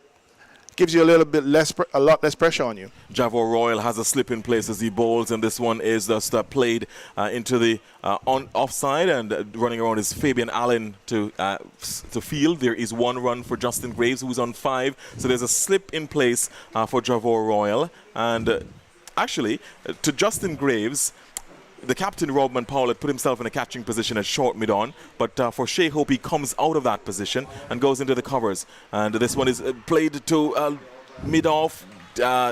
Jamie Merchant was quickly on that. They had to retreat to their creases, 10 without loss. They were looking for the quick single there as Shea Hope displayed that one down to Jamie Merchant at mid-off, but had to retreat. Here comes Javor Royal. He's up to the wicket and bowls, and this one turned very nicely into the onside to the deep mid-wicket fielder, who comes off the boundary to field 1 more to Shea Hope. He moves on to 6 on the score, 11 without loss. They're turning things around very nicely. They're rotating the strike, Darwin, and that's key. Absolutely. If you stay put and you get the spin ball on top of you, you're going to be forced to take chances. Here comes Javor Royal. He's down bowling to Graves, and this one is played uppishly down to the long on fielder. They get 1 run.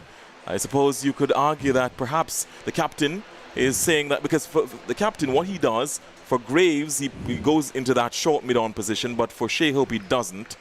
And Now it's Shea Hope who's coming back on strike, so he is back into the covers. Very interesting strategy there for him. Here comes this delivery stroked into the offside, fielded by the captain, Robman Powell. They can't score.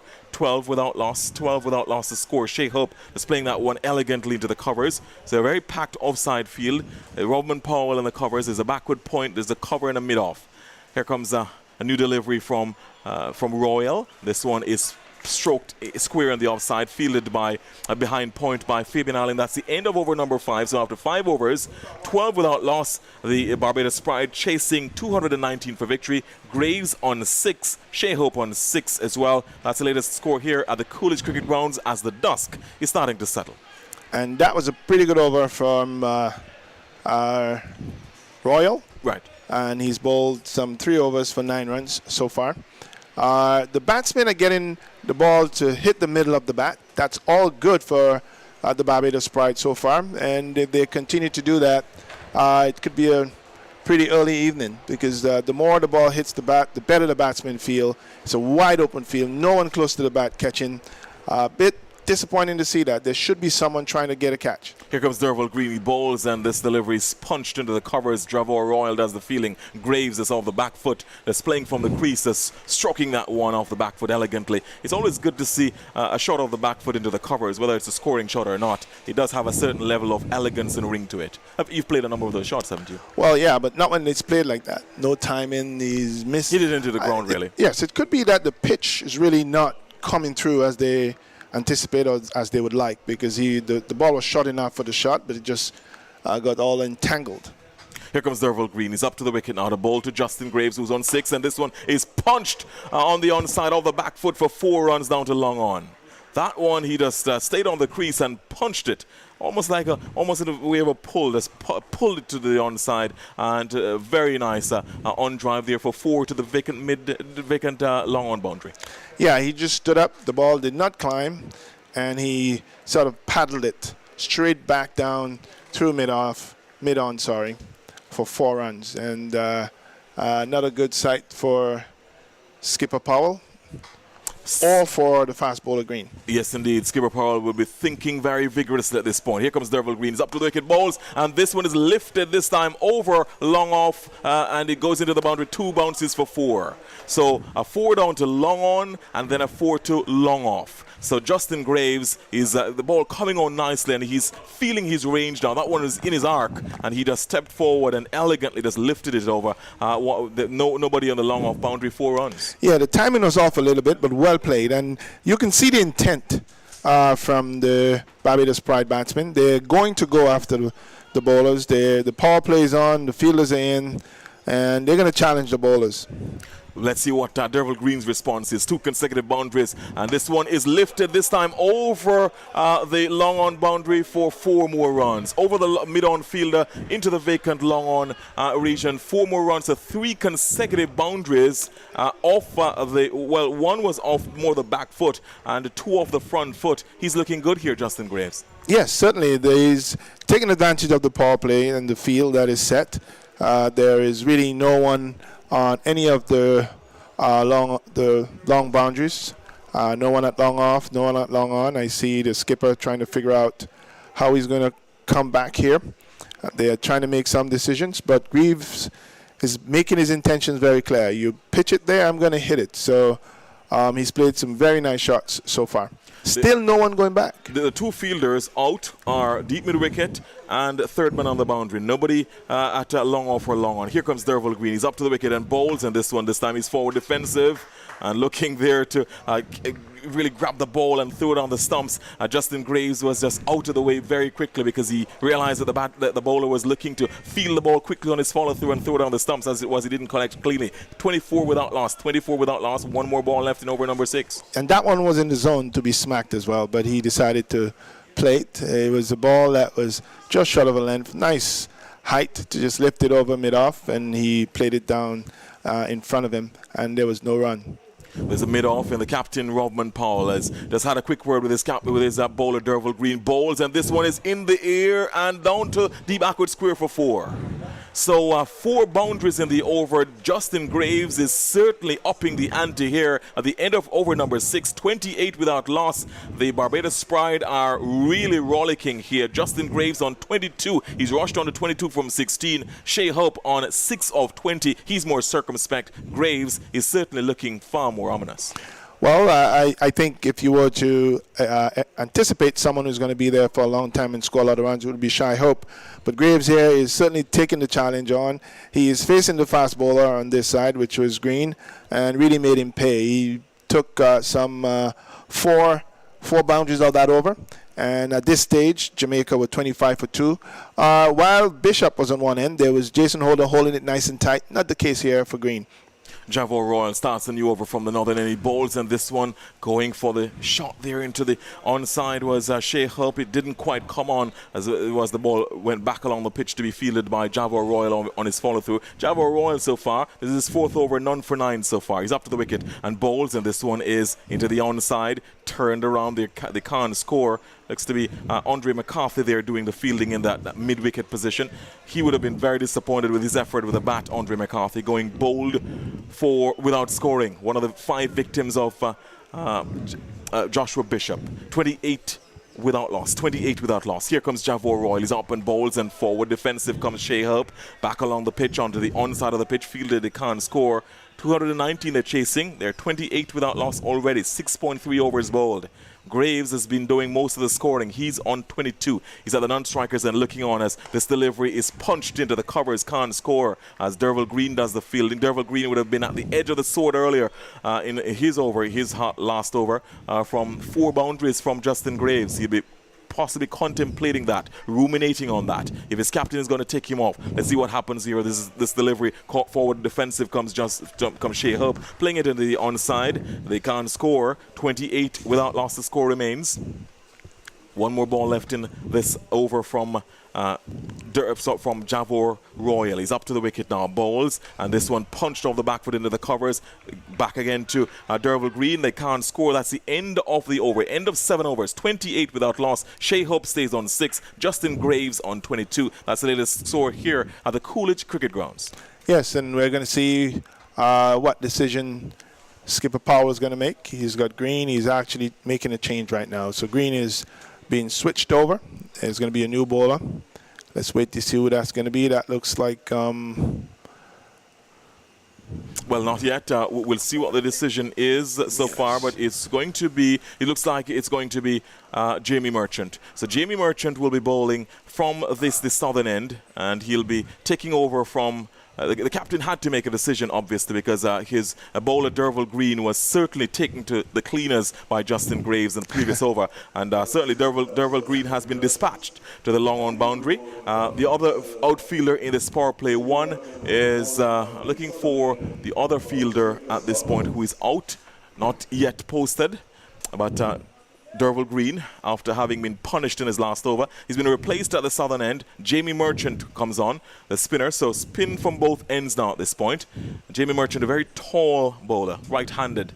His best is 4 for 35 in his List A career. He has an economy of 4.02, an average of 34.36 per wicket. What can he do? Can he peg back the runs? What will Justin Graves' response be to him? Here comes that Jamie Merchant. He'll be bowling from over the wicket from the southern end. He's up to the wicket to bowl to Justin Graves, and this delivery coming forward is Graves. Into the offside it goes. Fielded, there is no run. 28 without loss. Justin Graves remains on 22. He's a little bit more, he's watchful, wanting to see what Jamie Merchant has to offer. Will Merchant be the Merchant of the Pride's demise? He starts to move in again. A few quick steps and a little bit of a hop and a jig, and he bowls, and this one is pushed back along the pitch by Justin Graves. No run. Fielded by the bowler on its follow-through. 28 without loss. Yes, and so far he's been getting his line right and kind of taming Greaves so far with the first few deliveries. Indeed, he is. Let's see what he does with this delivery. Flighted, lifted in the air, over a long on for 6. And that one cannons into the concrete pavement just to our right. So Justin Graves, after looking for two balls, is looking at what Jamie Merchant has to offer. Has lifted that one over long on. Derval Green is on the long on boundary, but he was merely a spectator as the ball flew over his head. Yes, very nicely hit. And I think the Scorpions are going to be, well, they're beginning to be very worried because Greaves looks like he's in a no-nonsense mode right now. His intentions are very, very clear, and he's making it known to the bowling side. Here comes Jamie Merchant. What will his response be? This one is pitched up and driven through the offside, down to the boundary for 4. Justin Graves, after lifting one over long on for 6, this time he goes through the covers, well pitched up shot, and he reached to the pitch of that one and drove it flowing, nice, elegant drive to the covers for 4. Playing very, very nicely. We've not seen any loose shots. All the shots he's played so far has been classic cricket shots. He's timed that one nicely. I still didn't think it got off the bat as quickly as he would have liked to, so he needs to improve on his timing a bit, but playing very, very well as Greaves. In the last match for the Jamaica Scorpions, Jamie Merchant had pretty impressive figures. He bowls in this one on the pad there. They run through for a quick single. What will the signal be? It is no signal from the umpire, so getting some bat on that was Graves. He pushes on to 32. And the score, the score is 39 without loss. 39 without loss. He actually got an outside edge of the ball, then took the pad as well. So Graves is on 33. Coming on strike now is Shea Hope. He's been very quiet comparatively. He faces up on this one, just turning it into the leg side, just behind square leg.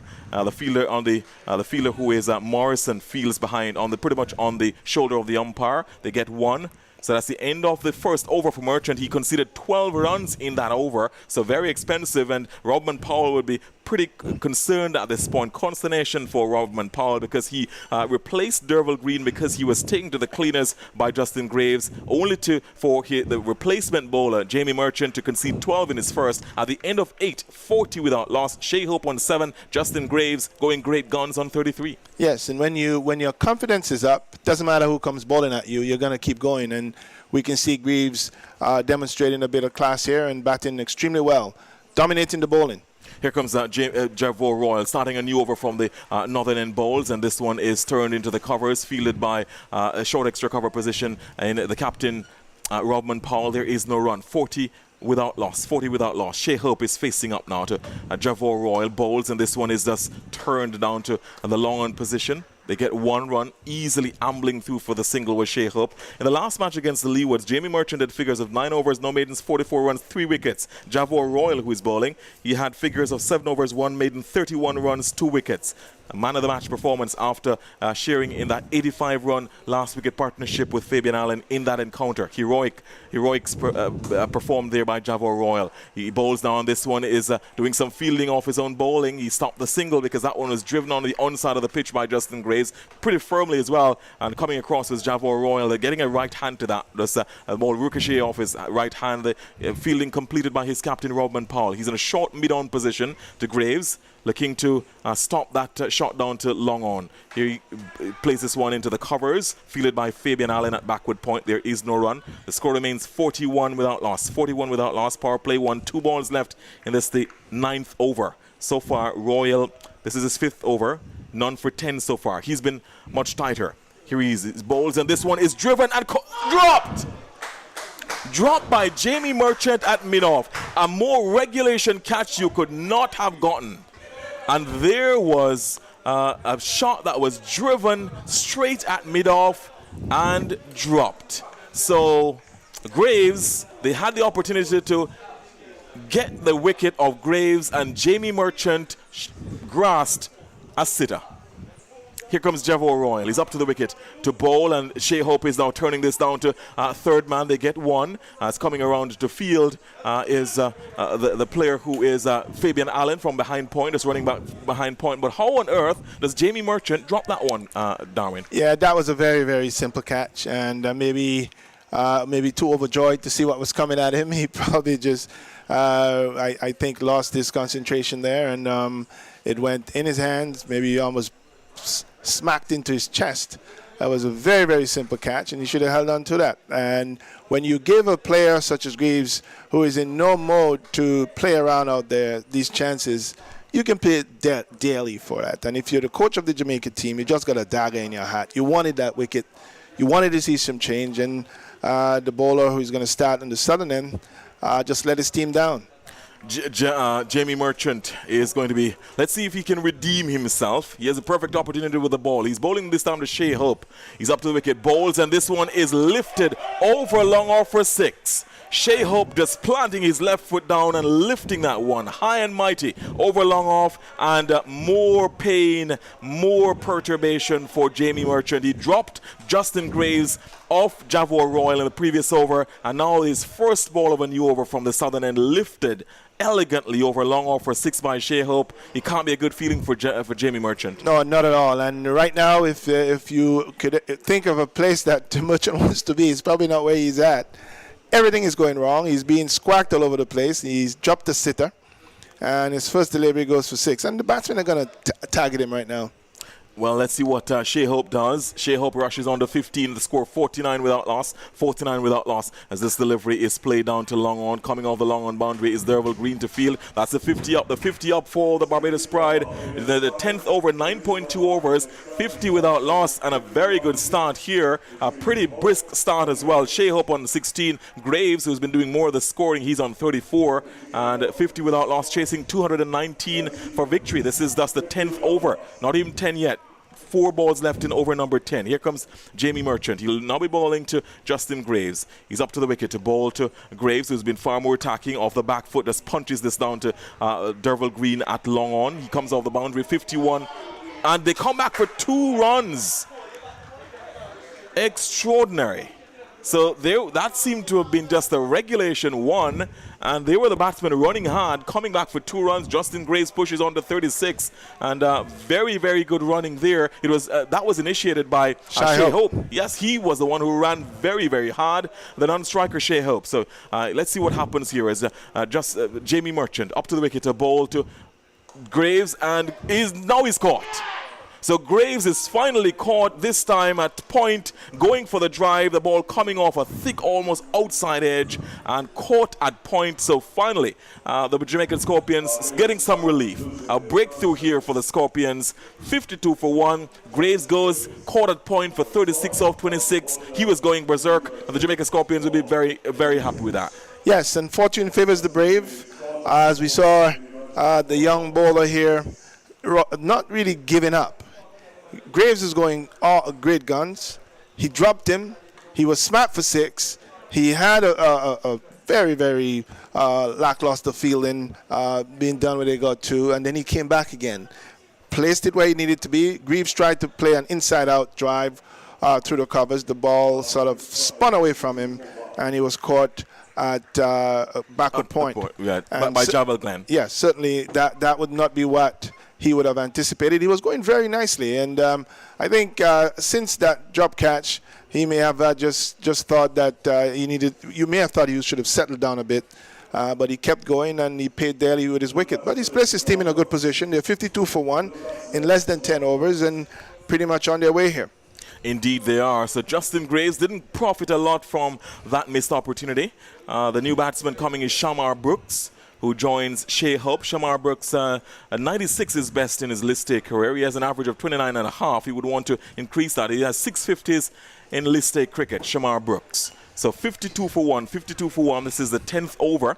9.4 overs bowled so far. So finally some success. 1 for 21 is Jamie Merchant in his second over. So he's been expensive, but he's gotten the wicket. So redemption for Jamie Merchant. He dropped Justin Graves. He's been expensive, but he's gotten the wicket of Justin Graves. So here comes Jamie Merchant. He'll be bowling to the new batsman, Shamar Brooks, from the southern end. He's up to the wicket and bowls, and this one is turned down to a short fine leg. They run through for a quick single. The fielder there couldn't stop the single as he was in the circle at short fine leg. 53 for 1, Shamar Brooks off the mark on 1.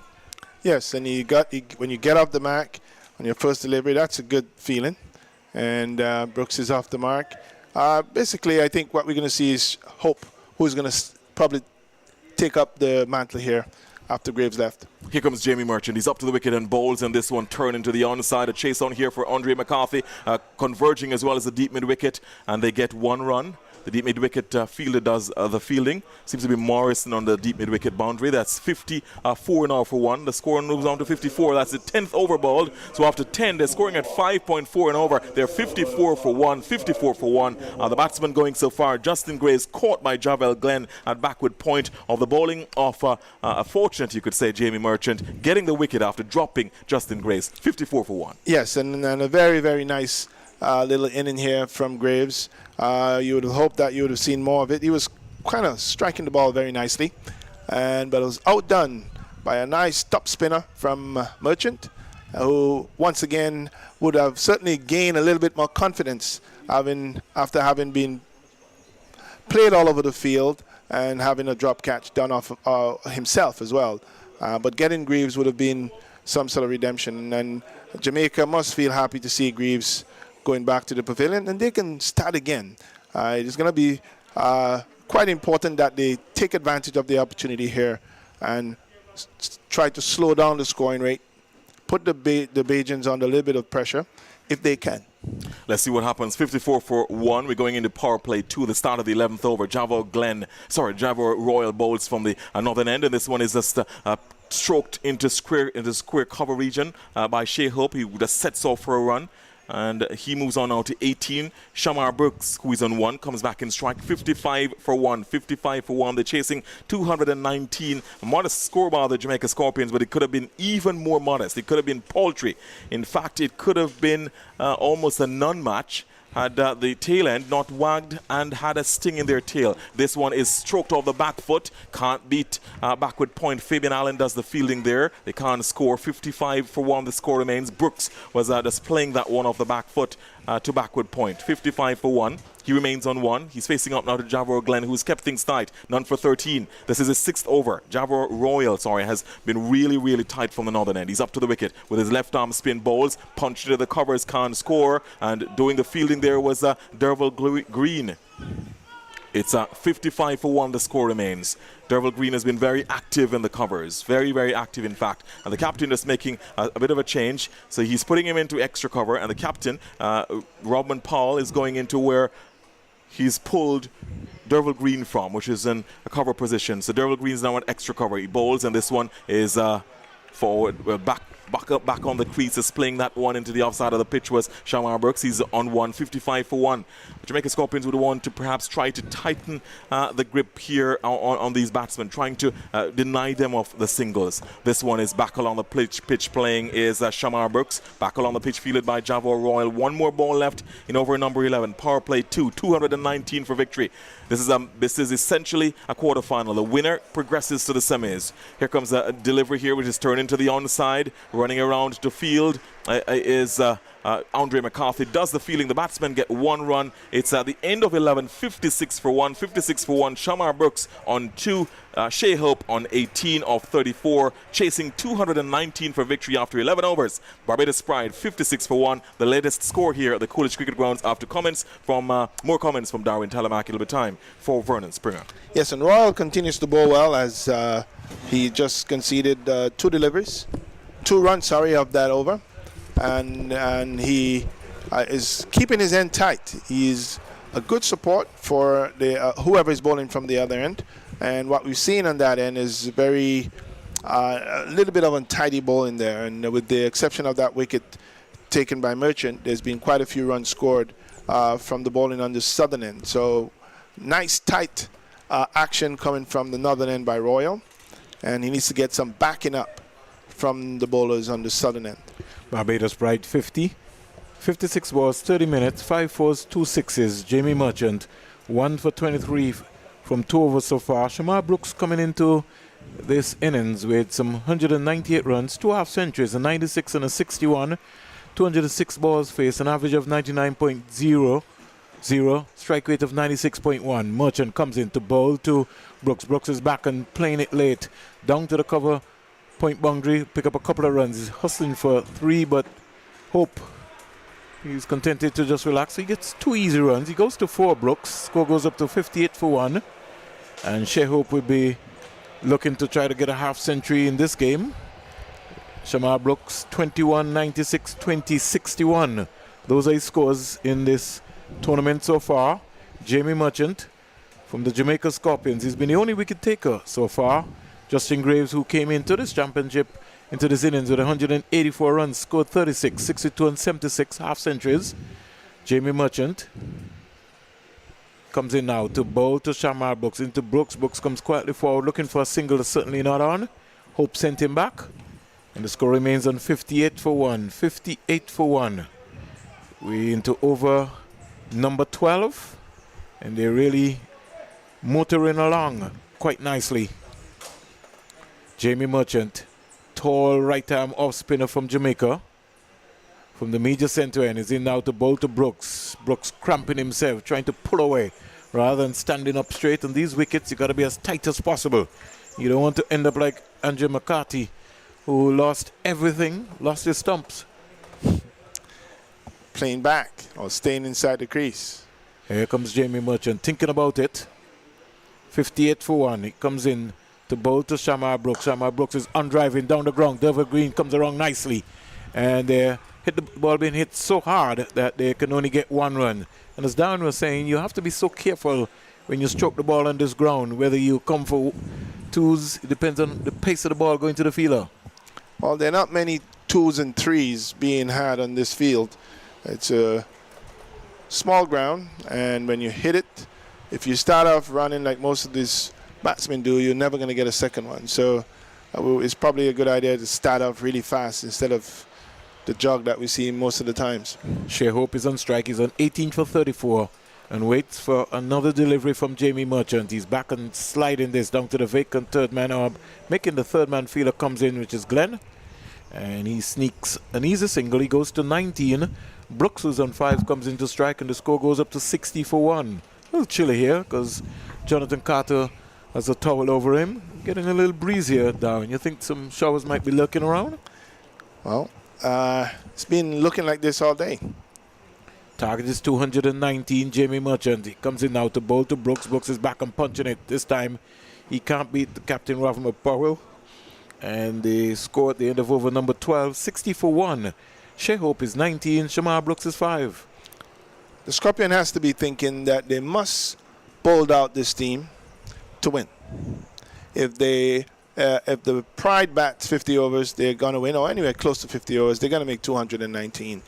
So you have to see some wickets being taken, or it has to look like there's a prospect. So wickets are going to be taken. So far, we've not seen the bowling challenge the batsmen the way that you would have expected. They are at 60. It's 1 wicket down. Confidence is up. And definitely the pressure is all on the Scorpions. It started off when they were 5 down for very few, and the pressure keeps building. Royal to Shea Hope. He's into bowl to Hope. Hope is driving. And this magnificent piece of fielding there from the captain, Ravman Powell, at cover.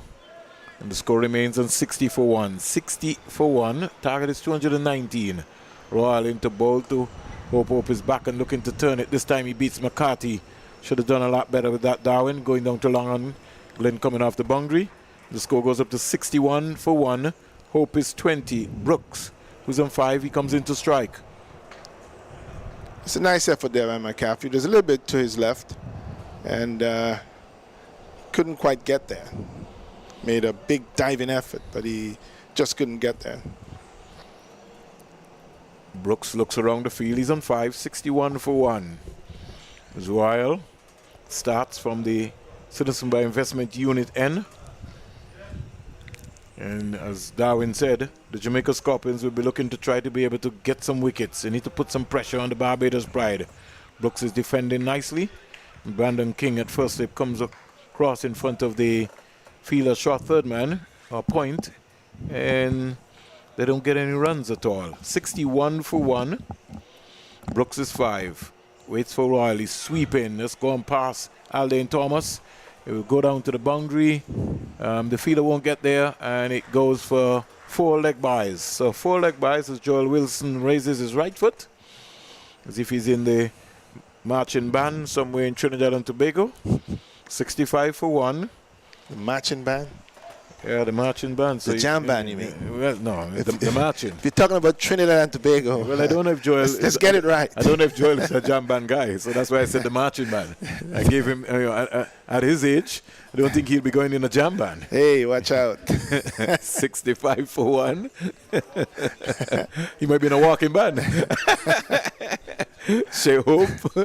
Brooks is in strike. He's on 5.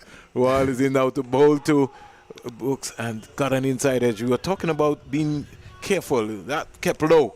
And Brooks should have been forward there, Darwin. Yes, and I'm disappointed as to how often I see balls that are pitched up close enough to the batsman, forcing the batsman back or them staying in the crease. They're not reaching forward. Here is Brooks looking to sweep again, and it's gone over the first slip. Wonder if he got a little under edge on it. We'll find out now from Joel Wilson. He didn't get a bottom edge onto it, and King couldn't reach it. And dangerously living here is Shamar Brooks at the completion of over number 13. He goes to 6, and the score is 66 for 1. Royal just for a moment thought that he had Brooks. Shea Hope is 20, Brooks is 6 from 15. Yes, and Brooks escaped there. McCarthy didn't. And there was similar deliveries, just pitched just a little bit beyond, just short of being a half volley. And the batsman, I think the pitch is playing so slow, and the bounce is probably they feel comfortable with the bounce. So they're stepping back, but sometimes it skids on and doesn't bounce as high. And definitely what you see is what happened with McCarthy and almost happened with Brooks. So Brooks had this one almost squeezing through and finding him having to walk back to the pavilion. It's better if you step forward and reach the ball and eliminate some of those risks. Left-arm bowler in Fabian Allen coming into the attack. He's got some 13 wickets so far. Best of 2 for 18. He needs more than 2 wickets tonight. You'll have to come up with a superb spell like Joshua Bishop. He too will be going to the IPL 2021. Allen comes in now to bowl to Brooks, who comes quietly forward. And this time was a bigger stride from Shamar Brooks, coming out to a Fabian Allen flighted delivery. Brooks is 6 from 16. Shea Hope is 20 from 37 on the 9-striker's end. Waits now as Fabian Allen comes in now to bowl to Brooks. Brooks stands up straight and punches that, but he can't score. A little tangle between Fabian Allen and Shea Hope on the non-striker's end, but it's all good. He's an excellent fielder. Fabian Allen gave his hit today. No need for him. He'll have to be able to pick up a couple of wickets here. Picking him up fast. He's in now to bowl to Brooks. Brooks is driving beautifully down to long off. Getting an easy single. Andrew McCarthy, wearing the number 49, comes off. And they get 1 run. So 1 run off this over so far. First over by Allen. Some 3 deliveries been bowled. Brooks is 7. The score is 67 for 1. Shea Hope, who's on 20, he comes in to strike. Allen is in now to bowl to Hope. Hope is back and turning this to Jamie Merchant, who is caught napping at the short fine leg area. Really couldn't do anything about that. He went to his right and he looked like he's nursing a slight injury. Jamie Merchant sort of threw off balance there, so they pick up another easy single. Scoreboard ticking over, 68 for 1. Brooks is 7. He comes in to strike. Waits for Allen. He's sweeping. And this time he's gone straight to Jamie Merchant. He got down into long barrier position, but recovered nicely. And they weren't able to get a single in this instance. For a moment, Rovman Powell thought that Merchant would have been chasing. He was just smiling. Seems like Merchant needs to work on that part of his game. Here comes Allen, comes in now to bowl to Brooks. Brooks is cutting an arm ball off his stump down to third man. And Javier Allen Glenn is going for it and they pick up a couple of runs. Risky shot there from Brooks, but all that is good ends well. Over number 14 completed.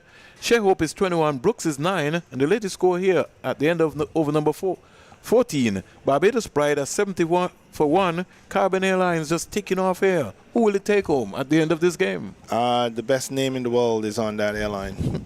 It's Caribbean. We love this place, the best place in the world. And we are all lucky to be living here. A place where it stays warm, the weather is always quite nice, and the people are just lovely. So you got to visit Antigua and Barbuda. 70 for 1. And Royal will be continuing. And Royal so far, there seems to be a trick that they're going to bowl Royal out, Darwin. Royal to Hope is looking to punch that past the Jamaica captain, Rovman Powell. Nearly had a little collision between Royal and Joel Wilson. But all is good. Springer, you just mentioned bowling out Royal. I wondered why Skipper Holder did not bowl out Bishop. I thought that was a bit of a lapse there on his part. Seems like a long time ago. Here is a nice flighted delivery, and they just sneaked a single onto the onside in front of Andrew McCarthy at the short mid-wicket. And the score goes quietly up to 71 for 1. Shea Hope goes to 22. Brooks, who's a 9, he comes into strike. Royal is into his 8th over. So 7.2 overs, 1 maiden, 17 runs, no wicket. You'd want to be able to put one in the wicket column. Dot ball. Brooks says no, not today. 71 for 1. Brennan, I want to say hello to 2 Volcano players, if I can. Cabem Hodge is having a birthday today. Here is Brooks on driving down to Glen. And the score quietly goes up to 72 for 1. Happy birthday, Kevin Hodge. Kevin Hodge would have come through the St. Kitts Nevis 13 and under tournament as captain, coming with the Dominica team. You remember that?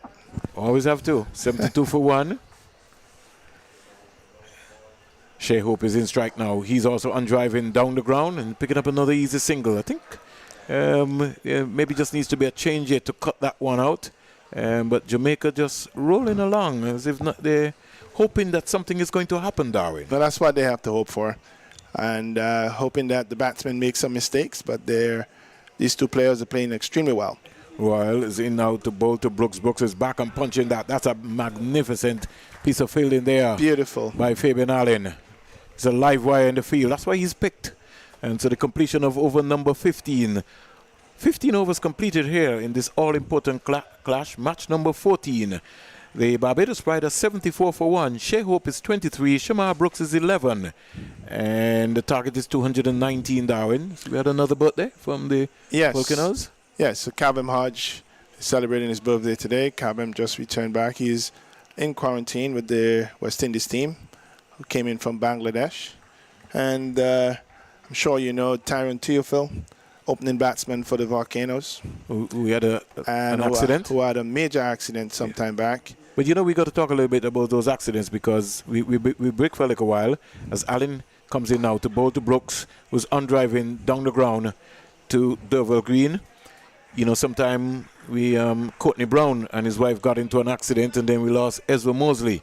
You know, these cricketers have been getting involved in car accidents. So, you know, our prayers and thoughts go out for Courtney and his wife who will be recovering. So to his Tyron Theophil, flighted delivery. Hope is just heading it down to long off, getting an easy single. So this is just as Darwin said, they're hoping for something to happen. But the Barbados Pride batsmen, they're very cautious, very careful. Brooks comes into strike, he's 12. Hope is 24. The score is 76 for 1. We're into over number 16. And you can do that when there's no pressure. There's no pressure on the Pride team right now. Certainly none at all. Something has to happen and happen fast. Allen is in now to bowl to Brooks. Brooks is sweetly timing it out to cover. Odin Smith comes out the boundary and he just lobs it. When is he going to bowl, Darwin? What do you think? 77 for 1. Well, like it's I said, a half century, so you'll be buzzing with some confidence. They have to bowl out this Pride team to win. Allen comes in now to bowl to Brooks. To Hope. Hope is trying to go past the fielder there covering Brandon King. There's no slip now, so King has come out of slip. He's gone to cover. Just blocked a little bit by a big pillar here in front of us. So I had to look around very quickly. 77 for 1. 77 for 1. Robin Powell and Allen just having a discussion. Needs to be able to just put a little spin onto the ball right here. Something needs to happen. Something creative has to happen and happen fast. He comes in now. Flighted delivery. And he really should have done a lot better with that. Shea Hope, he knows that. But the most important thing, he's still there. He's faced some 44 deliveries. He's on 24. Allen in his second over, none for 7. 5 deliveries bowled so far in this over. Flighted delivery, comes quietly forward, looking for a single, gets a single. And Glenn can't stop it. And he misfielded for a minute. Took his eye completely off the ball. But the Brooks was already past the striker's end, so he couldn't be able to come back for a second run. That just hit the outside half of the bat right there. 16 overs completed. And the latest score here at the Coolidge Ground in the CG Insurance matchup between Barbados Pride and Jamaica Scorpions. The Pride, they're 78 for 1. Shea Hope is 25. Brooks is 13. And certainly the Pride team must be pretty pleased. They've got 2 top-class players in Brooks and Hope, at least at this level, out there. And they're batting very comfortably. There's a change of bowling on the northern end, but what has to happen now is Captain Roman Powell must understand he can't win any other way except bowling out this Pride team, and he needs to find someone who can take wickets. Who are your wicket takers? And is it Royal? Is it Allen? Is it who is it? We're now seeing Smith coming up on the northern end. Is it Smith? Is it he himself? Odin Smith. Yes. I think Odin Smith. Yes. Who is the wicket taker? That's my question. You would like to find out from Powell, who can he depend on to get him 4, 5, 6 wickets to bowl out the Pride team? And someone is going to have to show up. Someone's going to have to step up and do it. Well, this is the 5th bowler for the Jamaica Scorpions. Javon Royal, 8-1, 20-0. Derval Green, 3-0, 19-0. Jamie Merchant, 3-0, 27-1. Fabian Allen, 2-0, 8-0. And Odin Smith, who's buzzing with confidence. He batted beautifully. He would think in the back of his mind that he's maybe got something to prove here. So let's see what's going to be happening. He's going to bowl to Shea Hope. He bongs away from the CIUN into Hope. Hope is driving up to, again, Jamie Merchant. Jamie Merchant getting caught in almost a wrongful position there, Darwin. He's got to be careful going down for the long barrier position. He turned the opposite way. Yeah. He's got to be careful because if he beats him, it's going to be embarrassing. And he doesn't look like he's a fit guy to try to chase that to the boundary. Here comes Odin Smith in now to bowl to Hope. Short delivery. He's back and just peeling that down to the fine leg fielder. And all of a sudden, Jamaica field is a little hub with noise getting up there as he got that one up by the helmet. Yes, they are trying to encourage each other. They have to do that. They have to put the pressure on somehow. They have to be motivated. They're trying to win. If they lose, that's the end of the tournament. They don't want to go home, and they're going to have to fight all the way till the bitter end. 79 for 1. 79 for 1. Shea Hope is 26 from 47 deliveries. And that had some steam on it, that delivery before, the second delivery.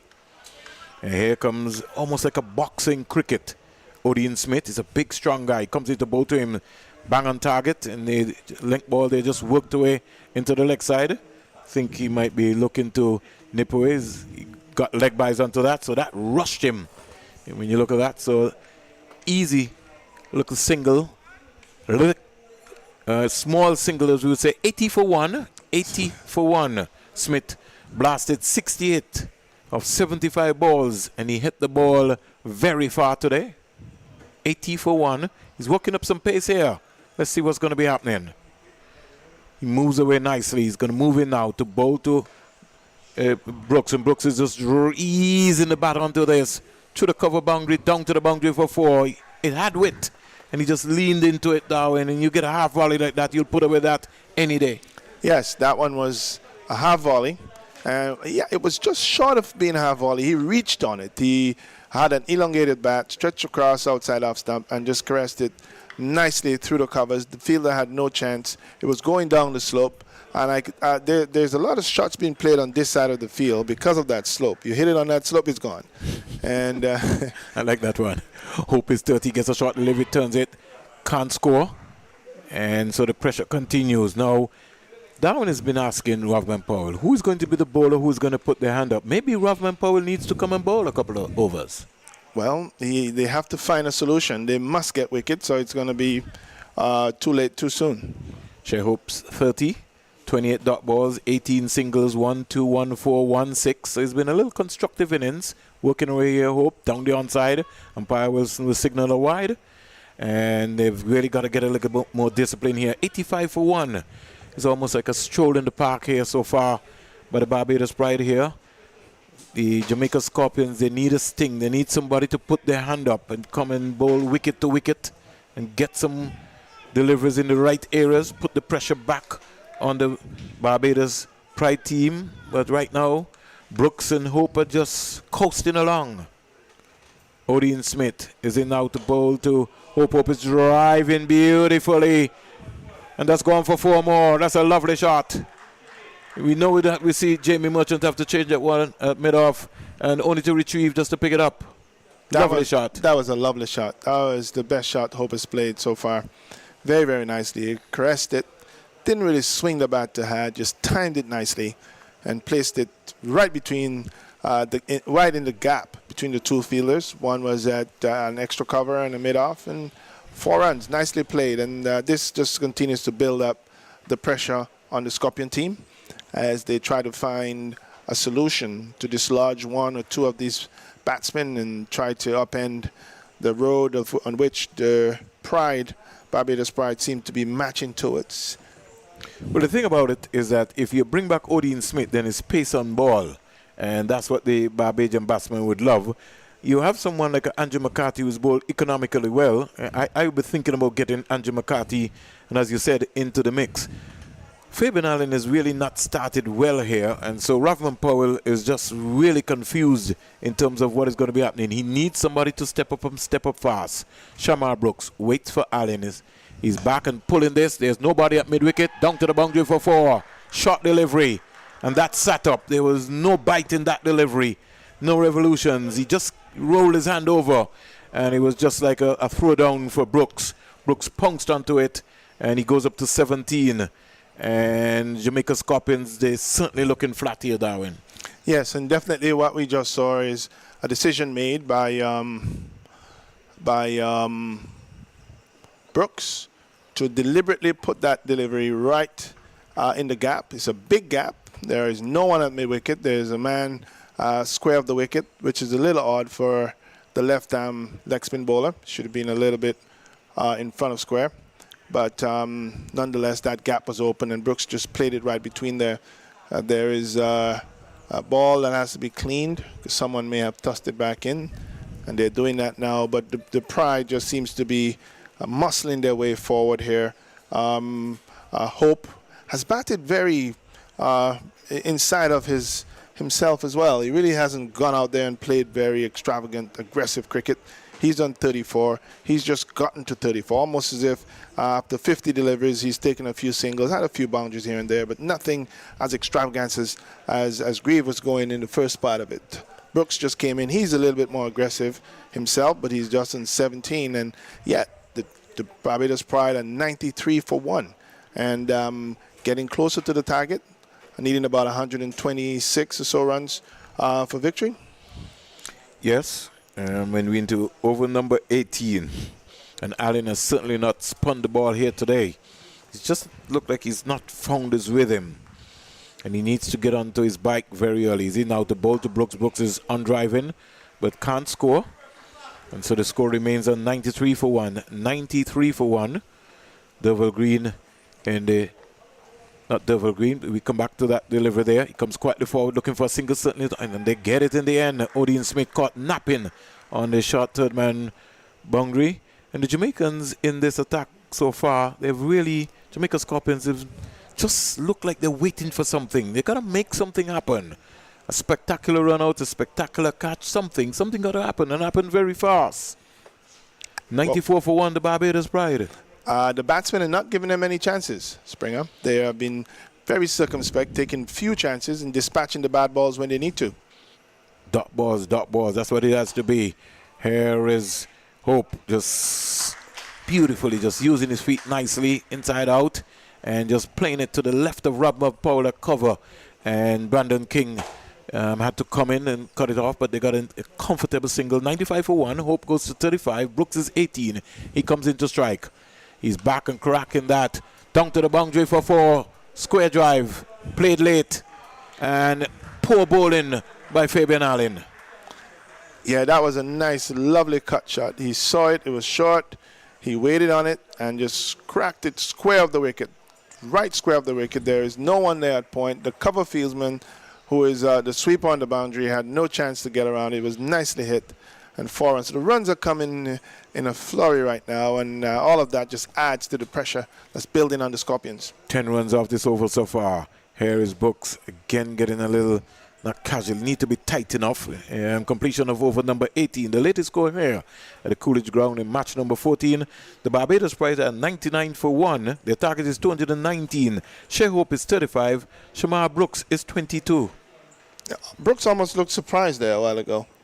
I'm trying to figure out what just happened, but he almost played that delivery as if he was a bit surprised that the ball came through and may not even have been prepared. But that was certainly not the type of steady play that we want to see from him, or his team would want to see from him. He's been batting well. He needs to continue to play circumspect and positive cricket. And there's really no pressure on him or Hope. The bowlers are not really attacking them and forcing them to make any errors. So it's really the path forward is really left to these two batsmen as to whether they're going to take it all the way home or make some mistakes. 99 for 1. Odin Smith comes up now to bowl to Hope, who's just turning it up to the mid-on fielder. 100 up for the Barbados Pride. Their 50 came off 30 minutes, 56 balls. 100 for 1. We'll get the stats very quickly for you in a little while. And came off 53 balls. So you'll understand in terms of how fast their first came off 56. 100 for 1. Brooks faces Odin Smith delivery, back of the length, and he can't score. He just plays it down to Fabian Allen. Even Fabian Allen's body language doesn't give me any courage as if something is going to happen. Jamaica at this stage, after 18.2 overs, they were 61 for 6. Wow. Seems like a long time ago, Darwin. Yeah, we see Java Glenn trying to get warmed up. Right, so he's going to be the next bowler. Maybe he's going to be given an opportunity. You never know. Odin Smith comes in now to bowl to Brooks. So good pace, he just turns that off the legs, picks up an easy single. Brandon King, who's now patrolling on the boundary, he just picks up one more. And Brooks quietly goes up to 23. He now brings Shea Hope into strike on 36. Vincey Boyne, Liverpool, man, is wearing his red today. They're getting a thrashing, Darwin. I know you're not into English football. No, your red doesn't have anything to do with Liverpool. Stay out of this. You let me deal with all the Liverpool fans here. I agree. 101 for 1. Back of the length delivery that hit the back real hard. The quick delivery by Odin Smith to Shea Hope. Now, when you come on, you can say whatever you want to say. Wait, your turn is coming up. It's my turn right now. Let me enjoy myself, sir. 36 off 53, 2 fours and 1 6, 29 dot balls in Shea Hope's inning so far. 20 singles, 1 2. So, as we say, deuce in domino. We wait for a little while. Odin Smith comes in now to bowl to him, and that rushed onto Hope. He got into position, but he got control and he kept it down. And Andrew McCarthy coming off the boundary there, picking up nicely. So Odin Smith working up some pace here, Darwin. 102 for 1. Well, certainly I'm still trying to figure out if he's trying to drop it short and have the batsman try to hook it to be out caught down on the long leg boundary, sorry. If that's the intent, well, but I don't know if bowling that short is going to help him. Odin Smith comes in out to bowl to Brooks, and that's going down the onside, but I think he would have, umpire Joel Wilson 6 on the wide. So just for a moment you thought that it might have nicked the tie pad, but it missed everything completely. And Joel Wilson is just signaling to his partner that there could be one legal delivery left in this over. The 51 from 57 ball, 51 runs shared between Brooks and Hope of 57 balls. So pretty encouraging. 103 for 1. He leans onto a good length delivery and just strokes it out into the offside. Over number 20 completed. The latest score here at the Coolidge Ground in match number 14. I'm going ahead of myself. Over number 19. 104 for 1. More comments from you, Darwin, and then it will be the voice of Vincey Boyne, who's a Liverpool fan.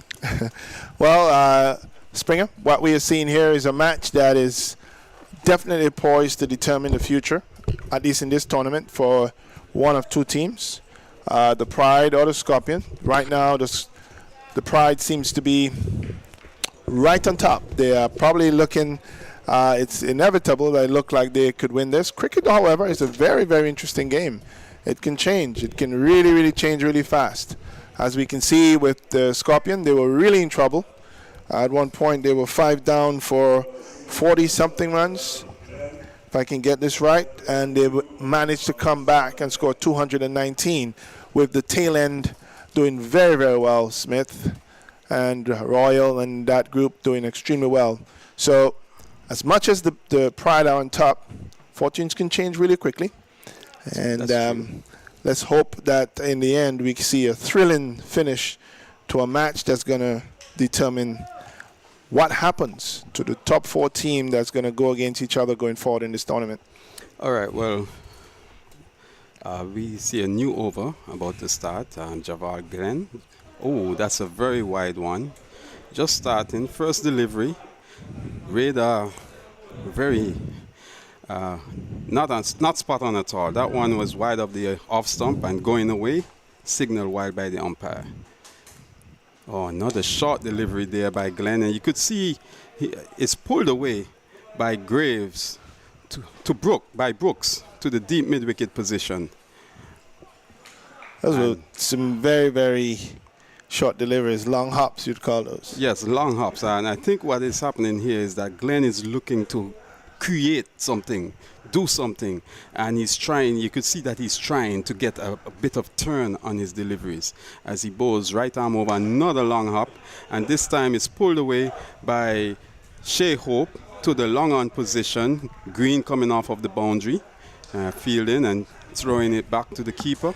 Long hops should go to the boundaries or over the boundaries. Well, they should be dispatched, but certainly not making good use of those long hops yet, as Glenn bows this time to Shamar Brooks, and he plays it away again, just whipping it down to the deep long on position again. Another single as Green comes in, picks up and gets the ball back.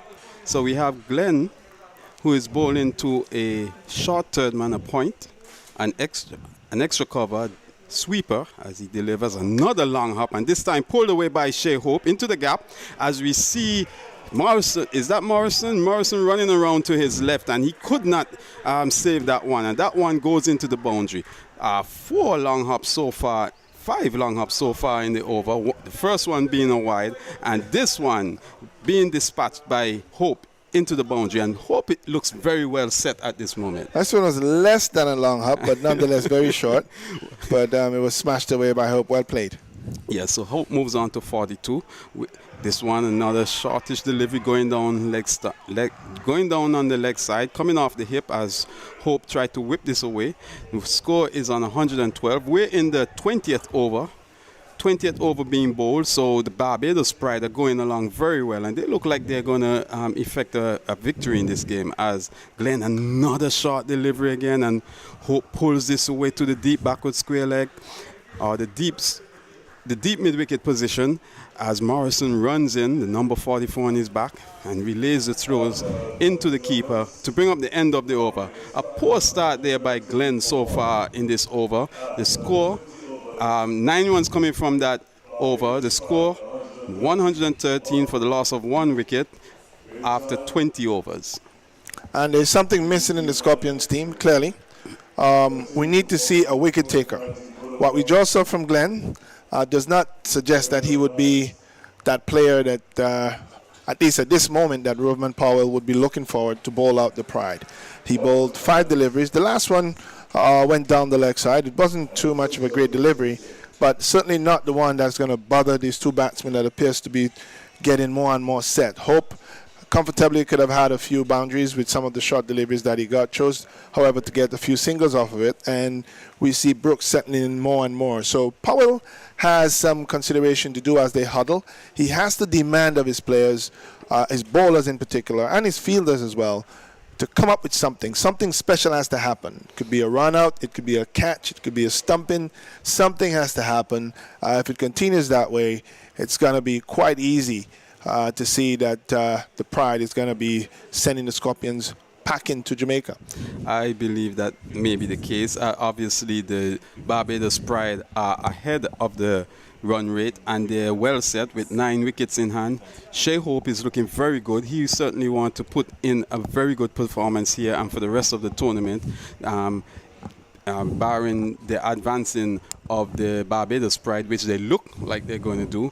As you said, the Jamaica Scorpions, Rovman Powell, is going to try and demand something from his bowlers. And you could see from that last over with Glenn, he was certainly trying to do something, but maybe putting too much effort into it before he settled to see if he could effect a breakthrough. I guess he sees that it's a desperate situation now, trying very hard and instead coming up with some poor deliveries throughout I the over. I don't think we should be making excuses for a bad over. No, not making any excuses. He's supposed to step in there and deliver for his team and his skipper.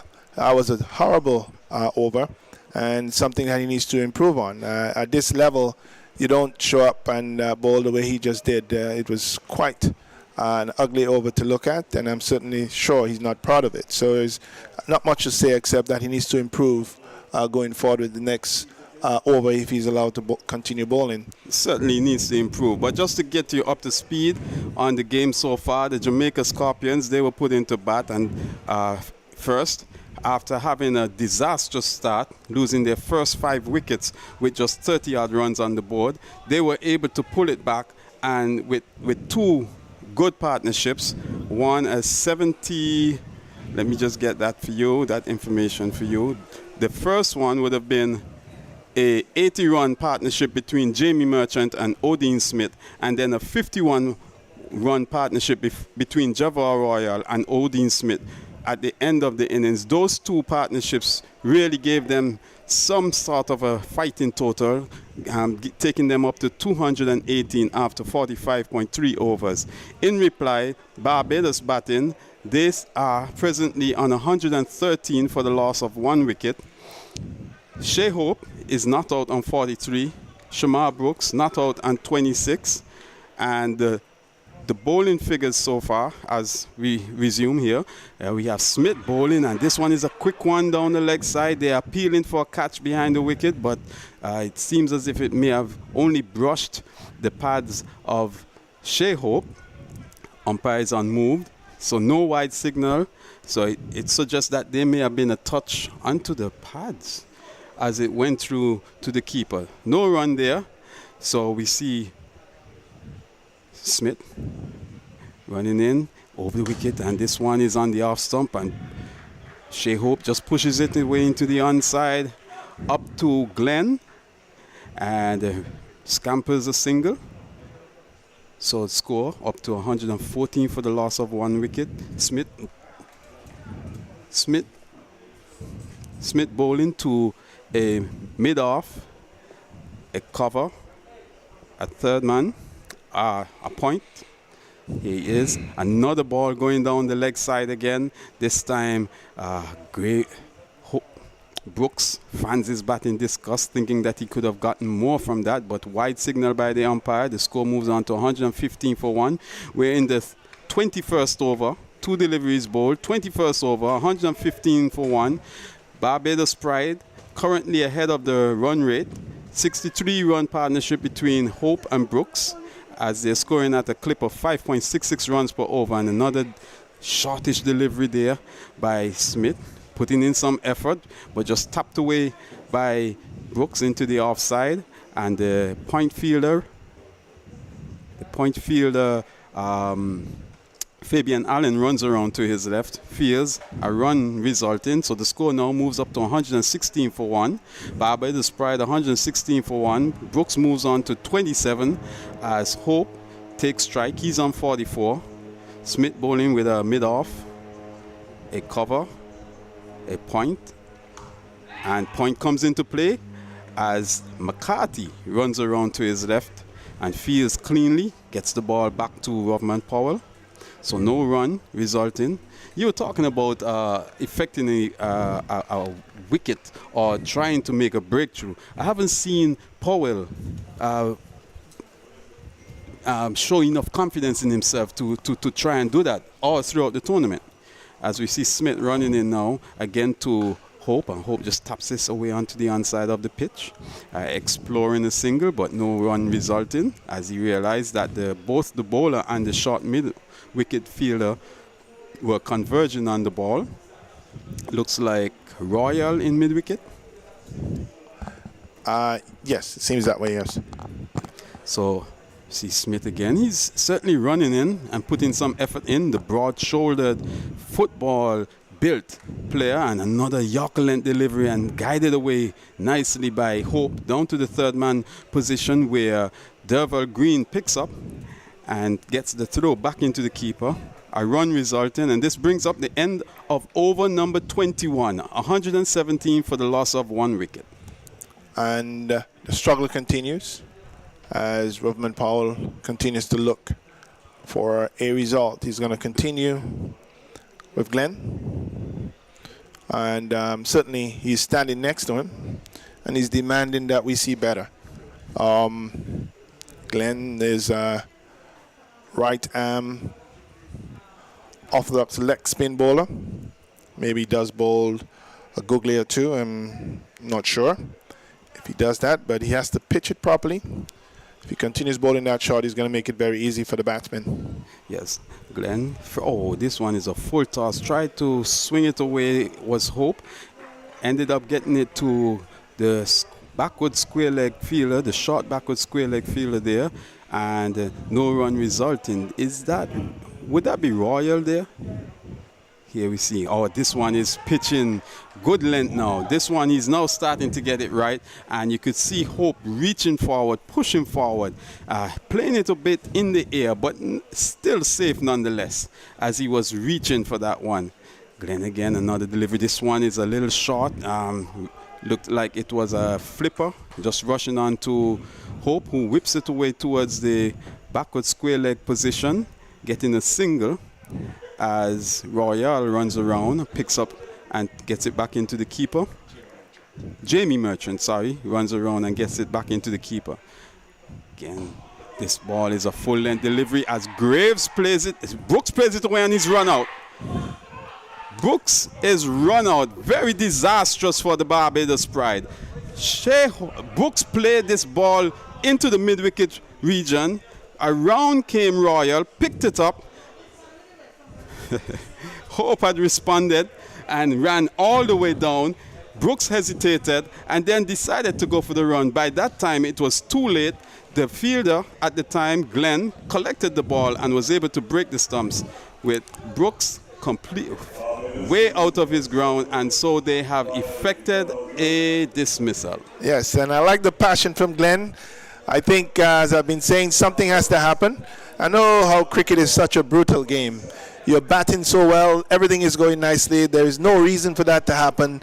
And just a mix-up and poor calling, lack of concentration. Brooks goes back, and sometimes these little catastrophic moments can lead to disaster in a batting lineup. Yes. As everyone gets a little frazzled by what just doesn't make any sense. I think I have to blame Hope on that one, because to me the call was Brooks's call. He was the one that played it. It went straight to the fielder, but Hope responded. I didn't see Brooks calling. However, Hope went all the way through. Brooks hesitated. No one says you have to leave your crease. Exactly. Well, that is true. That is true. I mean, here we see, oh my, and Glenn continues, tapped away into the offside by Carter. Rovman Powell running around, committed himself too much, and eventually overran that fielding opportunity. Ball beating him and going into the deep. Single for Carter as he gets off of the strike. The score moves on to 118 for 2 in the 22nd over. Yes, and you can see Glenn just reacting there to that. Oh, yes. He wanted to see something. He's pumped. Can he carry that over into his bowling and make a difference here? Oh, yes. And that just to clarify, that was Hope that pushed that ball into the offside. Carter is the left-handed batsman. He's now on strike. So we see a discussion. Presently has a short third man, a cover, an extra cover, a long off, a short backward square leg, a deep backward square leg, a short mid-wicket, and Carter is pulling this one into the deep mid-wicket position and quickly takes off, and he gets off the mark with a single. So the score now moves on to 119 for 2 in the 22nd over. 22nd over being bowled. Hope is there on 45 not out. 47. 47 not out. One of the scoreboards is not ticking over. He's on 47 not out off of 67 deliveries. And Brooks, he was just dismissed for 27. Jonathan Carter, the new batsman, he's not out on 1 as the over comes to an end. And Brooks was looking quite well. When you are set and you've done all the hard work, you need to cash in. And certainly he would be very, very disappointed to be going back to his to the dugout. I believe that he would have easily given up that single and not even tried to get one more to his total. But they had a mix-up, and the Jamaicans should take that sort of incident and lift their games, lift their spirits, charge back at this Pride team and make them fight all the way to 220. Yes, as Smith continues in the 23rd over, full-length delivery to Carter as he plays it away down to the deep third-man position, the wide third-man position. We're off-sighted there, that was a beautiful stop. And picks up 2 runs down in the deep. Is that Fabian Allen? Oh, that's McCarthy. McCarthy effected a very good stop there in the wide third-man position, saving 2 runs certainly.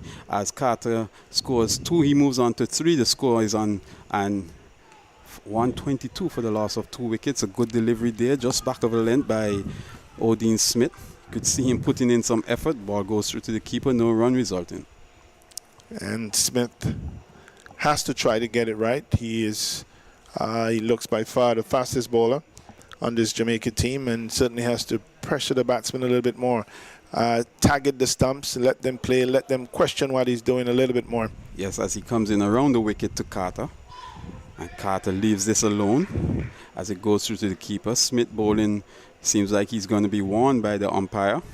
So he's been encroaching on that area where, there's that just in front of the batsman. And the umpire, I'm not sure if that's an official warning, but he certainly is bringing it to his attention as he turns. He's bowling with a mid-off. That's a bit deep, a cover, a point, a sweeper as he bowls a shortish delivery. This one not really rising with much fire and dying, but Brooks or Carter decided that he was going to pull out of the shot, not electing to play a stroke. See the ball being relayed around as he... I think the umpire just made it clear that this is his second warning. Okay. And he's in the danger zone. Certainly. Yes, oh, he yes, certainly yes, is. Yes. That's one of the dangers of bowling around the wicket, as we see. Oh, and that's a ball that Brooks was trying to play away into the offside. Came off of the bottom inside edge and just bounced over the stump. So a bit of danger there, but he still lives to fight another battle. He's making a switch to go around the wicket to the left-hander. So we see Smith now bowling, and this one is bang on target. Right there about middle stump, and he just stands up and pushes it down on the onside of the pitch. No run resulting. The end of over number 23, 122 for the loss of 2 wickets. Shea Hope, he's on 47 not out. Jonathan Carter, he's on 3 not out. Partnership, 4 runs, 122 for the loss of 2 wickets. And the umpire doing some checks, trying to make sure that young Smith is not going too far into the danger area. He's warned him twice.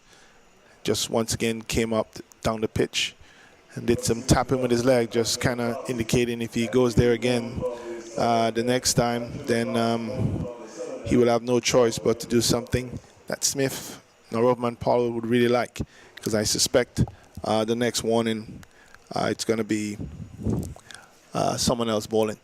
And here we see a change in bowling as McCarthy replaces Glenn. He'll be starting off to Shea Hope. He's bowling with a short backward square leg, a deep mid-wicket, a short mid-wicket, or short straightish mid-wicket, a long on, a long off, a sweeper, a short extra cover as he bowls First delivery, this one looks like it's turning into Shea Hope as he just punches it to the left of Rovman Powell.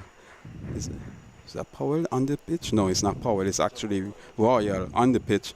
Punches it to his left and gets a single as the ball goes down to Green on the long on boundary. 1 run to Shea Hope. He moves ever so closely to his half century. Well played so far this evening. He's on 48 not out, 123 for the loss of 2 wickets. Don't think Brooks would like to hear you say that. As McCarthy, he bowls right arm over. He's bowling to Carter, and Carter just comes, catches it on the full, plays it away to long on, rushing the first one quickly, hoping to take advantage of any mistake by the fielder, where he could get a second run, but the fielder was to the measure of it and limited them to just a single. So the score now is 124 for the loss of 2 wickets as McCarthy jumps, he delivers. This one is just a little shortish to Hope, and Hope just taps it away into the onside to the shortish mid-wicket position where Javar Royal is fielding, and no run resulting as we see Brandon King coming into a square leg position just a little in front of the square leg umpire. As McCarthy now again a full length delivery, and Hope playing it back on the onside of the pitch firmly, but stopped by McCarthy, so no run resulting. Score remains on 124 in the 24th over as McCarthy, this one slowed up a bit, and Hope, not realizing that he wasn't to the pitch of it, just tapped it away into the onside. Again, Royal coming into play there. No run resulting. Another one, this one looking like it's getting a bit of turn, but keeping a bit low as he taps it away into the onside. End of the over. End of over number 24. 124 for the loss of 2 wickets. Shea Hope on 48 not out. Carter on 4 not out. And in the 24th over, we've seen someone who can bowl a tidy line, who is averaging 27 per wicket. He's gotten a 5. He's got 30 wickets. And I'm wondering, 24 overs into the game, trying to get wickets.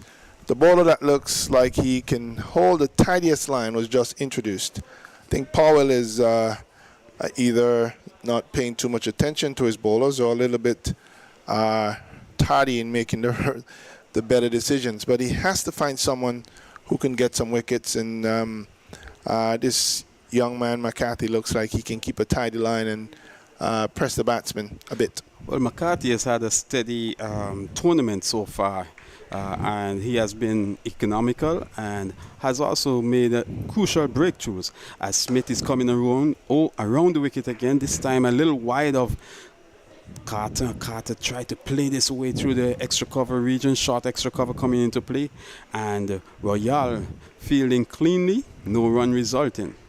So we could see that Carter is going to explore his run scoring opportunities.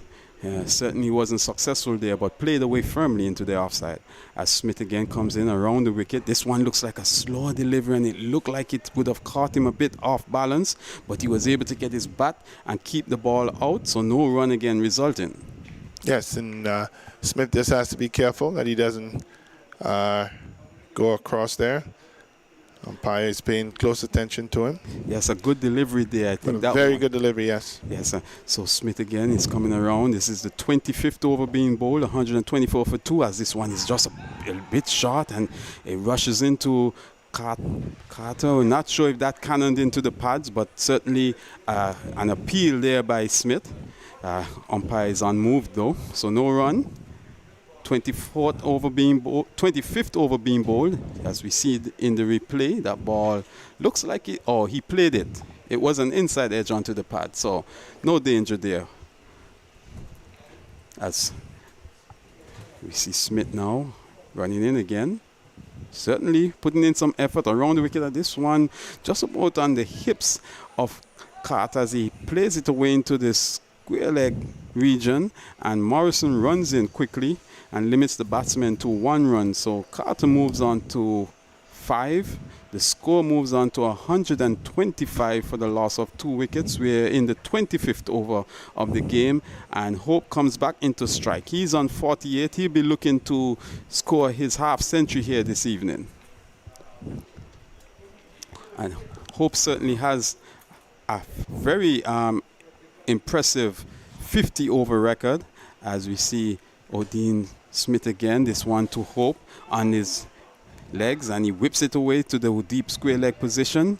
A run as Fabian Allen comes in off of the boundary and gets the ball back. So 1 run again to Hope. So he's inching ever so closely to his half century. He moves on to 49. I was saying that Shea Hope has quite an impressive record at list day.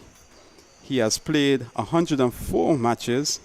He has scored over 4,000 runs, 4,000 at least before this game, 4,366 runs at an impressive average of 49. As Smith comes in around the wicket to Carter, and Carter just taps it away into the offside, past the point fielder down to the third man position, and it's picked up by Glenn, and 1 run resulting. So at the end of over number 25, the score is 127 for 2. Shea Hope, he's on 49 not out. Carter, he's on 6 not out. And Hope is batting quite circumspectly. He's not taking any risk at all. Carter is holding his own. He too is not taking any risks.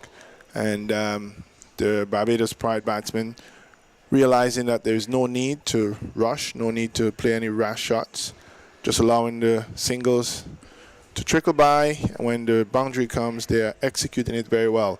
So once again, there was a run out that spurred some level of excitement and interest, and this Jamaica team has to keep that desire to keep getting wickets alive. I think McCarthy bowled a very good over previously, and we would hope that he can break this partnership and put some pressure on the Pride team. Yes, and McCarthy is going to continue from the media center end, the southern end, just to bring you up to speed on the Barbados innings so far. Justin Graves, he was dismissed for 36 as McCarthy bowls his first delivery to Carter. Carter getting the ball just about middle stump and reaching out and just tapping it away into the offside, and there's no run as it goes away towards a point position. McCarthy again. This one kind of just pushing it back down the track. Ball pitching just about middle stump, and Carter stands up straight, just punching it back down to the track. Bowler feels to his bowling. McCarthy again to Carter, and he plays it away over the extra cover fielder for 4 runs.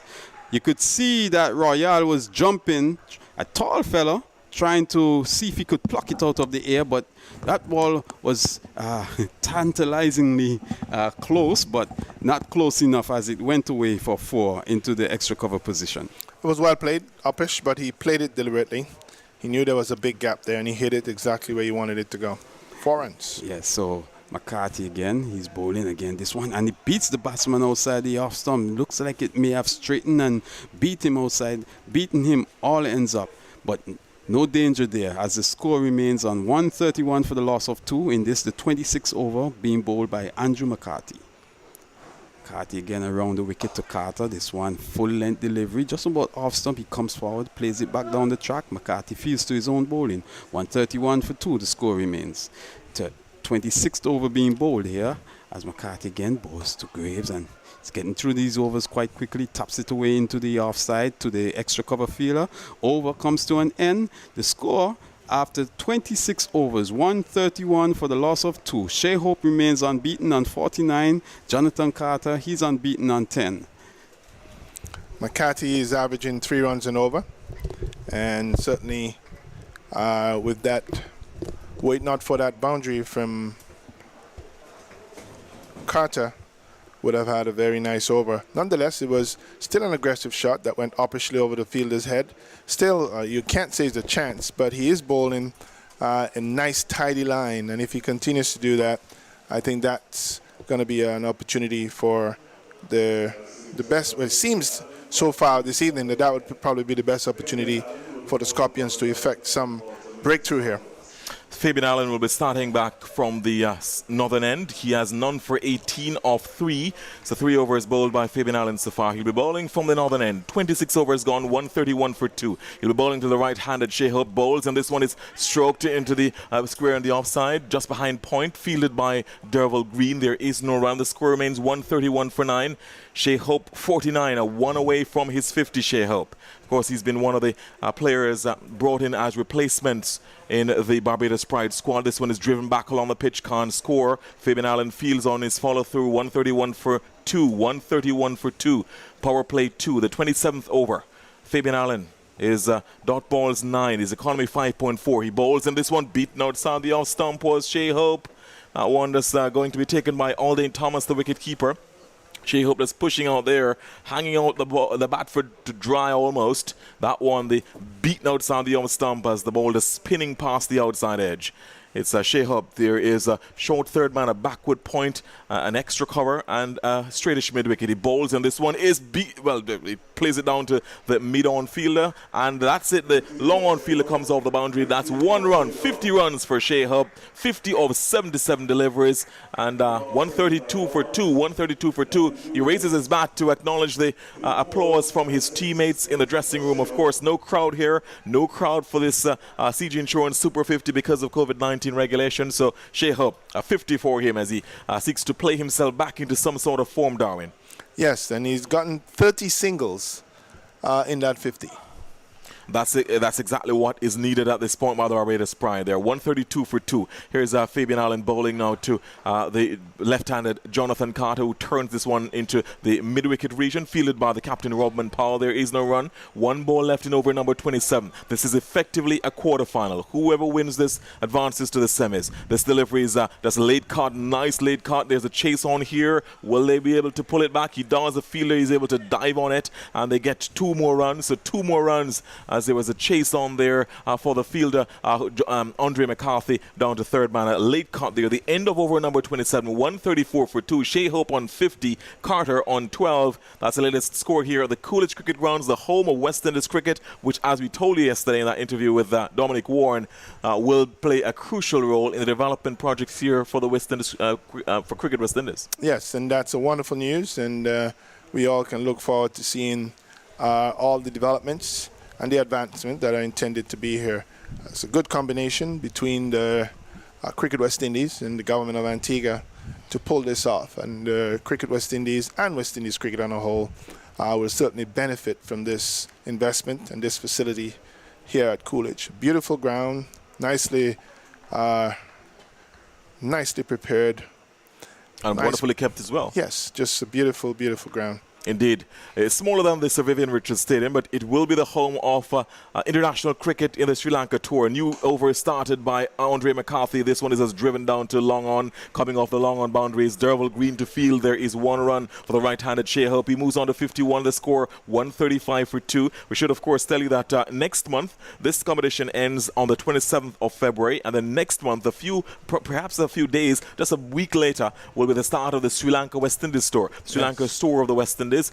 All format. There will be 3 T20s, 3 one-dayers, and 2 test matches. The ODIs and the test matches to be played at Sir Vivian Richards Stadium. The T20s to be played right here at Coolidge. Around the wicket comes Andre McCarthy bowling to the left-handed Jonathan Carter. Strikes this into the mid-wicket region, fielded by Robman Powell. Can't score. He's around the wicket now. Attacking from around the wicket is Andre McCarthy. Flighted delivery pushed into the covers. Royale fields at extra cover. No run. 135 for 2. This is the 28th over being bowled. McCarthy so far with figures of none for 7 in his 3rd over. He's up to the wicket. Bowls, and this one turned off the legs. Pitched on a leg stump line. They get 1 as Odin Smith runs around from a shortish fine leg position. Fields. They get 1. So that's a leg by actually. So leg by signaled by the umpire. Extras now up to 10. Extras now at 10. 136 for 2. Shea Hope comes back into the strike. So far, McCarthy, 12 dot balls, 2.4 overs so far. He's conceded 7 runs. Here he is to bowl to the right-handed Shea Hope bowls, and this one is in the air. 1 bounce to Brandon King at mid-wicket. There is no run. That one was played uppishly. It's almost as the ball stopped on him a little bit there. And he had to, almost seemed surprised by that one. Here comes a new delivery here, and this one is stroked down to down to the straightish mid by Cottrell. He's on. Cottrell for Royal. Right, and Royal has been having his problems. So Sheldon Cottrell is on. Not playing in this match, but on as a substitute fielder. That's the end of over number 28. At the end of 28, Shea Hope is on 51. Carter on 12, 136 for 2. They're chasing 219 for victory. They need 83 more runs of 132 balls. That's the calculus. 83 from 132. And McCarthy, so far none for 7 of 3. Yes, he's bowling quite tidily.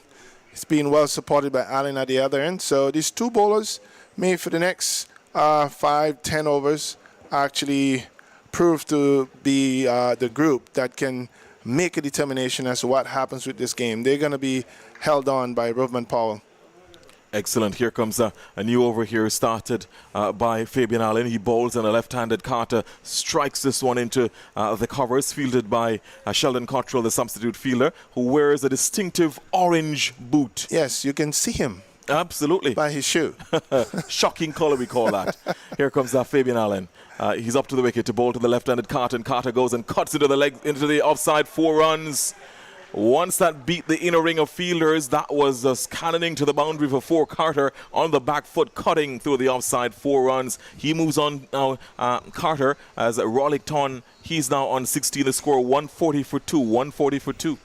I am surprised that that boundary is not protected when he's bowling to the left-hander. And Carter saw that, and there's no doubt that that shot was played. If he goes past the inner circle, it's 4 runs.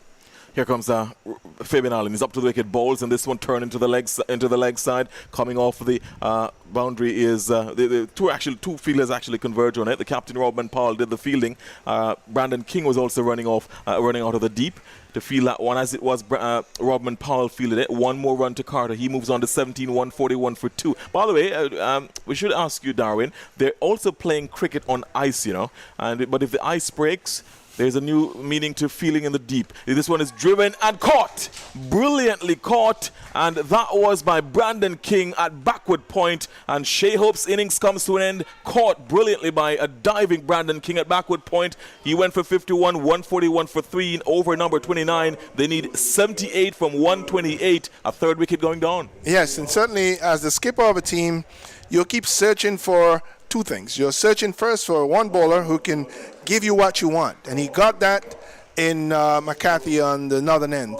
He wanted to find someone else who from the other side could keep it tight, apply some pressure. He searched around, and now he's got Fabian Allen, who not only came on and held it tight for 2 overs, but he's been bowling a good line, and in continuing to apply the pressure, got the wicket of Shai Hope, who's been playing quite well for 51, and has once again brought some level of interest to the match, as the Barbados Pride are now 3 wickets down when they looked like they were going to pretty much just run away with it. Roston Chase is the new batsman coming to the crease to replace Shea Hope, who was caught brilliantly by Brandon King. A good catch. And funny enough, the game is rather interesting with poetic justice, because Brandon King went to a one-handed blinder from Ashley Nurse. So now he's dismissed Shea Hope with a brilliant catch to his left, diving forward. So 141 for 3. This is the 29th over now. They need 78 from 128. So the equation certainly in their favor. They're scoring better than the required rate. The required rate is around about 3.5. They're scoring at 4.5. So the run rate is not the issue. The issue is whether or not Jamaica can pick up more wickets. So Fabian Allen, so far, the successful, as we look back at the catch there, well judged and excellently executed by Brandon King, diving forward at backward point. So it's Fabian Allen now 1 for 26. This is his 5th over. 1 for 26 so far. I'll tell you the other bowling figures after this. He's going to be bowling to the new batsman. This one is driven by Roston Chase. Can't beat Brandon King, who almost seems to be ubiquitous in the field. Really moving around very nicely, Brandon King. Is in an short extra cover position. So still to get off the mark is Roston Chase, facing up now to Fabian Allen. He bowls, and this one is short and going for the cut, going for the drive in the offside, missing, beaten outside the off stump, taken by the wicketkeeper Aldine Thomas. That's the end of over number 29. At the end of 29, Barbados Pride chasing 219 for victory, 141 for 3, power play 2. Chase yet to get off the mark. Carter on 17. They need 78 from 126 balls. 78 more runs from 126 balls, and could there there be a twist in the tail of this contest? Well, certainly, every occurrence on a cricket field gives you hope or discouragement. This over has brought a huge sense of hope and optimism to this Jamaica's Scorpions team.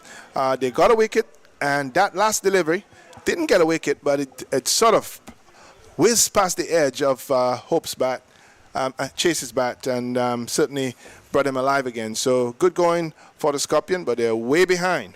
Andre McCarthy's none for 70. He's up to the wicket, bowls, and this one driven down the offside of the pitch by the left-hander Jonathan Carter. Khan scores 17. The bowler Andre McCarthy fields off his own bowling. So again, we've seen some rather interesting finishes in this competition. Will this be another one? Here comes McCarthy, bowls, driven back along the pitch, fielded by McCarthy off his own bowling. Carter can't score. McCarthy to Carter.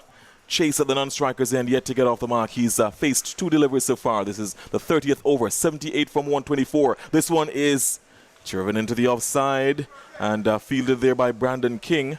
I'm going to be looking back at the replay there to see whether or not that came off the ground. Here comes McCarthy. He's up again to bowl to the left-handed Jonathan Carter, and this one going forward and taking a thick outside edge, running down to a short third-man position, fielded there by Jamie Merchant, who has had his terrors in the field today, dropped a sitter of Justin Graves, but thankfully for him, Justin Graves didn't make the Jamaica Scorpions pay. In fact, it was Merchant himself who got the wicket of Justin Graves. Here comes that McCarthy to bowl the fifth and penultimate delivery in over number 30. They need 78 from 122. He's up to the wicket, bowls, and this is short and just almost a short arm pull down to long on. They get 1 run. Carter moves on to 18. They score 142 for 3. 142 for 3. Chase comes back on strike now to face the last ball of this, the 30th over. As we said, effectively, this is a quarter-final match. All to play for here, a place in the semi-finals. 3 teams have already qualified. Trinidad and Tobago Red Force with a perfect record, the only unbeaten team in the competition so far. Guyana Jaguars and the Windwards Volcanoes. Who of these 2 will meet them there, will join them in the semis? And the delivery here, which is back along the pitch, forward defensive, comes Roston Chase. The last ball of over number 30. So after 30 overs, 142 for 3. Chase yet to get off the mark. Carter on 18. They need 77 runs from 120 balls. 77 from 120. The latest score here at the Coolidge Cricket Grounds. Yes, and certainly we're seeing McCarthy and Allen breathing some fresh life into this Jamaican Scorpions team. We saw skipper Roman Powell going into the slip for Chase. So he's also keeping it tight as well. That was an attacking position that he went into, sort of putting some pressure on Chase. And Chase survived that delivery. He's still on 0. But Powell, knowing fully well that he has to try to make things happen, is certainly using his head here. Here comes Fabian Allen, a new over starting from the northern end. This one going off the back foot was Carter, Jonathan Carter looking to whip this one, looking to just really stroke it into the offside. Really didn't time it, hit it hard into the ground. Fielded by Sheldon Cottrell, the substitute fielder. Sheldon Cottrell, a bit of a change in the field now. So on the leg side, there's a deep mid wicket and a wide, almost a kind of deep backward square leg. And there is a long off. Those are the feelers out. Here comes Fabian Allen. He's up to the wicket, bowls, and Carter comes forward, turns this into the leg side, fielded in a square leg position by Derval Green. They can't score. Carter stays on 18, 142 for 3. The spinners have kept things rather tight here, have pulled things back for the Scorpions. This one advancing down and hitting it. 1, 2, 3 bounces. They'll field. They come back for the second run. It will be a bit of, wow, had that one hit. I tell you that Chase would have been in problems had it hit. Had there been a direct hit at the non-striker's end, Chase would have been in some problems. As it was, they get 2 runs, so they push through for 2. 144 for 3 now. 144 for 3. The score here at the Coolidge Cricket Grounds. The Chase 219 to win. The Barbados Pride looking to join the other 3 teams in the semis. Fabian Allen looking to block their progress as he bowls to the left-handed Jonathan Carter, who just pushes this back along the pitch, fielded by the captain Robman Powell. There is no run, 144 for 3. This is the 31st over, 75 from 116 needed. Bowls, and this one off the back foot, going for the back foot drive, missing. And the bowler, Fabian Allen, holds his head in exasperation. He couldn't believe that one didn't hit the stumps or didn't take the edge. As it was closer to the edge than to the stumps. Fabian Allen would be buoyed by that. Moral victory for him. He bowls a short delivery and actually, that one runs into the boundary, but it was a chance there, and Fabian Allen holds his head. Derval Green, the ball was very close to him. It was played uppishly, and it's all happening here. The drama beginning to intensify. Derval Green still on the ground. He is ruining a missed opportunity. We'll look at the replay to see how closely that ball went to him, but eventually it went to the boundary for 4. Carter now on 24. That's the end of 31. So after 31 overs, 148 for 3.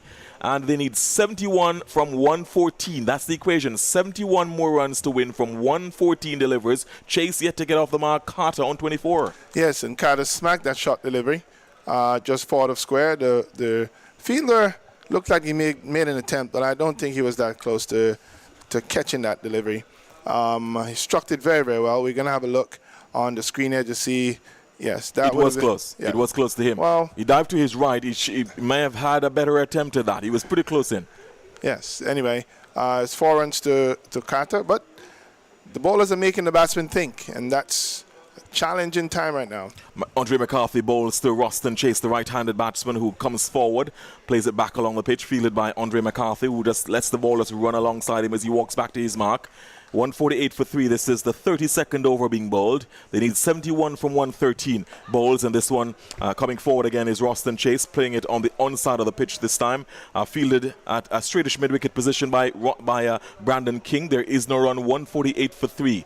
Here comes Andre McCarthy. He's up again, bowls, and this one getting a little squared up was Roston Chase as he played that one down to long on. Derval Green coming off the boundary to field. They get one, so Roston Chase is off the mark now. He's on 1. The score moves up to 149 for 3. 149 for 3 brings Carter into strike. He's on 24.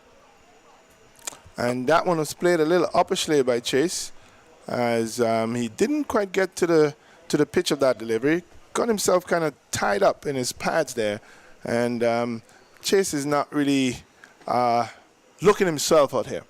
Around the wicket is McCarthy bowling to the left-handed Jonathan Carter, who plays this one to the deep cover fielder Romain Morris, who runs off the sweeper position on the cover boundary to field. They get one, so Carter moves on to 25, and that's a 150 up for the Barbados Pride. 150 for 3. They need 69 from 110. 69 more from 110 delivers. Roston Chase, who's on 1, comes back into the strike. We're in over number 32. 69 from 110 needed. It's the right-handed Roston Chase who's facing up now to Andre McCarthy over the wicket. Is up to the wicket and bowls, and this one left alone to be taken by the wicket-keeper wide outside the off stump. I suppose the umpire looked at that, didn't signal wide. Here comes Andre McCarthy. He's up to the wicket again to bowl to the right-handed Chase, and this one is played uppishly into the onside, fielded by Brandon King. I suppose Roston Chase is playing a little dangerously at this point, perhaps giving a few thoughts to Robman Powell to put a few close-in fielders. At the end of 32, 150 for 3, Chase on 1, Carter on 25. They needed 69 from 108 balls. The latest score here at the Coolidge Cricket Grounds, the home of West Indies cricket. Yes, and certainly 69 of 108 balls. Chase has no one in front of him. He's actually playing quite smartly. He's reaching forward. He's not going back. He's not going to be trapped in his crease. He's reaching forward. If it comes off the bat uppishly, there's no one there to catch it. So you could play pretty safely in that area. However, with the score 150, 69 of 108 balls. In Barbados, there's a saying that you hear all the time: easy pickings. There's no real pressure to do anything special or anything crazy. You can simply play below par scoring in this game and take your team home very easily. The objective here is to win this match, and we see Roman Powell making an absolute interesting move, a very brave move. He's going into a short on position. Yes, indeed. He's at forward short leg as Fabian Allen comes up to bowl to the left-handed Carter, who punches this down to long on. They get one run. So let's see if Robman Powell stays under the helmet in a catching position for the right-handed Chase, Roston Chase. Well, he seems like he will. Seems like he will now be staying in a silly mid-off position to Roston Chase. He's still under the helmet, so I suppose giving Roston Chase something to think about. And I suppose he was reading my mind, because just as I was saying, Chase seems to have been playing the ball uppishly around both the offside and the onside. He's coming now into a silly mid-off position. So under the helmet is the captain, Robin Powell. As here comes Fabian Allen bowls, and this one is played forward. You can see the care more circumspectly was Roston Chase playing that one, because he knows that there is lurking under the bat is Robin Powell. Here he is again facing another delivery here and stroked into the covers nicely. As a chase here, will they come back for the second? They shaped to do it, but have to turn back. 1 run. Good fielding there by the cover by the Morris on the cover boundary. They keep them on to 1. The left-handed Carter comes back on the strike. He's on 26, 152 for 3. They need 67 from 105 balls. Here comes Fabian Allen. He's up to bowl to the left-handed, and he's caught and bowled. So Fabian Allen gets the wicket of Jonathan Carter. He was looking to play down to long on and succeeded only in finding Fabian Allen. The waiting hands of Fabian Allen taking the grateful return catch. 152 for 4. The Barbados Pride lose their 4th wicket here, and the Jamaica Scorpions are cock-a-hoop. Well, it's easy to get when you look at the run rate, but you still have to play it. And here is a shot. Very simple shot, just played down uppishly. And Carter has no one to blame as he bashes the bat against his pad walking up the field. He played a poor shot. He's out, and he's bringing some life to this Scorpion team as the West Indies captain. Well, I can't say he's the West Indies captain, but the one who we expect to be the West Indies captain, Jason Holder, goes out to bat. He, in my mind, lost his way in the first innings when the Jamaicans got as far as 219. I thought the way he shifted his bowlers around was a little bit lackluster. He lost the plan. He didn't really have a strategy to end what Bishop started. And even when he took Bishop off, I thought he made a mistake there. So now he has to come in. He has to stay there, bring his team home, and stop what could potentially be a slide and put in some pressure on his team. Fabian Allen now 2 for 34. He bowls to the captain, Jason Holder, who plays this into the offside. Chase on here, they get 1 run. So Andre McCarthy runs around to field 1. So Jason Holder off the mark. He's on 153 for 4, 153 for 4. They need 66 from 103 balls. So the issue is not the run rate, the required run rate.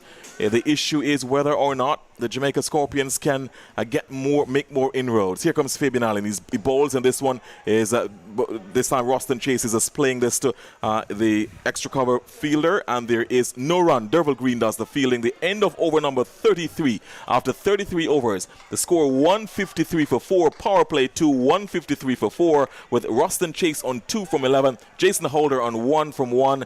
They need another, as we said, they need 68 more runs to win. 68 more runs to win. They have a number of deliveries to do it, but the issue is whether or not the Jamaica Scorpions will be able to make more inroads. And they've got quite a bit of batting to go here as well. Chase is no rabbit at all. Chase is an accomplished batsman, and so is Jason Holder. They both can bat extremely well. There's very little pressure on them in terms of the run rate. However, you have to play every ball on its merit. Robin Powell has found two bowlers who are giving him a chance here. 66 needed from 102 balls. Correction, 66 from 102. It's Jason Holder who will be taking strikers. Andre McCarthy bowls to him, and he is off the back foot, punches it into the cover scan score. Sheldon Cottrell, the substitute fielder, does the fielding in his orange, brightly colored orange shoes. You can't miss him. He's very distinctive. He cuts a distinctive figure in the covers. Very tall as well. Here comes Andre McCarthy. He's up to the wicket, bowls, and a fly to delivery. Playing on the crease was Jason Holder, tall player. He has certainly a lot of reach, but didn't reach on that one, playing it from the crease. That's turning it into the onside. There is no run. 153 for 4. At the end of this over, you'll be hearing the voice of Vernon Springer, and we'll after the comments from Darwin Talamac, we'll be hearing the voice in the comments position of Vincey Bowen. So 153 for 4, 153 for 4. 34th over being bowled. Jason Holder will want to take his team home. The Jamaica Scorpions would want to make more inroads. He goes, and he's out leg before. Andre McCarthy gets the wicket of Jason Holder, slogging to the leg side, missing, cannoning into the pad. Loud appeal, the umpire's dreaded finger went up. 153 for 5, and a disconsolate figure is Jason Holder walking back as the Jamaicans celebrate. 153 for 5. Yes, and like I said, cricket is an interesting game. It's not over until it is. There he is. He's plumb in front, right in front. This looks like it was going to hit right between middle and off. And good decision by umpire Butler, and giving the Scorpions a sense of hope. The game is still in favor of the Pride, but certainly a long way from where it was when the Pride started batting with Hope and Greaves going great guns. And certainly things are beginning to look quite interesting here. Could we see a slide of the Pride? Could we see a repeat of what happened when the Pride defended 220 against the Leewards Hurricanes? They're defending 219 here. 66 needed from 99 balls. Nicholas Curtin comes to the crease. He joins Roston Chase. Chase is on 2. The captain, Jason Holder, went for 1. Plum leg before to Andre McCarthy. And the Jamaicans are sensing that they have the momentum with them at this point. Nicholas Curtin comes to the crease. It is an extraordinary time in this contest. A virtual quarterfinal here being played on the lights at Coolidge Cricket Grounds, the home of West Indies cricket. And the Jamaicans are circling around the bat because they figure that something could happen for them. There's a slip in place, as well as Nicholas Curtin is a left-hander, so there is a silly mid-off in place as well in the captain, Robman Powell. He's under the helmet, right under the bat. So it's going to be Andre McCarthy coming around the wicket to bowl to Nicholas Curtin, the left-hander. He's up to the wicket and bowls, and leaving that one outside the off stump to be taken by the wicketkeeper, Aldane Thomas. 153 for 5, 153 for 5, over number 34. 66 needed from 98 balls, 66 from 98. Here comes McCarthy. He's up to the wicket and bowls, and this one, a bit of a shout there for the Jamaicans, but that one was obviously going down the leg side. 1 ball left in over number 34. McCarthy, you can see the sense of motivation. He has a look of expectation on his face. He has a look of purpose on his face as well. It's not over until it's over, as they say. The Jamaicans sense that they could make some sort of rush here. This one is flighted and in the air and just away from Robman Powell, who is at silly mid-off. It's into the offside, fielded there by Romaine Morris. The end of over number 34, 153 for 5, chase on 2, and yet to get off the mark is Curtin. They need another 66 runs, 153 for 5 after more comments from Darwin Telemack. It'll be time for Vernon Springer, and then Vincey Bourne will join Vernon later. Yes, and certainly to give your team a chance, someone has to do something special. And what we're seeing from McCarthy bowling from the southern end is quite a spectacular bowling spell. He's bowled 6 overs, 10 runs for 1 wicket. And that has done quite a bit of interesting things here. It's created some pressure, brought a more jubilant team, and you can hear Glenn on the Jamaican Scorpion side screaming for his team to get motivated. Allen, dot delivery to Roston Chase. Score is 153 for 5. And how all of a sudden the game has just turned on its head. The last 37 balls, 17 runs, 3 wickets. Fabian Allen, the Jamaica Scorpions feel that they can maybe get over the line. If they get Chase, it could be a little closer. Chase is driving, beating all ends up, spinning delivery, and he seemed to have found his line from the CIU headquarters end. Good evening, Vincey. Good evening, Vernon. As Garfield will say, seems to have found his mojo. 153 for 5, but Chase is still there, and the Barbados Pride would know that Mr. Reliable is still capable. That bounce and turn, oh my. It can't be the same game that we were looking at maybe 20 overs ago. Well, it's certainly not the same Fabian Allen that we've seen earlier in the tournament. He's really getting it to rip, and you could see Roston Chase is stepping forward with a bit of uncertainty as he's trying to play those deliveries. He's into his 8th over, 2 for 35, no maidens yet. He comes in now to bowl to Chase. Chase is driving, but he really didn't get out there to that one. And the ball looking to hit that a little in front of him on the offside. And the ball just peeled off and went down to mid-on, Odean Smith. But Chase is still there. He's never ruffled. That's one thing about him. He's faced some 15 balls. He's facing his 16 balls. He's driving through cover. And we'll pick up a couple of runs there. Look like he might bisect the 2 fielders. Oh. Yes, he does. Oh. Lame effort there should have done a lot better, Morris, to be able to stop that. You can't work that hard and don't stop that ball. Yes, he was diving over the ball, it looked like. He should have stayed on his feet, or even just stayed on the ground and given himself an opportunity to stop that delivery. But what I would like to see Allen try is that arm ball, bringing it back into Chase and see what he can pull out of a delivery like that. Because Chase has shown earlier and in recent times to be bold between the gates, you know. He gave him a few that moved away from him. Let's see if an arm ball would do bring some dividends. 157 for 5. Another dot delivery there. Completion of over number 8 for Fabian Allen. 2 for 39. So the latest score here at the Coolidge Ground is the Barbados Pride needs 62 more runs to win from 90 balls. Barbados Pride 157 for 5, 35 overs completed. Jamaica Scorpions were dismissed for 218 or 45.3 overs. Game on here, Vincey Boyne. Yes, game on, certainly. Barbados, I would still say, they have the edge in the game. However, the Jamaica Scorpions, they would feel a bit buoyed by the success that they've had in the last 5 or 6 overs so far, having pecked back a few wickets, about 3 or 4 wickets in that period of time, and they're certainly buoyed. You could see the body language, the energy in the field is a lot different than it was about 10 overs ago. McCarthy around the wicket to Curtin. Curtin is driving, but can't beat the fielder at cover, and so the score remains on 157 for 5. Barbados Pride 150, 194 balls, 109 minutes, 13 boundaries, and 2 CG insurance maximums. McCarthy around the wicket to bowl to Curtin. Curtin under just a little bit of pressure. He's a knot, but he's quite capable. He's an excellent fielder. I like his energy in the field. Yes, certainly. But you see, McCarthy has really done a very good job for his captain so far. He certainly has. Curtin coming quietly forward, but he can afford to play this way, because they need 62 runs from 87 balls, so he can get his eye in, and no need for him to try anything. At this stage, Jamaica Scorpions were 157 for 8. Wow. Yeah, so they're basically even Stevens, yes. Is he driving again? Kenny can't score. This is real good pressure. Pressure mounting all around here. Morris at cover.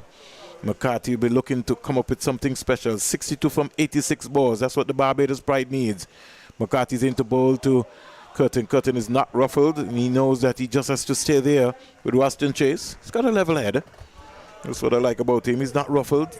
He's cool, calm, no frantics, just relaxing himself, making sure that he just looks at the ball. Back, flatter, faster ball, and he's finally off the mark. Into the square leg area. Odin Smith coming around there. That was quick and fast. And so the completion of over number 36, the latest score here at the Coolidge Ground, Barbados Pride 158 for 5. They need 61 from 84 balls. Chase is 6 and Curtin is 1. Yes, even though you got a single off of that last delivery, the ball not only was it flat and fast, but it kept low also. So he really had to bring that bat down quickly and whip that away. But you could see he was certainly hustled by that delivery, getting a single eventually. But good bowling again by McCarthy, just testing the batsmen, asking questions of them, and Allen has also come into his own with his delivery, so they're certainly feeling confident, feeling like they can do something, and they need to do it early because they want to do it before these bowlers bowl out their overs. Javon Royal 8-1 20 naught, Green 3 naught 19 naught, Jamie Merchant 3 naught 27-1. Allen is into his 9th over 8 naught 39-2. Odin Smith 5 naught 24 naught. Glenn 2 naught 12 naught, and McCarthy 7-1 11-1. Here is Allen just being paddled around by Nicholas Curtin, and the fielder Double Green coming around there to find leg, and they get 2 leg buys. No. So the score goes up to 160 for 5. 160 for 5. That's what the target is here. So at least Nicholas Curtin is trying to just rearrange the field in some form, shape, or the other. They need 59 from 83 balls. 59 from 83 balls. Allen is into his 9th over. 2 for 39. Allen is into bowl to Curtin. Curtin is sweeping again. This time coming around now. Looks like it's going to be the man himself, Brandon King. And he fires a return into Alden Thomas. And so in a little while I'll give you the scorecard for the Barbados Pride so far. The man of the moment, Shea Hope, who was Brilliantly caught by Brandon King off Allen for 51. 81 balls faced, 3 fours, 1 6. Strike rate of 62.9, but we'll get back to that. 58 from 82 balls. That's what the Barbados Pride need. And Mr. Stabilizer, Ruston Chase, is there. He comes quietly forward. He's not ruffled by the noise, by the pressure. 161 for 5. Chase, once he's there, Barbados know that they have hope. He's 6. Curtin is also an accomplished player. He's 2. Allen is in now to bowl to Chase. Chase is driving beautifully. Can't beat the captain. Rovman Powell. In fact, it's not Rovman Powell, it's Derval Green, who's tumbling down there to be able to save that. And had that gone past him, the longer fielder would have had to come in for the run in. 58 from 80 balls. Allen comes in to bowl to Chase. Chase is driving again, but can't beat Derval Green. Coming around nicely. And the pressure continuing to mount here. Yes, that one was played away a bit uppish, but away from the fielder, as you can see.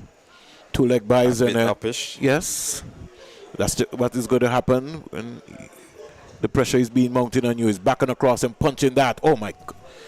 Good work there by Sheldon Cotterell coming around at the short mid-wicket area. He's on for Javon Royal. So the completion of over number 37. The Barbados Pride needs 58 from 78 balls. The latest score here at the Coolidge Ground, 161 for 5. The Barbados Pride. Ruston Chase is 6.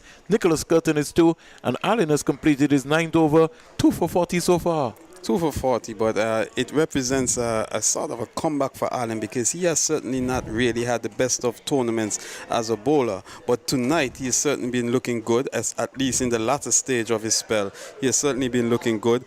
The captain, Powell, is feeling very confident, feeling very buoyed by the job that both Allen and McCarthy have been doing so far in this spell. Here comes Andrew McCarthy. He's into his 8th over, 1 for 11. Curtin is looking to just pull this one down to Glenn. And Curtin would know that he doesn't need to get out here. He just has to bat. Just has to look to get a single. That is going to be important. Just get a run. First 10 runs is going to be important here. Flatter, faster ball. He gets 1 as he hits it down to long on. Long off, and he gets a single, so they need 58 more runs. That's what they need, Vincey. 57 from 76 balls. Is it possible, Vincey? It is very possible. As they're batting presently, they only need to just push the ball around in the gaps and work it around while preserving their wickets, and the runs will come very easily. 1 for 12. McCarthy's into his 8th over. 2 deliveries bowled so far. He's in now to bowl to Chase. Chase is on driving down to Derval Green. And so the pressure just eases a little bit, just a little bit. Score goes up to 163 for 5. Chase goes to 7. Curtin, who's on 3, he comes in to strike. They've lost wickets at 52, 118, 141, 152, 153. And just allowed the Jamaica Scorpions to come slightly back into the game. Barbados Pride. McCarthy's into bowl. And he's out caught. Oh! A poor shot by Nicholas Curtin. It's like he waited for a year and a million for that delivery and then just lobbed it up for catch and practice. I think it is the easiest catch that Sheldon Cotterwell would have taken in his career. They need 56 from 74, and Barbados Pride, they're 163 for 6. Nicholas Curtin will be disappointed with himself, Vincey Boyne. Yes, very disappointed, but it's also all about shot selection. That ball was a bit short. He could have paddled it around, he could have pulled it, but he elected to play with a straight bat, punching it down the ground, playing very early. That ball looked like it stopped in the pitch, and as he was going through with his shot, instead of playing it along the ground, ended up playing it in the air to Cottrell, who ran around and took a very gleefully took a very simple catch. So 163 for 6. That's the latest score here at the Coolidge Cricket Ground. Barbados Pride, they need 219 to win. We'll take a little small break, and then when we come back, Vincey Boyne and myself will try to see what else is to happen in this game if there's still a tail twister. This is Middle Stump on Vibes Radio, the champion station.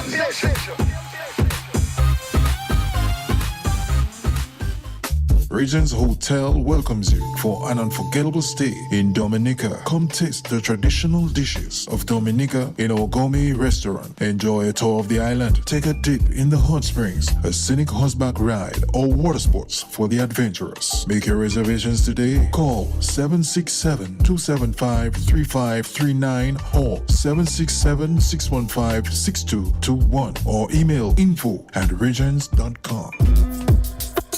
At only 45 minutes from the capital, Regents Hotel welcomes you to Portsmouth with 20 suites to make for an unforgettable stay in Dominica. Whether you're with friends or family, everything is done to make you feel like you're at home. Come taste the traditional dishes of Dominica in our gourmet restaurant. Enjoy a tour of the island and take a dip in the hot springs. Take an idyllic horseback ride or water sports for the adventurous. Visit Dominica and stay at the Regents Hotel. Make your reservations today, 767-275-3539 or 767-615-6221 or email info@regents.com.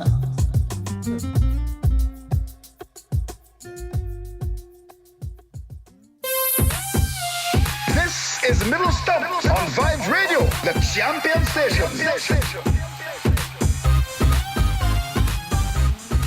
They need 56 from 74 balls, and Ashley Nurse walks out. He's going to face the McCarthy delivery. He's in out the ball to him. He's driving just over the short mid-wicket down to long on. Brandon Ting coming around there trying to come up with a miraculous catch, but he was over his head, and Ashley Nurse has decided that, listen, I'm going to just try and see if I can upstage this attack here. He's got one list day half century, a best of 57. At least he got over 1,000 runs, average of 18.17. And by his standards, he's a much better player than this. They need 55 from 73 balls. That's what the Pride would need. Pressure mounting here. McCarthy, 2 for 14. He's into his 8th over. He's going to come in now to bowl to Roston Chase. He comes in now to bowl to Chase. Chase comes quietly forward. That's a good stride. You want to see that. And the completion of over number 38. The Barbados Pride are 164 for 6. They need 55 from 72 deliveries.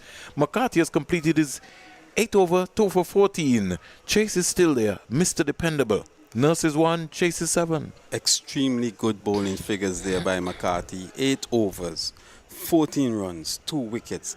And you saw that it could have easily been a third there when Nurse played that delivery away. King diving away, goalkeeper fashion, could not get his hands to it. But that could have easily been a wicket because he certainly was not to the pitch of that ball and almost gave it away. Well, one of the things that I feel that the Jamaica Scorpion fielders would have to do is that once Ashley Nurse is in, they need to give themselves some room to start from just about outside the 30-yard circle, because Nurse is not going to be thinking about running. He's a power hitter, and he's going to try to take the attack to the Jamaica Scorpions. Fabian Allen, no maiden so far. 2 for 40 from his 9. They need 55 from 72 balls. 164 for 6 Barbados Pride. Allen comes in to bowl to Nurse, and Nurse leaves alone a delivery which was just about on the off stump. Bounced. Well, he would say that he picked up good judgment. He's a spinner, so there's no need, Mr. Springer, for you to panic. 55 from 71 balls. That's what the Barbados Pride needs. 164 for 6. Allen comes into bowl to Nurse. Nurse is sweeping. Risky shot to try that. Got himself into a little tangle, and Glenn came around and threw it to the non-striker's end. He looked as if he's pulled his hamstring, and he really didn't go down with the proper execution there. He just made up in his mind that he was going to sweep, and he seemed to have injured himself. So Ashley Nurse is in trouble. Well, first of all, he didn't have his balance there. He went down to play the shot. Obviously, he ended up doing a split. Almost looked like a ballerina there, doing that split. And obviously, with his leg giving way below him, and that amount of weight that he has, he could have put himself in a serious position for injury. And you could see there's a bit of concern there now. He may have just, stretched his hamstring or something, or one of his leg muscles there when he tried to execute that shot. And maybe he also twisted his ankle, because if you recognize how he ended up. Mm-hmm. But that is going to be serious. They need 54 from 70 balls. That's what the Pride needs. This maybe might change the attitude of play here from Chase. Chase comes quietly forward. He's not ruffled. He's not worried about anything, because if I know Chase, he's thinking about the final power play. And he knows once he's there, he stands between Barbados Pride winning and Jamaica Scorpions also winning this game. He comes quietly forward. Can't score. 165 for 6. Pressure mounting here, Vincey. Yes, and the captain is employing some. He's also attacking, employing some fielders in catching positions. They need 54 from 68. Allen comes in now to bowl to Chase. Chase is back, but he can't score. And Derville Green comes around there, cover. 9.5 overs, 2 for 41. One single off this over so far. Fabian Allen's 10th over. They need 54 from 67. Here comes Allen. He comes in now to bowl to Chase. He comes quietly forward. So Fabian Allen has completed his spell. They need 54 from 66. Fabian Allen, 10 overs, no maidens, 2 for 41. He's done his job. Barbados Pride at the end of 39, 165 for 6. Chase is 7, Nurse is 2. Yes, and I think Barbados Pride have to be a bit concerned with that discomfort that it appears as if Ashley Nurse is experiencing. And the thing they have to concern themselves with is, if he's incapacitated, is he going to just try and hit the ball, hit out towards a deep boundary? And if he tries that, would he be putting his knock at risk? And if he's going to put his knock at risk, the Jamaicans certainly would want to see that. The Barbados Pride batting. Shea Hope caught King. Brandon King bowled Allen for 51. Justin Graves caught Javier Glenn. Bowled Jamie Merchant for 36. Shamar Brooks run out for 27. We get well look a while. Jonathan Carter caught and bowled Fabian Allen for 26. Weston Chase not out 7. Jason Holder LBW to McCarthy for 1. And Nicholas Curtin, he was brilliantly caught by Sheldon Cotterwell of Andrew McCarthy for 3. Yes, if I'm the captain, though, I'd be very concerned with the overs coming up. Here is McCarthy, 38 dot balls so far in his spell. In his 9th over, he's bowled well, Vincey. Yes, 2 he for has. 14. Excellently, I would say. 165 for 6. Is in now to bowl to Chase. Oh, that. Ooh. Chase. He's got good eyes there to be able to keep that one out. That's actually Nurse. Nurse, so he's got good eyes to keep that one out. Yes, that one kept a bit low too. Spinning in and woo. It looked like the arm ball there. There's a pin for caught behind. Nurse goes. Nurse is a judge. Caught behind by Alden Thomas. And Nurse walked away as if maybe he might have not have played it. But then when the umpire stuck his finger up, he probably thought, yeah, I know I've played it. And you could see that the body language suggested that he knew he played it and he walked. But again, the same thing I was saying, is that bit of discomfort going to cause him some problems? Look at that, right off the edge, a very thin edge. But, boy, the Jamaicans are really enjoying this one. That's what, 7 wickets down now? 7 wickets down, and they certainly believe that they can win this game. The Barbados Pride needs 54, Vincey, from 63 balls, but Ruston Chase is still there as Akeem Jordan steps out for the Barbados Pride. But now they only have 3 wickets in hand. And that is going to put a bit of pressure also on Ruston Chase, because he's going to wonder to himself, can those 3 batsmen really stay with me to take this home to the end? Or do I have to step it up a little? And if he steps it up a little, would he be taking some risk in doing so? A concerned Barbados Pride dressing room. They need 54 from 63 balls. 54 from 63 balls. That's the target. That's what they need. McCarthy is into his 9th over, 8.3 overs, 3 for 14 with a maiden to match that. 8-1, 14-3. McCarthy, he's on a roll. He's going to bowl to Akeem Jordan. Comes in now to bowl to Jordan, into bowl to Jordan. Ooh. Jordan is bowled! Oh!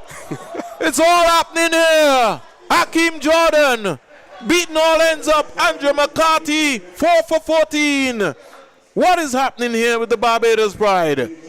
And I can tell you this much, Vernon. Chase cannot be feeling very comfortable out there. The Barbados Pride dressing room, they are now in shambles. Look at that one. That one was it almost looked like it was a dozer because that one looked like it was drifting away from the batsman. The batsman just completely missed it. It was a quicker delivery also, rocketed into the off and middle stump and bowled him. And now they have to be very concerned. 2 wickets left. 2 wickets left. They still have 50. What's the final target? They have 50-yard runs left for victory, and 54 runs left for victory, and they only have 2 wickets left.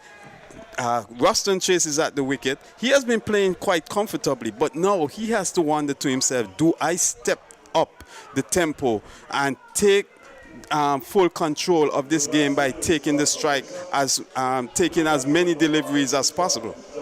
Hat-trick ball coming up here. Joshua Bishop comes out. His best is 22 not out. He's scored some listy 99 runs.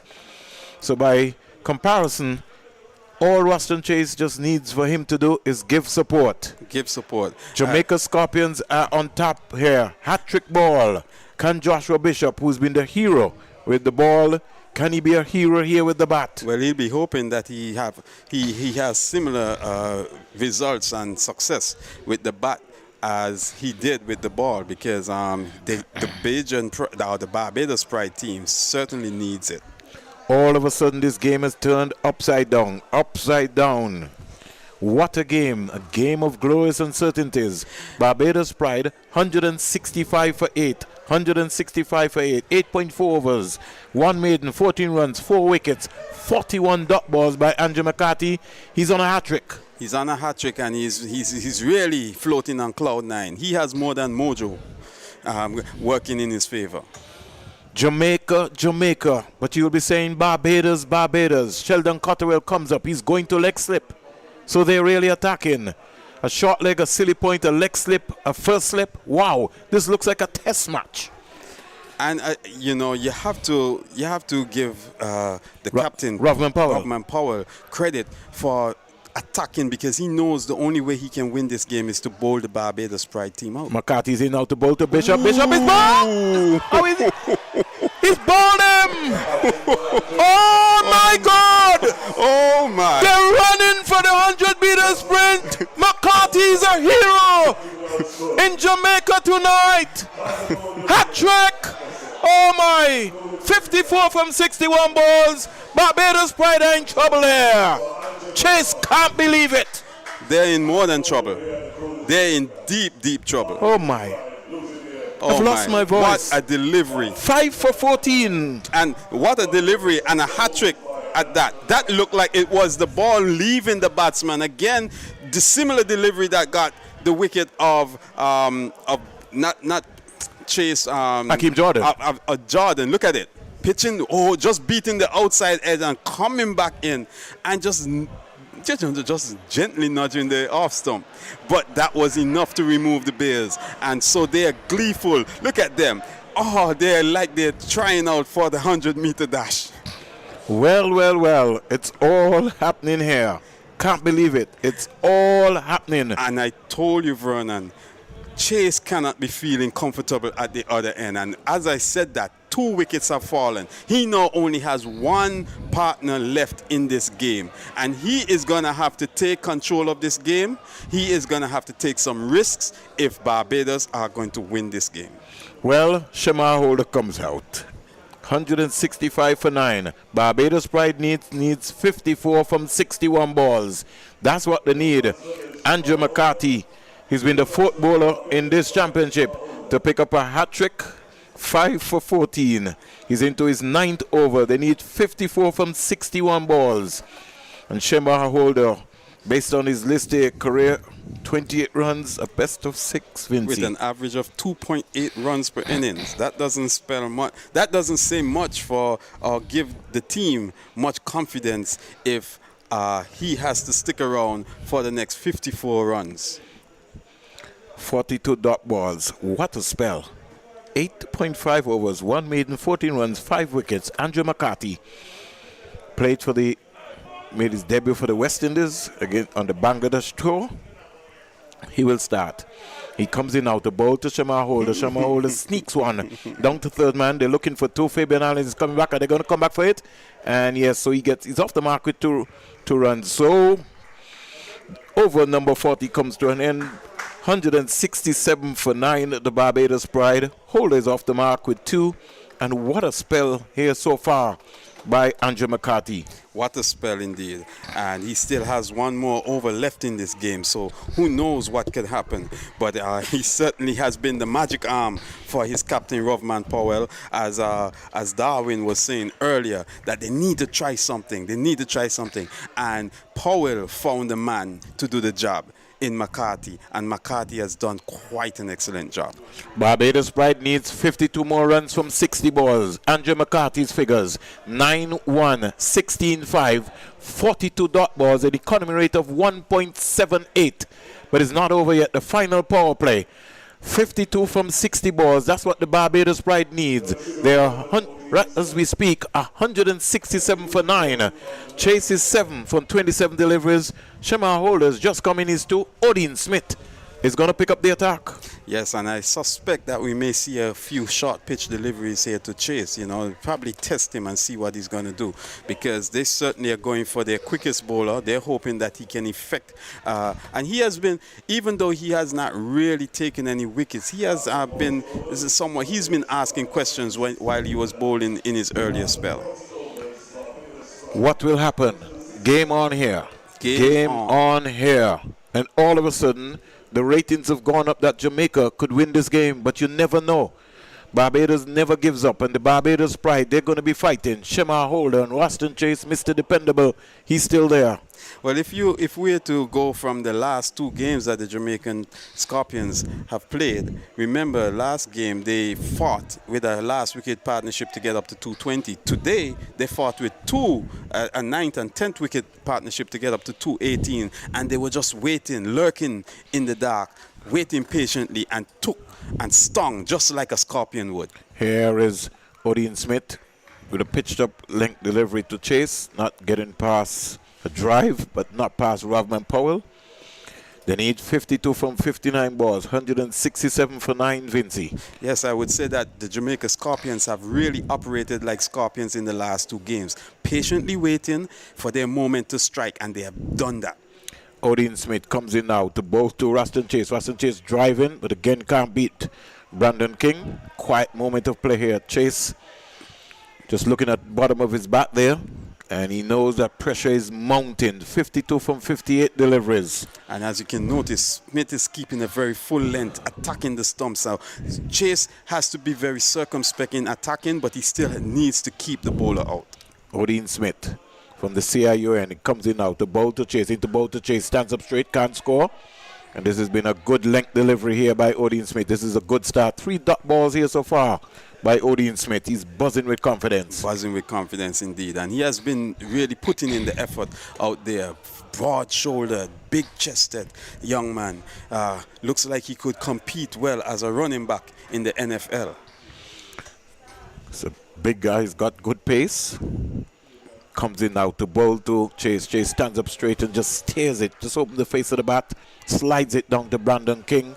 They need 52 from 56 deliveries. This has been a good over so far. Yes, this is the 4th delivery of the over, and so the captain has to be very mindful that he wants to keep Chase at that end and keep the non-striker Holder at the end to expose him to the magic man. 52 from 56. Smith is into bowl to Chase. He stands up straight. Back of the length delivery. Again, he can't score.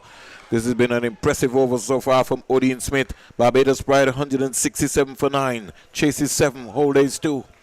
And we can see that the captain is now bringing the deep mid-wicket into, I suspect, into a short mid-wicket area, because he wants to ensure that he keeps Roston Chase at the end, giving a maiden over to Smith, and also giving our magic arm bowler, Andrew McCarthy, an opportunity to knock over Jordan.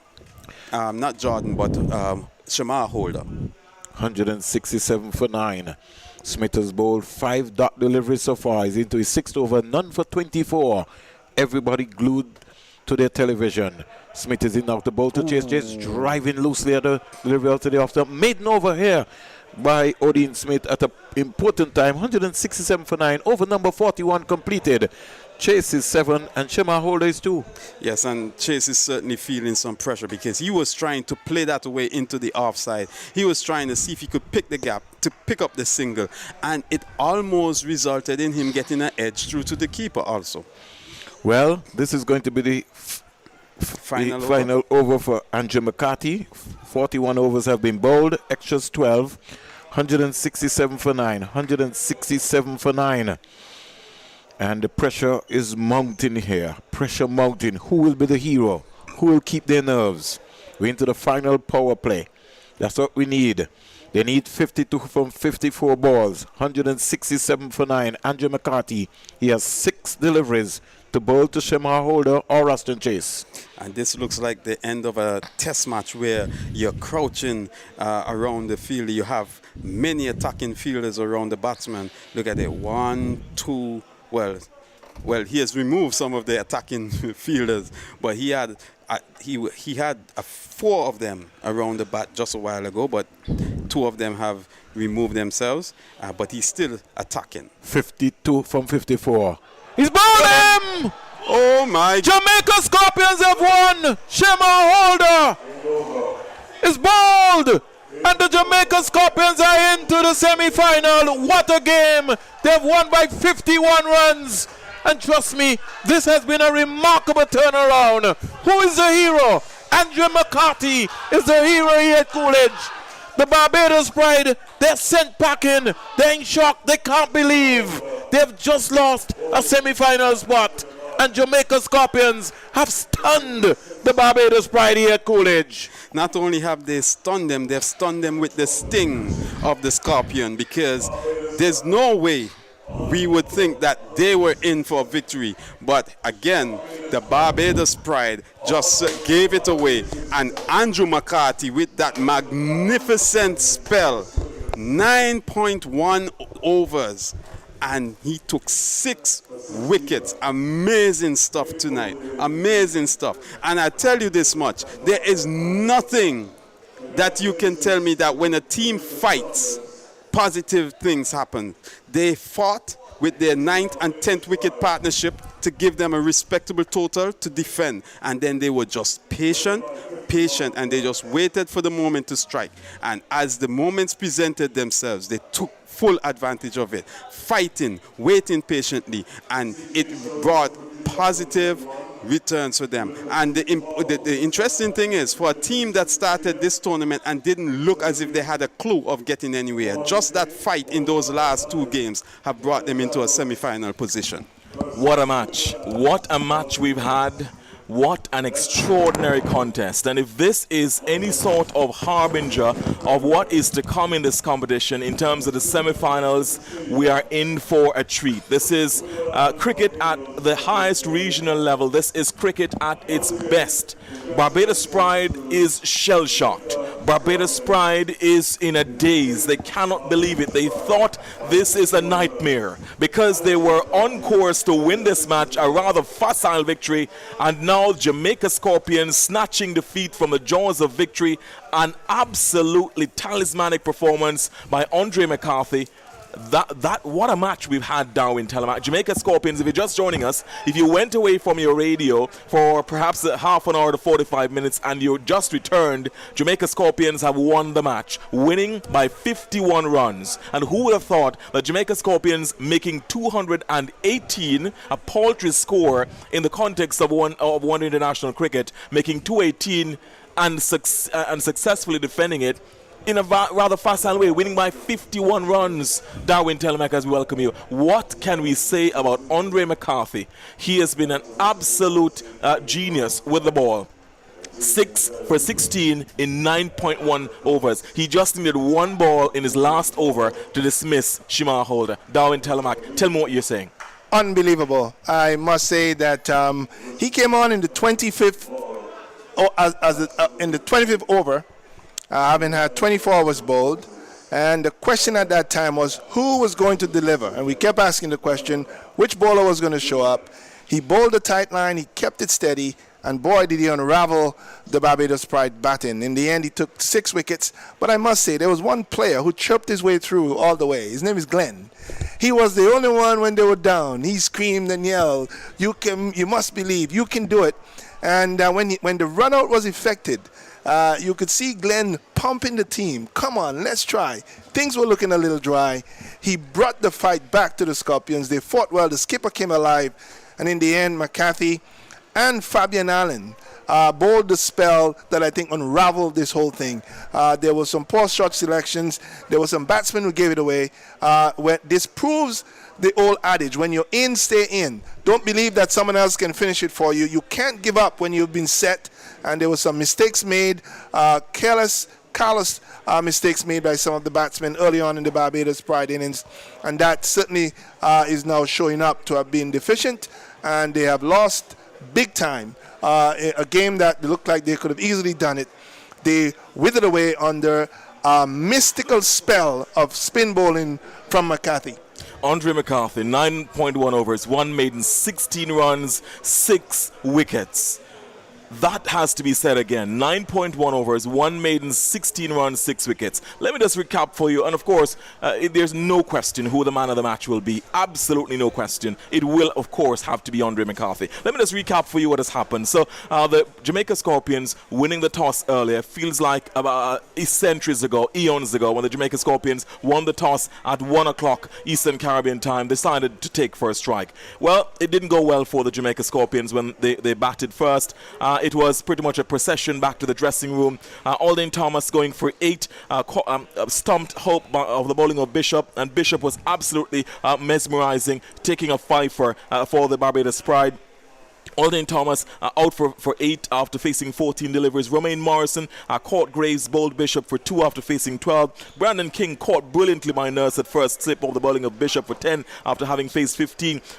Andre McCarthy going bowled by Bishop without scoring, and who would have known that at that point, a low point for Andre McCarthy, but he would return with a ball to be the hero. From 0 to hero, literally, in the case of Andre McCarthy. Javal Glenn caught Brooks of the bowling of Bishop for 4, facing 3 deliveries. Rodman Powell, the captain, caught Chase bowled Nurse for 19 after facing 24. Fabian Allen caught Holder bowled Nurse for 23, facing 48. Derval Green, LBW bowled Jordan for 10, facing 24. Jamie Merchant caught Hope bowled Holder for 37. Odin Smith, the top scorer, not out batsman, the bowler, who is the fastest bowler on the West Indies on the Jamaica team. Odin Smith going for 68 not out, facing 75 deliveries, 5 fours, 4 sixes for a strike rate of 90.6. And Javor Royal, the last batsman to be dismissed, caught Carter, bowled Graves for 16. The total 218 in 45.3 overs, 21 extras in the score. 218 seemed to have been a rather paltry score, a rather indisciplined batting performance. Several shots which the batsmen played injudiciously and gifted the Barbados Pride their wickets. 218, you would have thought the Barbados Pride was in pole position to win it, and they were actually looking like that when they started. We're going to recap the innings after your comments. Garfield, one can speak of the Scorpions innings, but one has to take into account that something happened. They were falling apart, they were being squeezed, and then the air was let loose.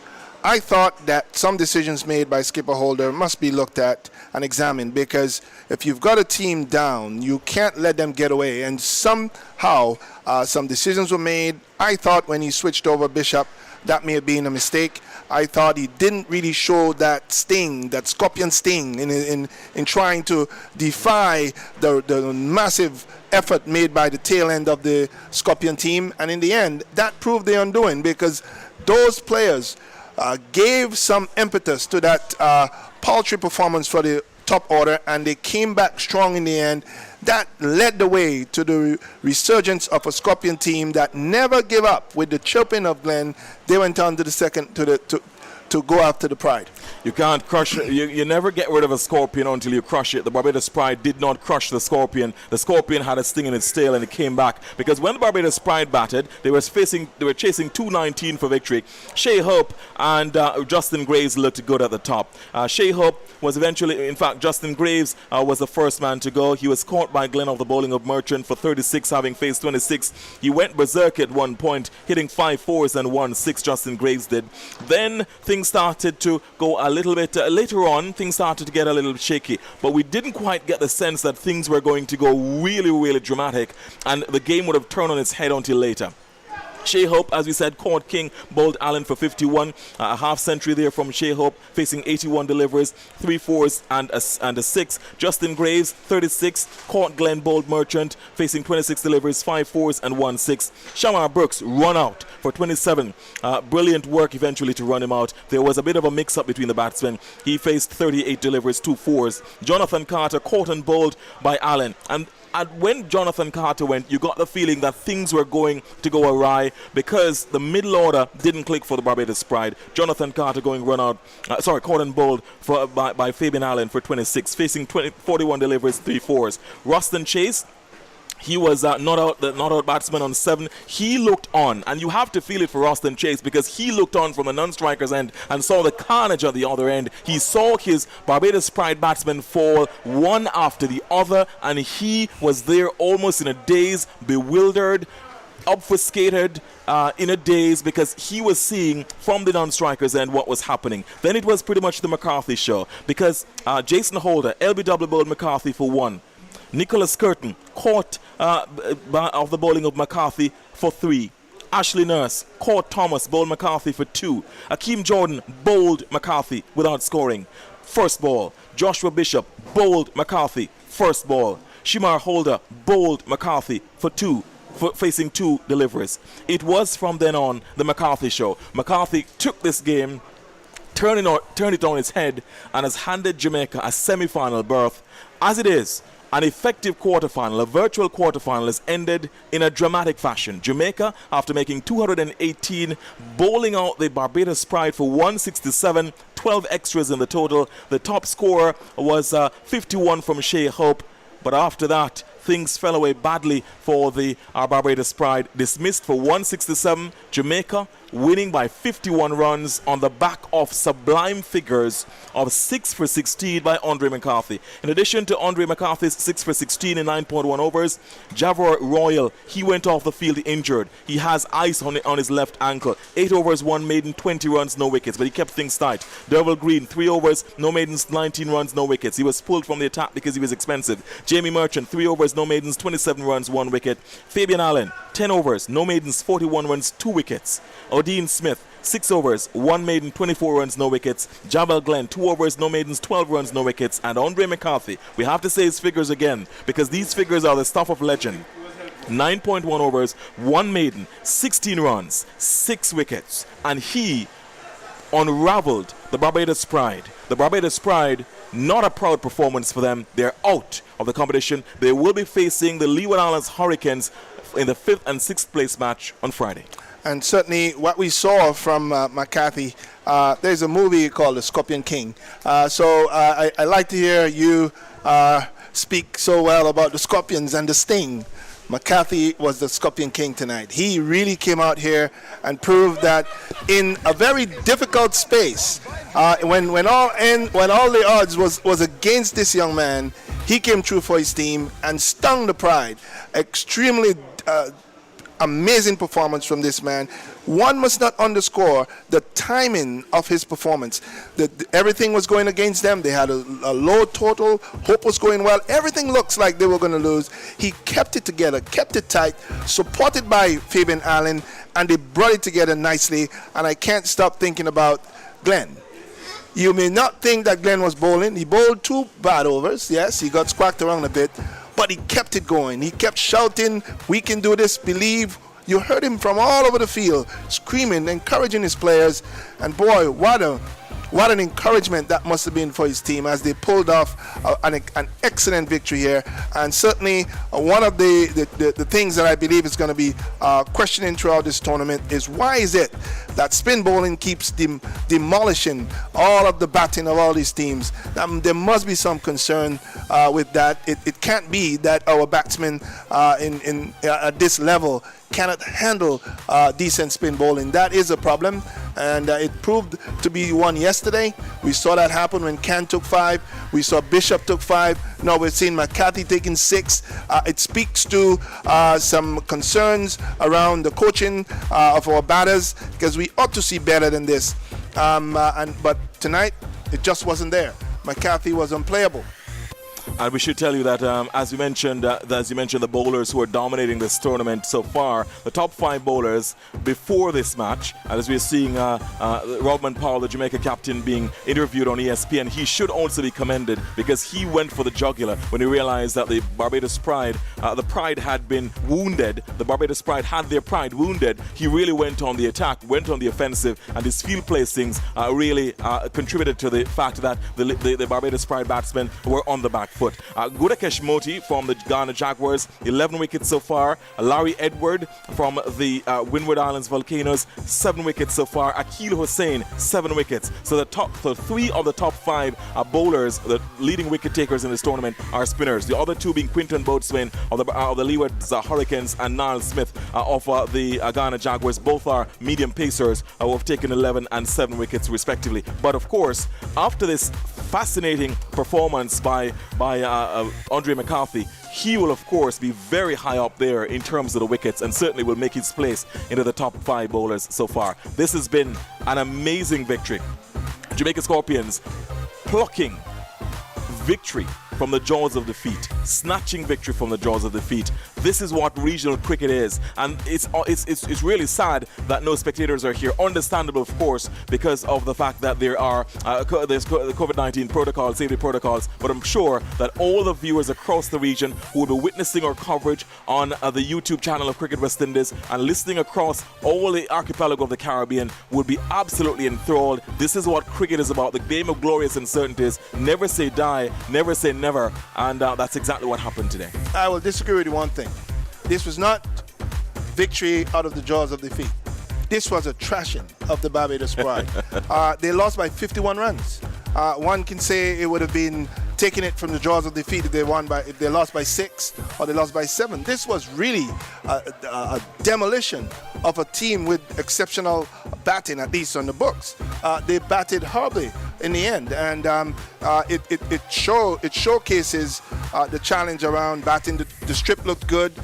Those who were in were batting very well. The batting just failed. So at the end, this is not a small victory. The Scorpion orchestrated a huge victory here, putting a small total and restricting the Pride from even getting close to it.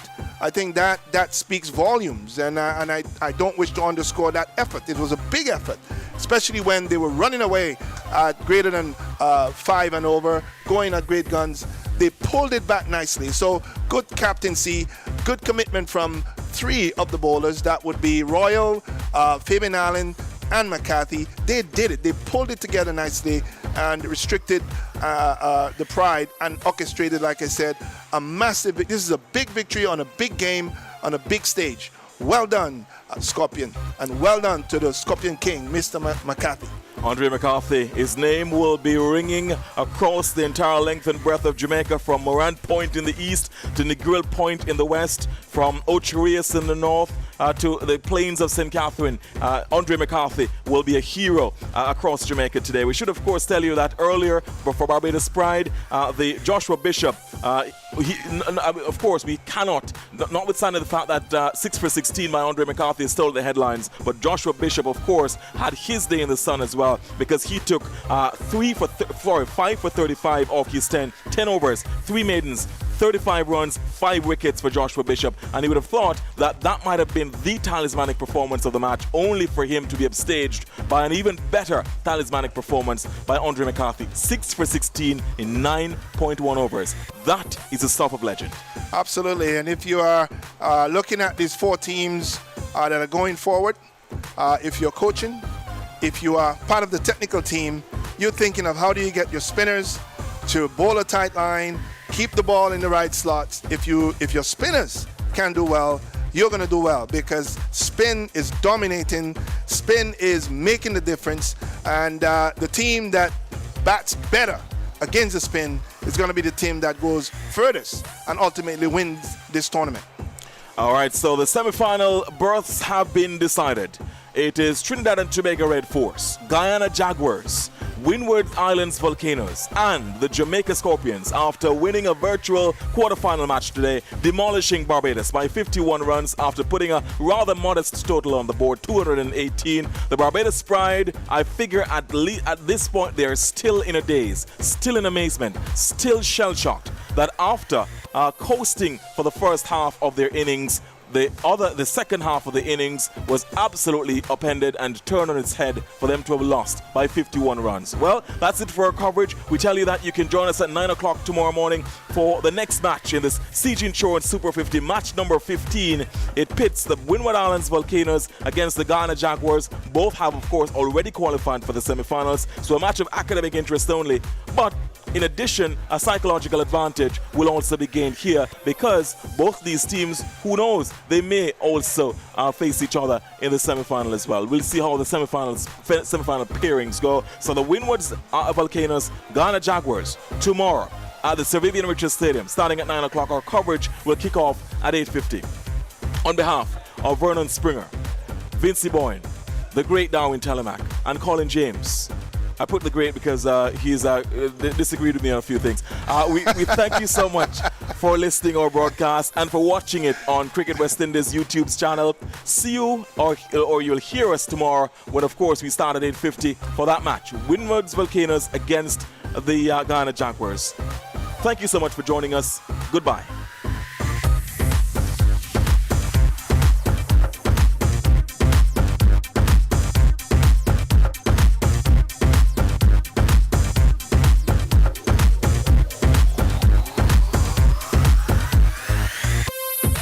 You've just heard commentaries of the CG Insurance Super 50 Cup, a production of Vibes Radio, the champion station, in association with ABS Radio in Antigua. Join us again for more on Middle Stop.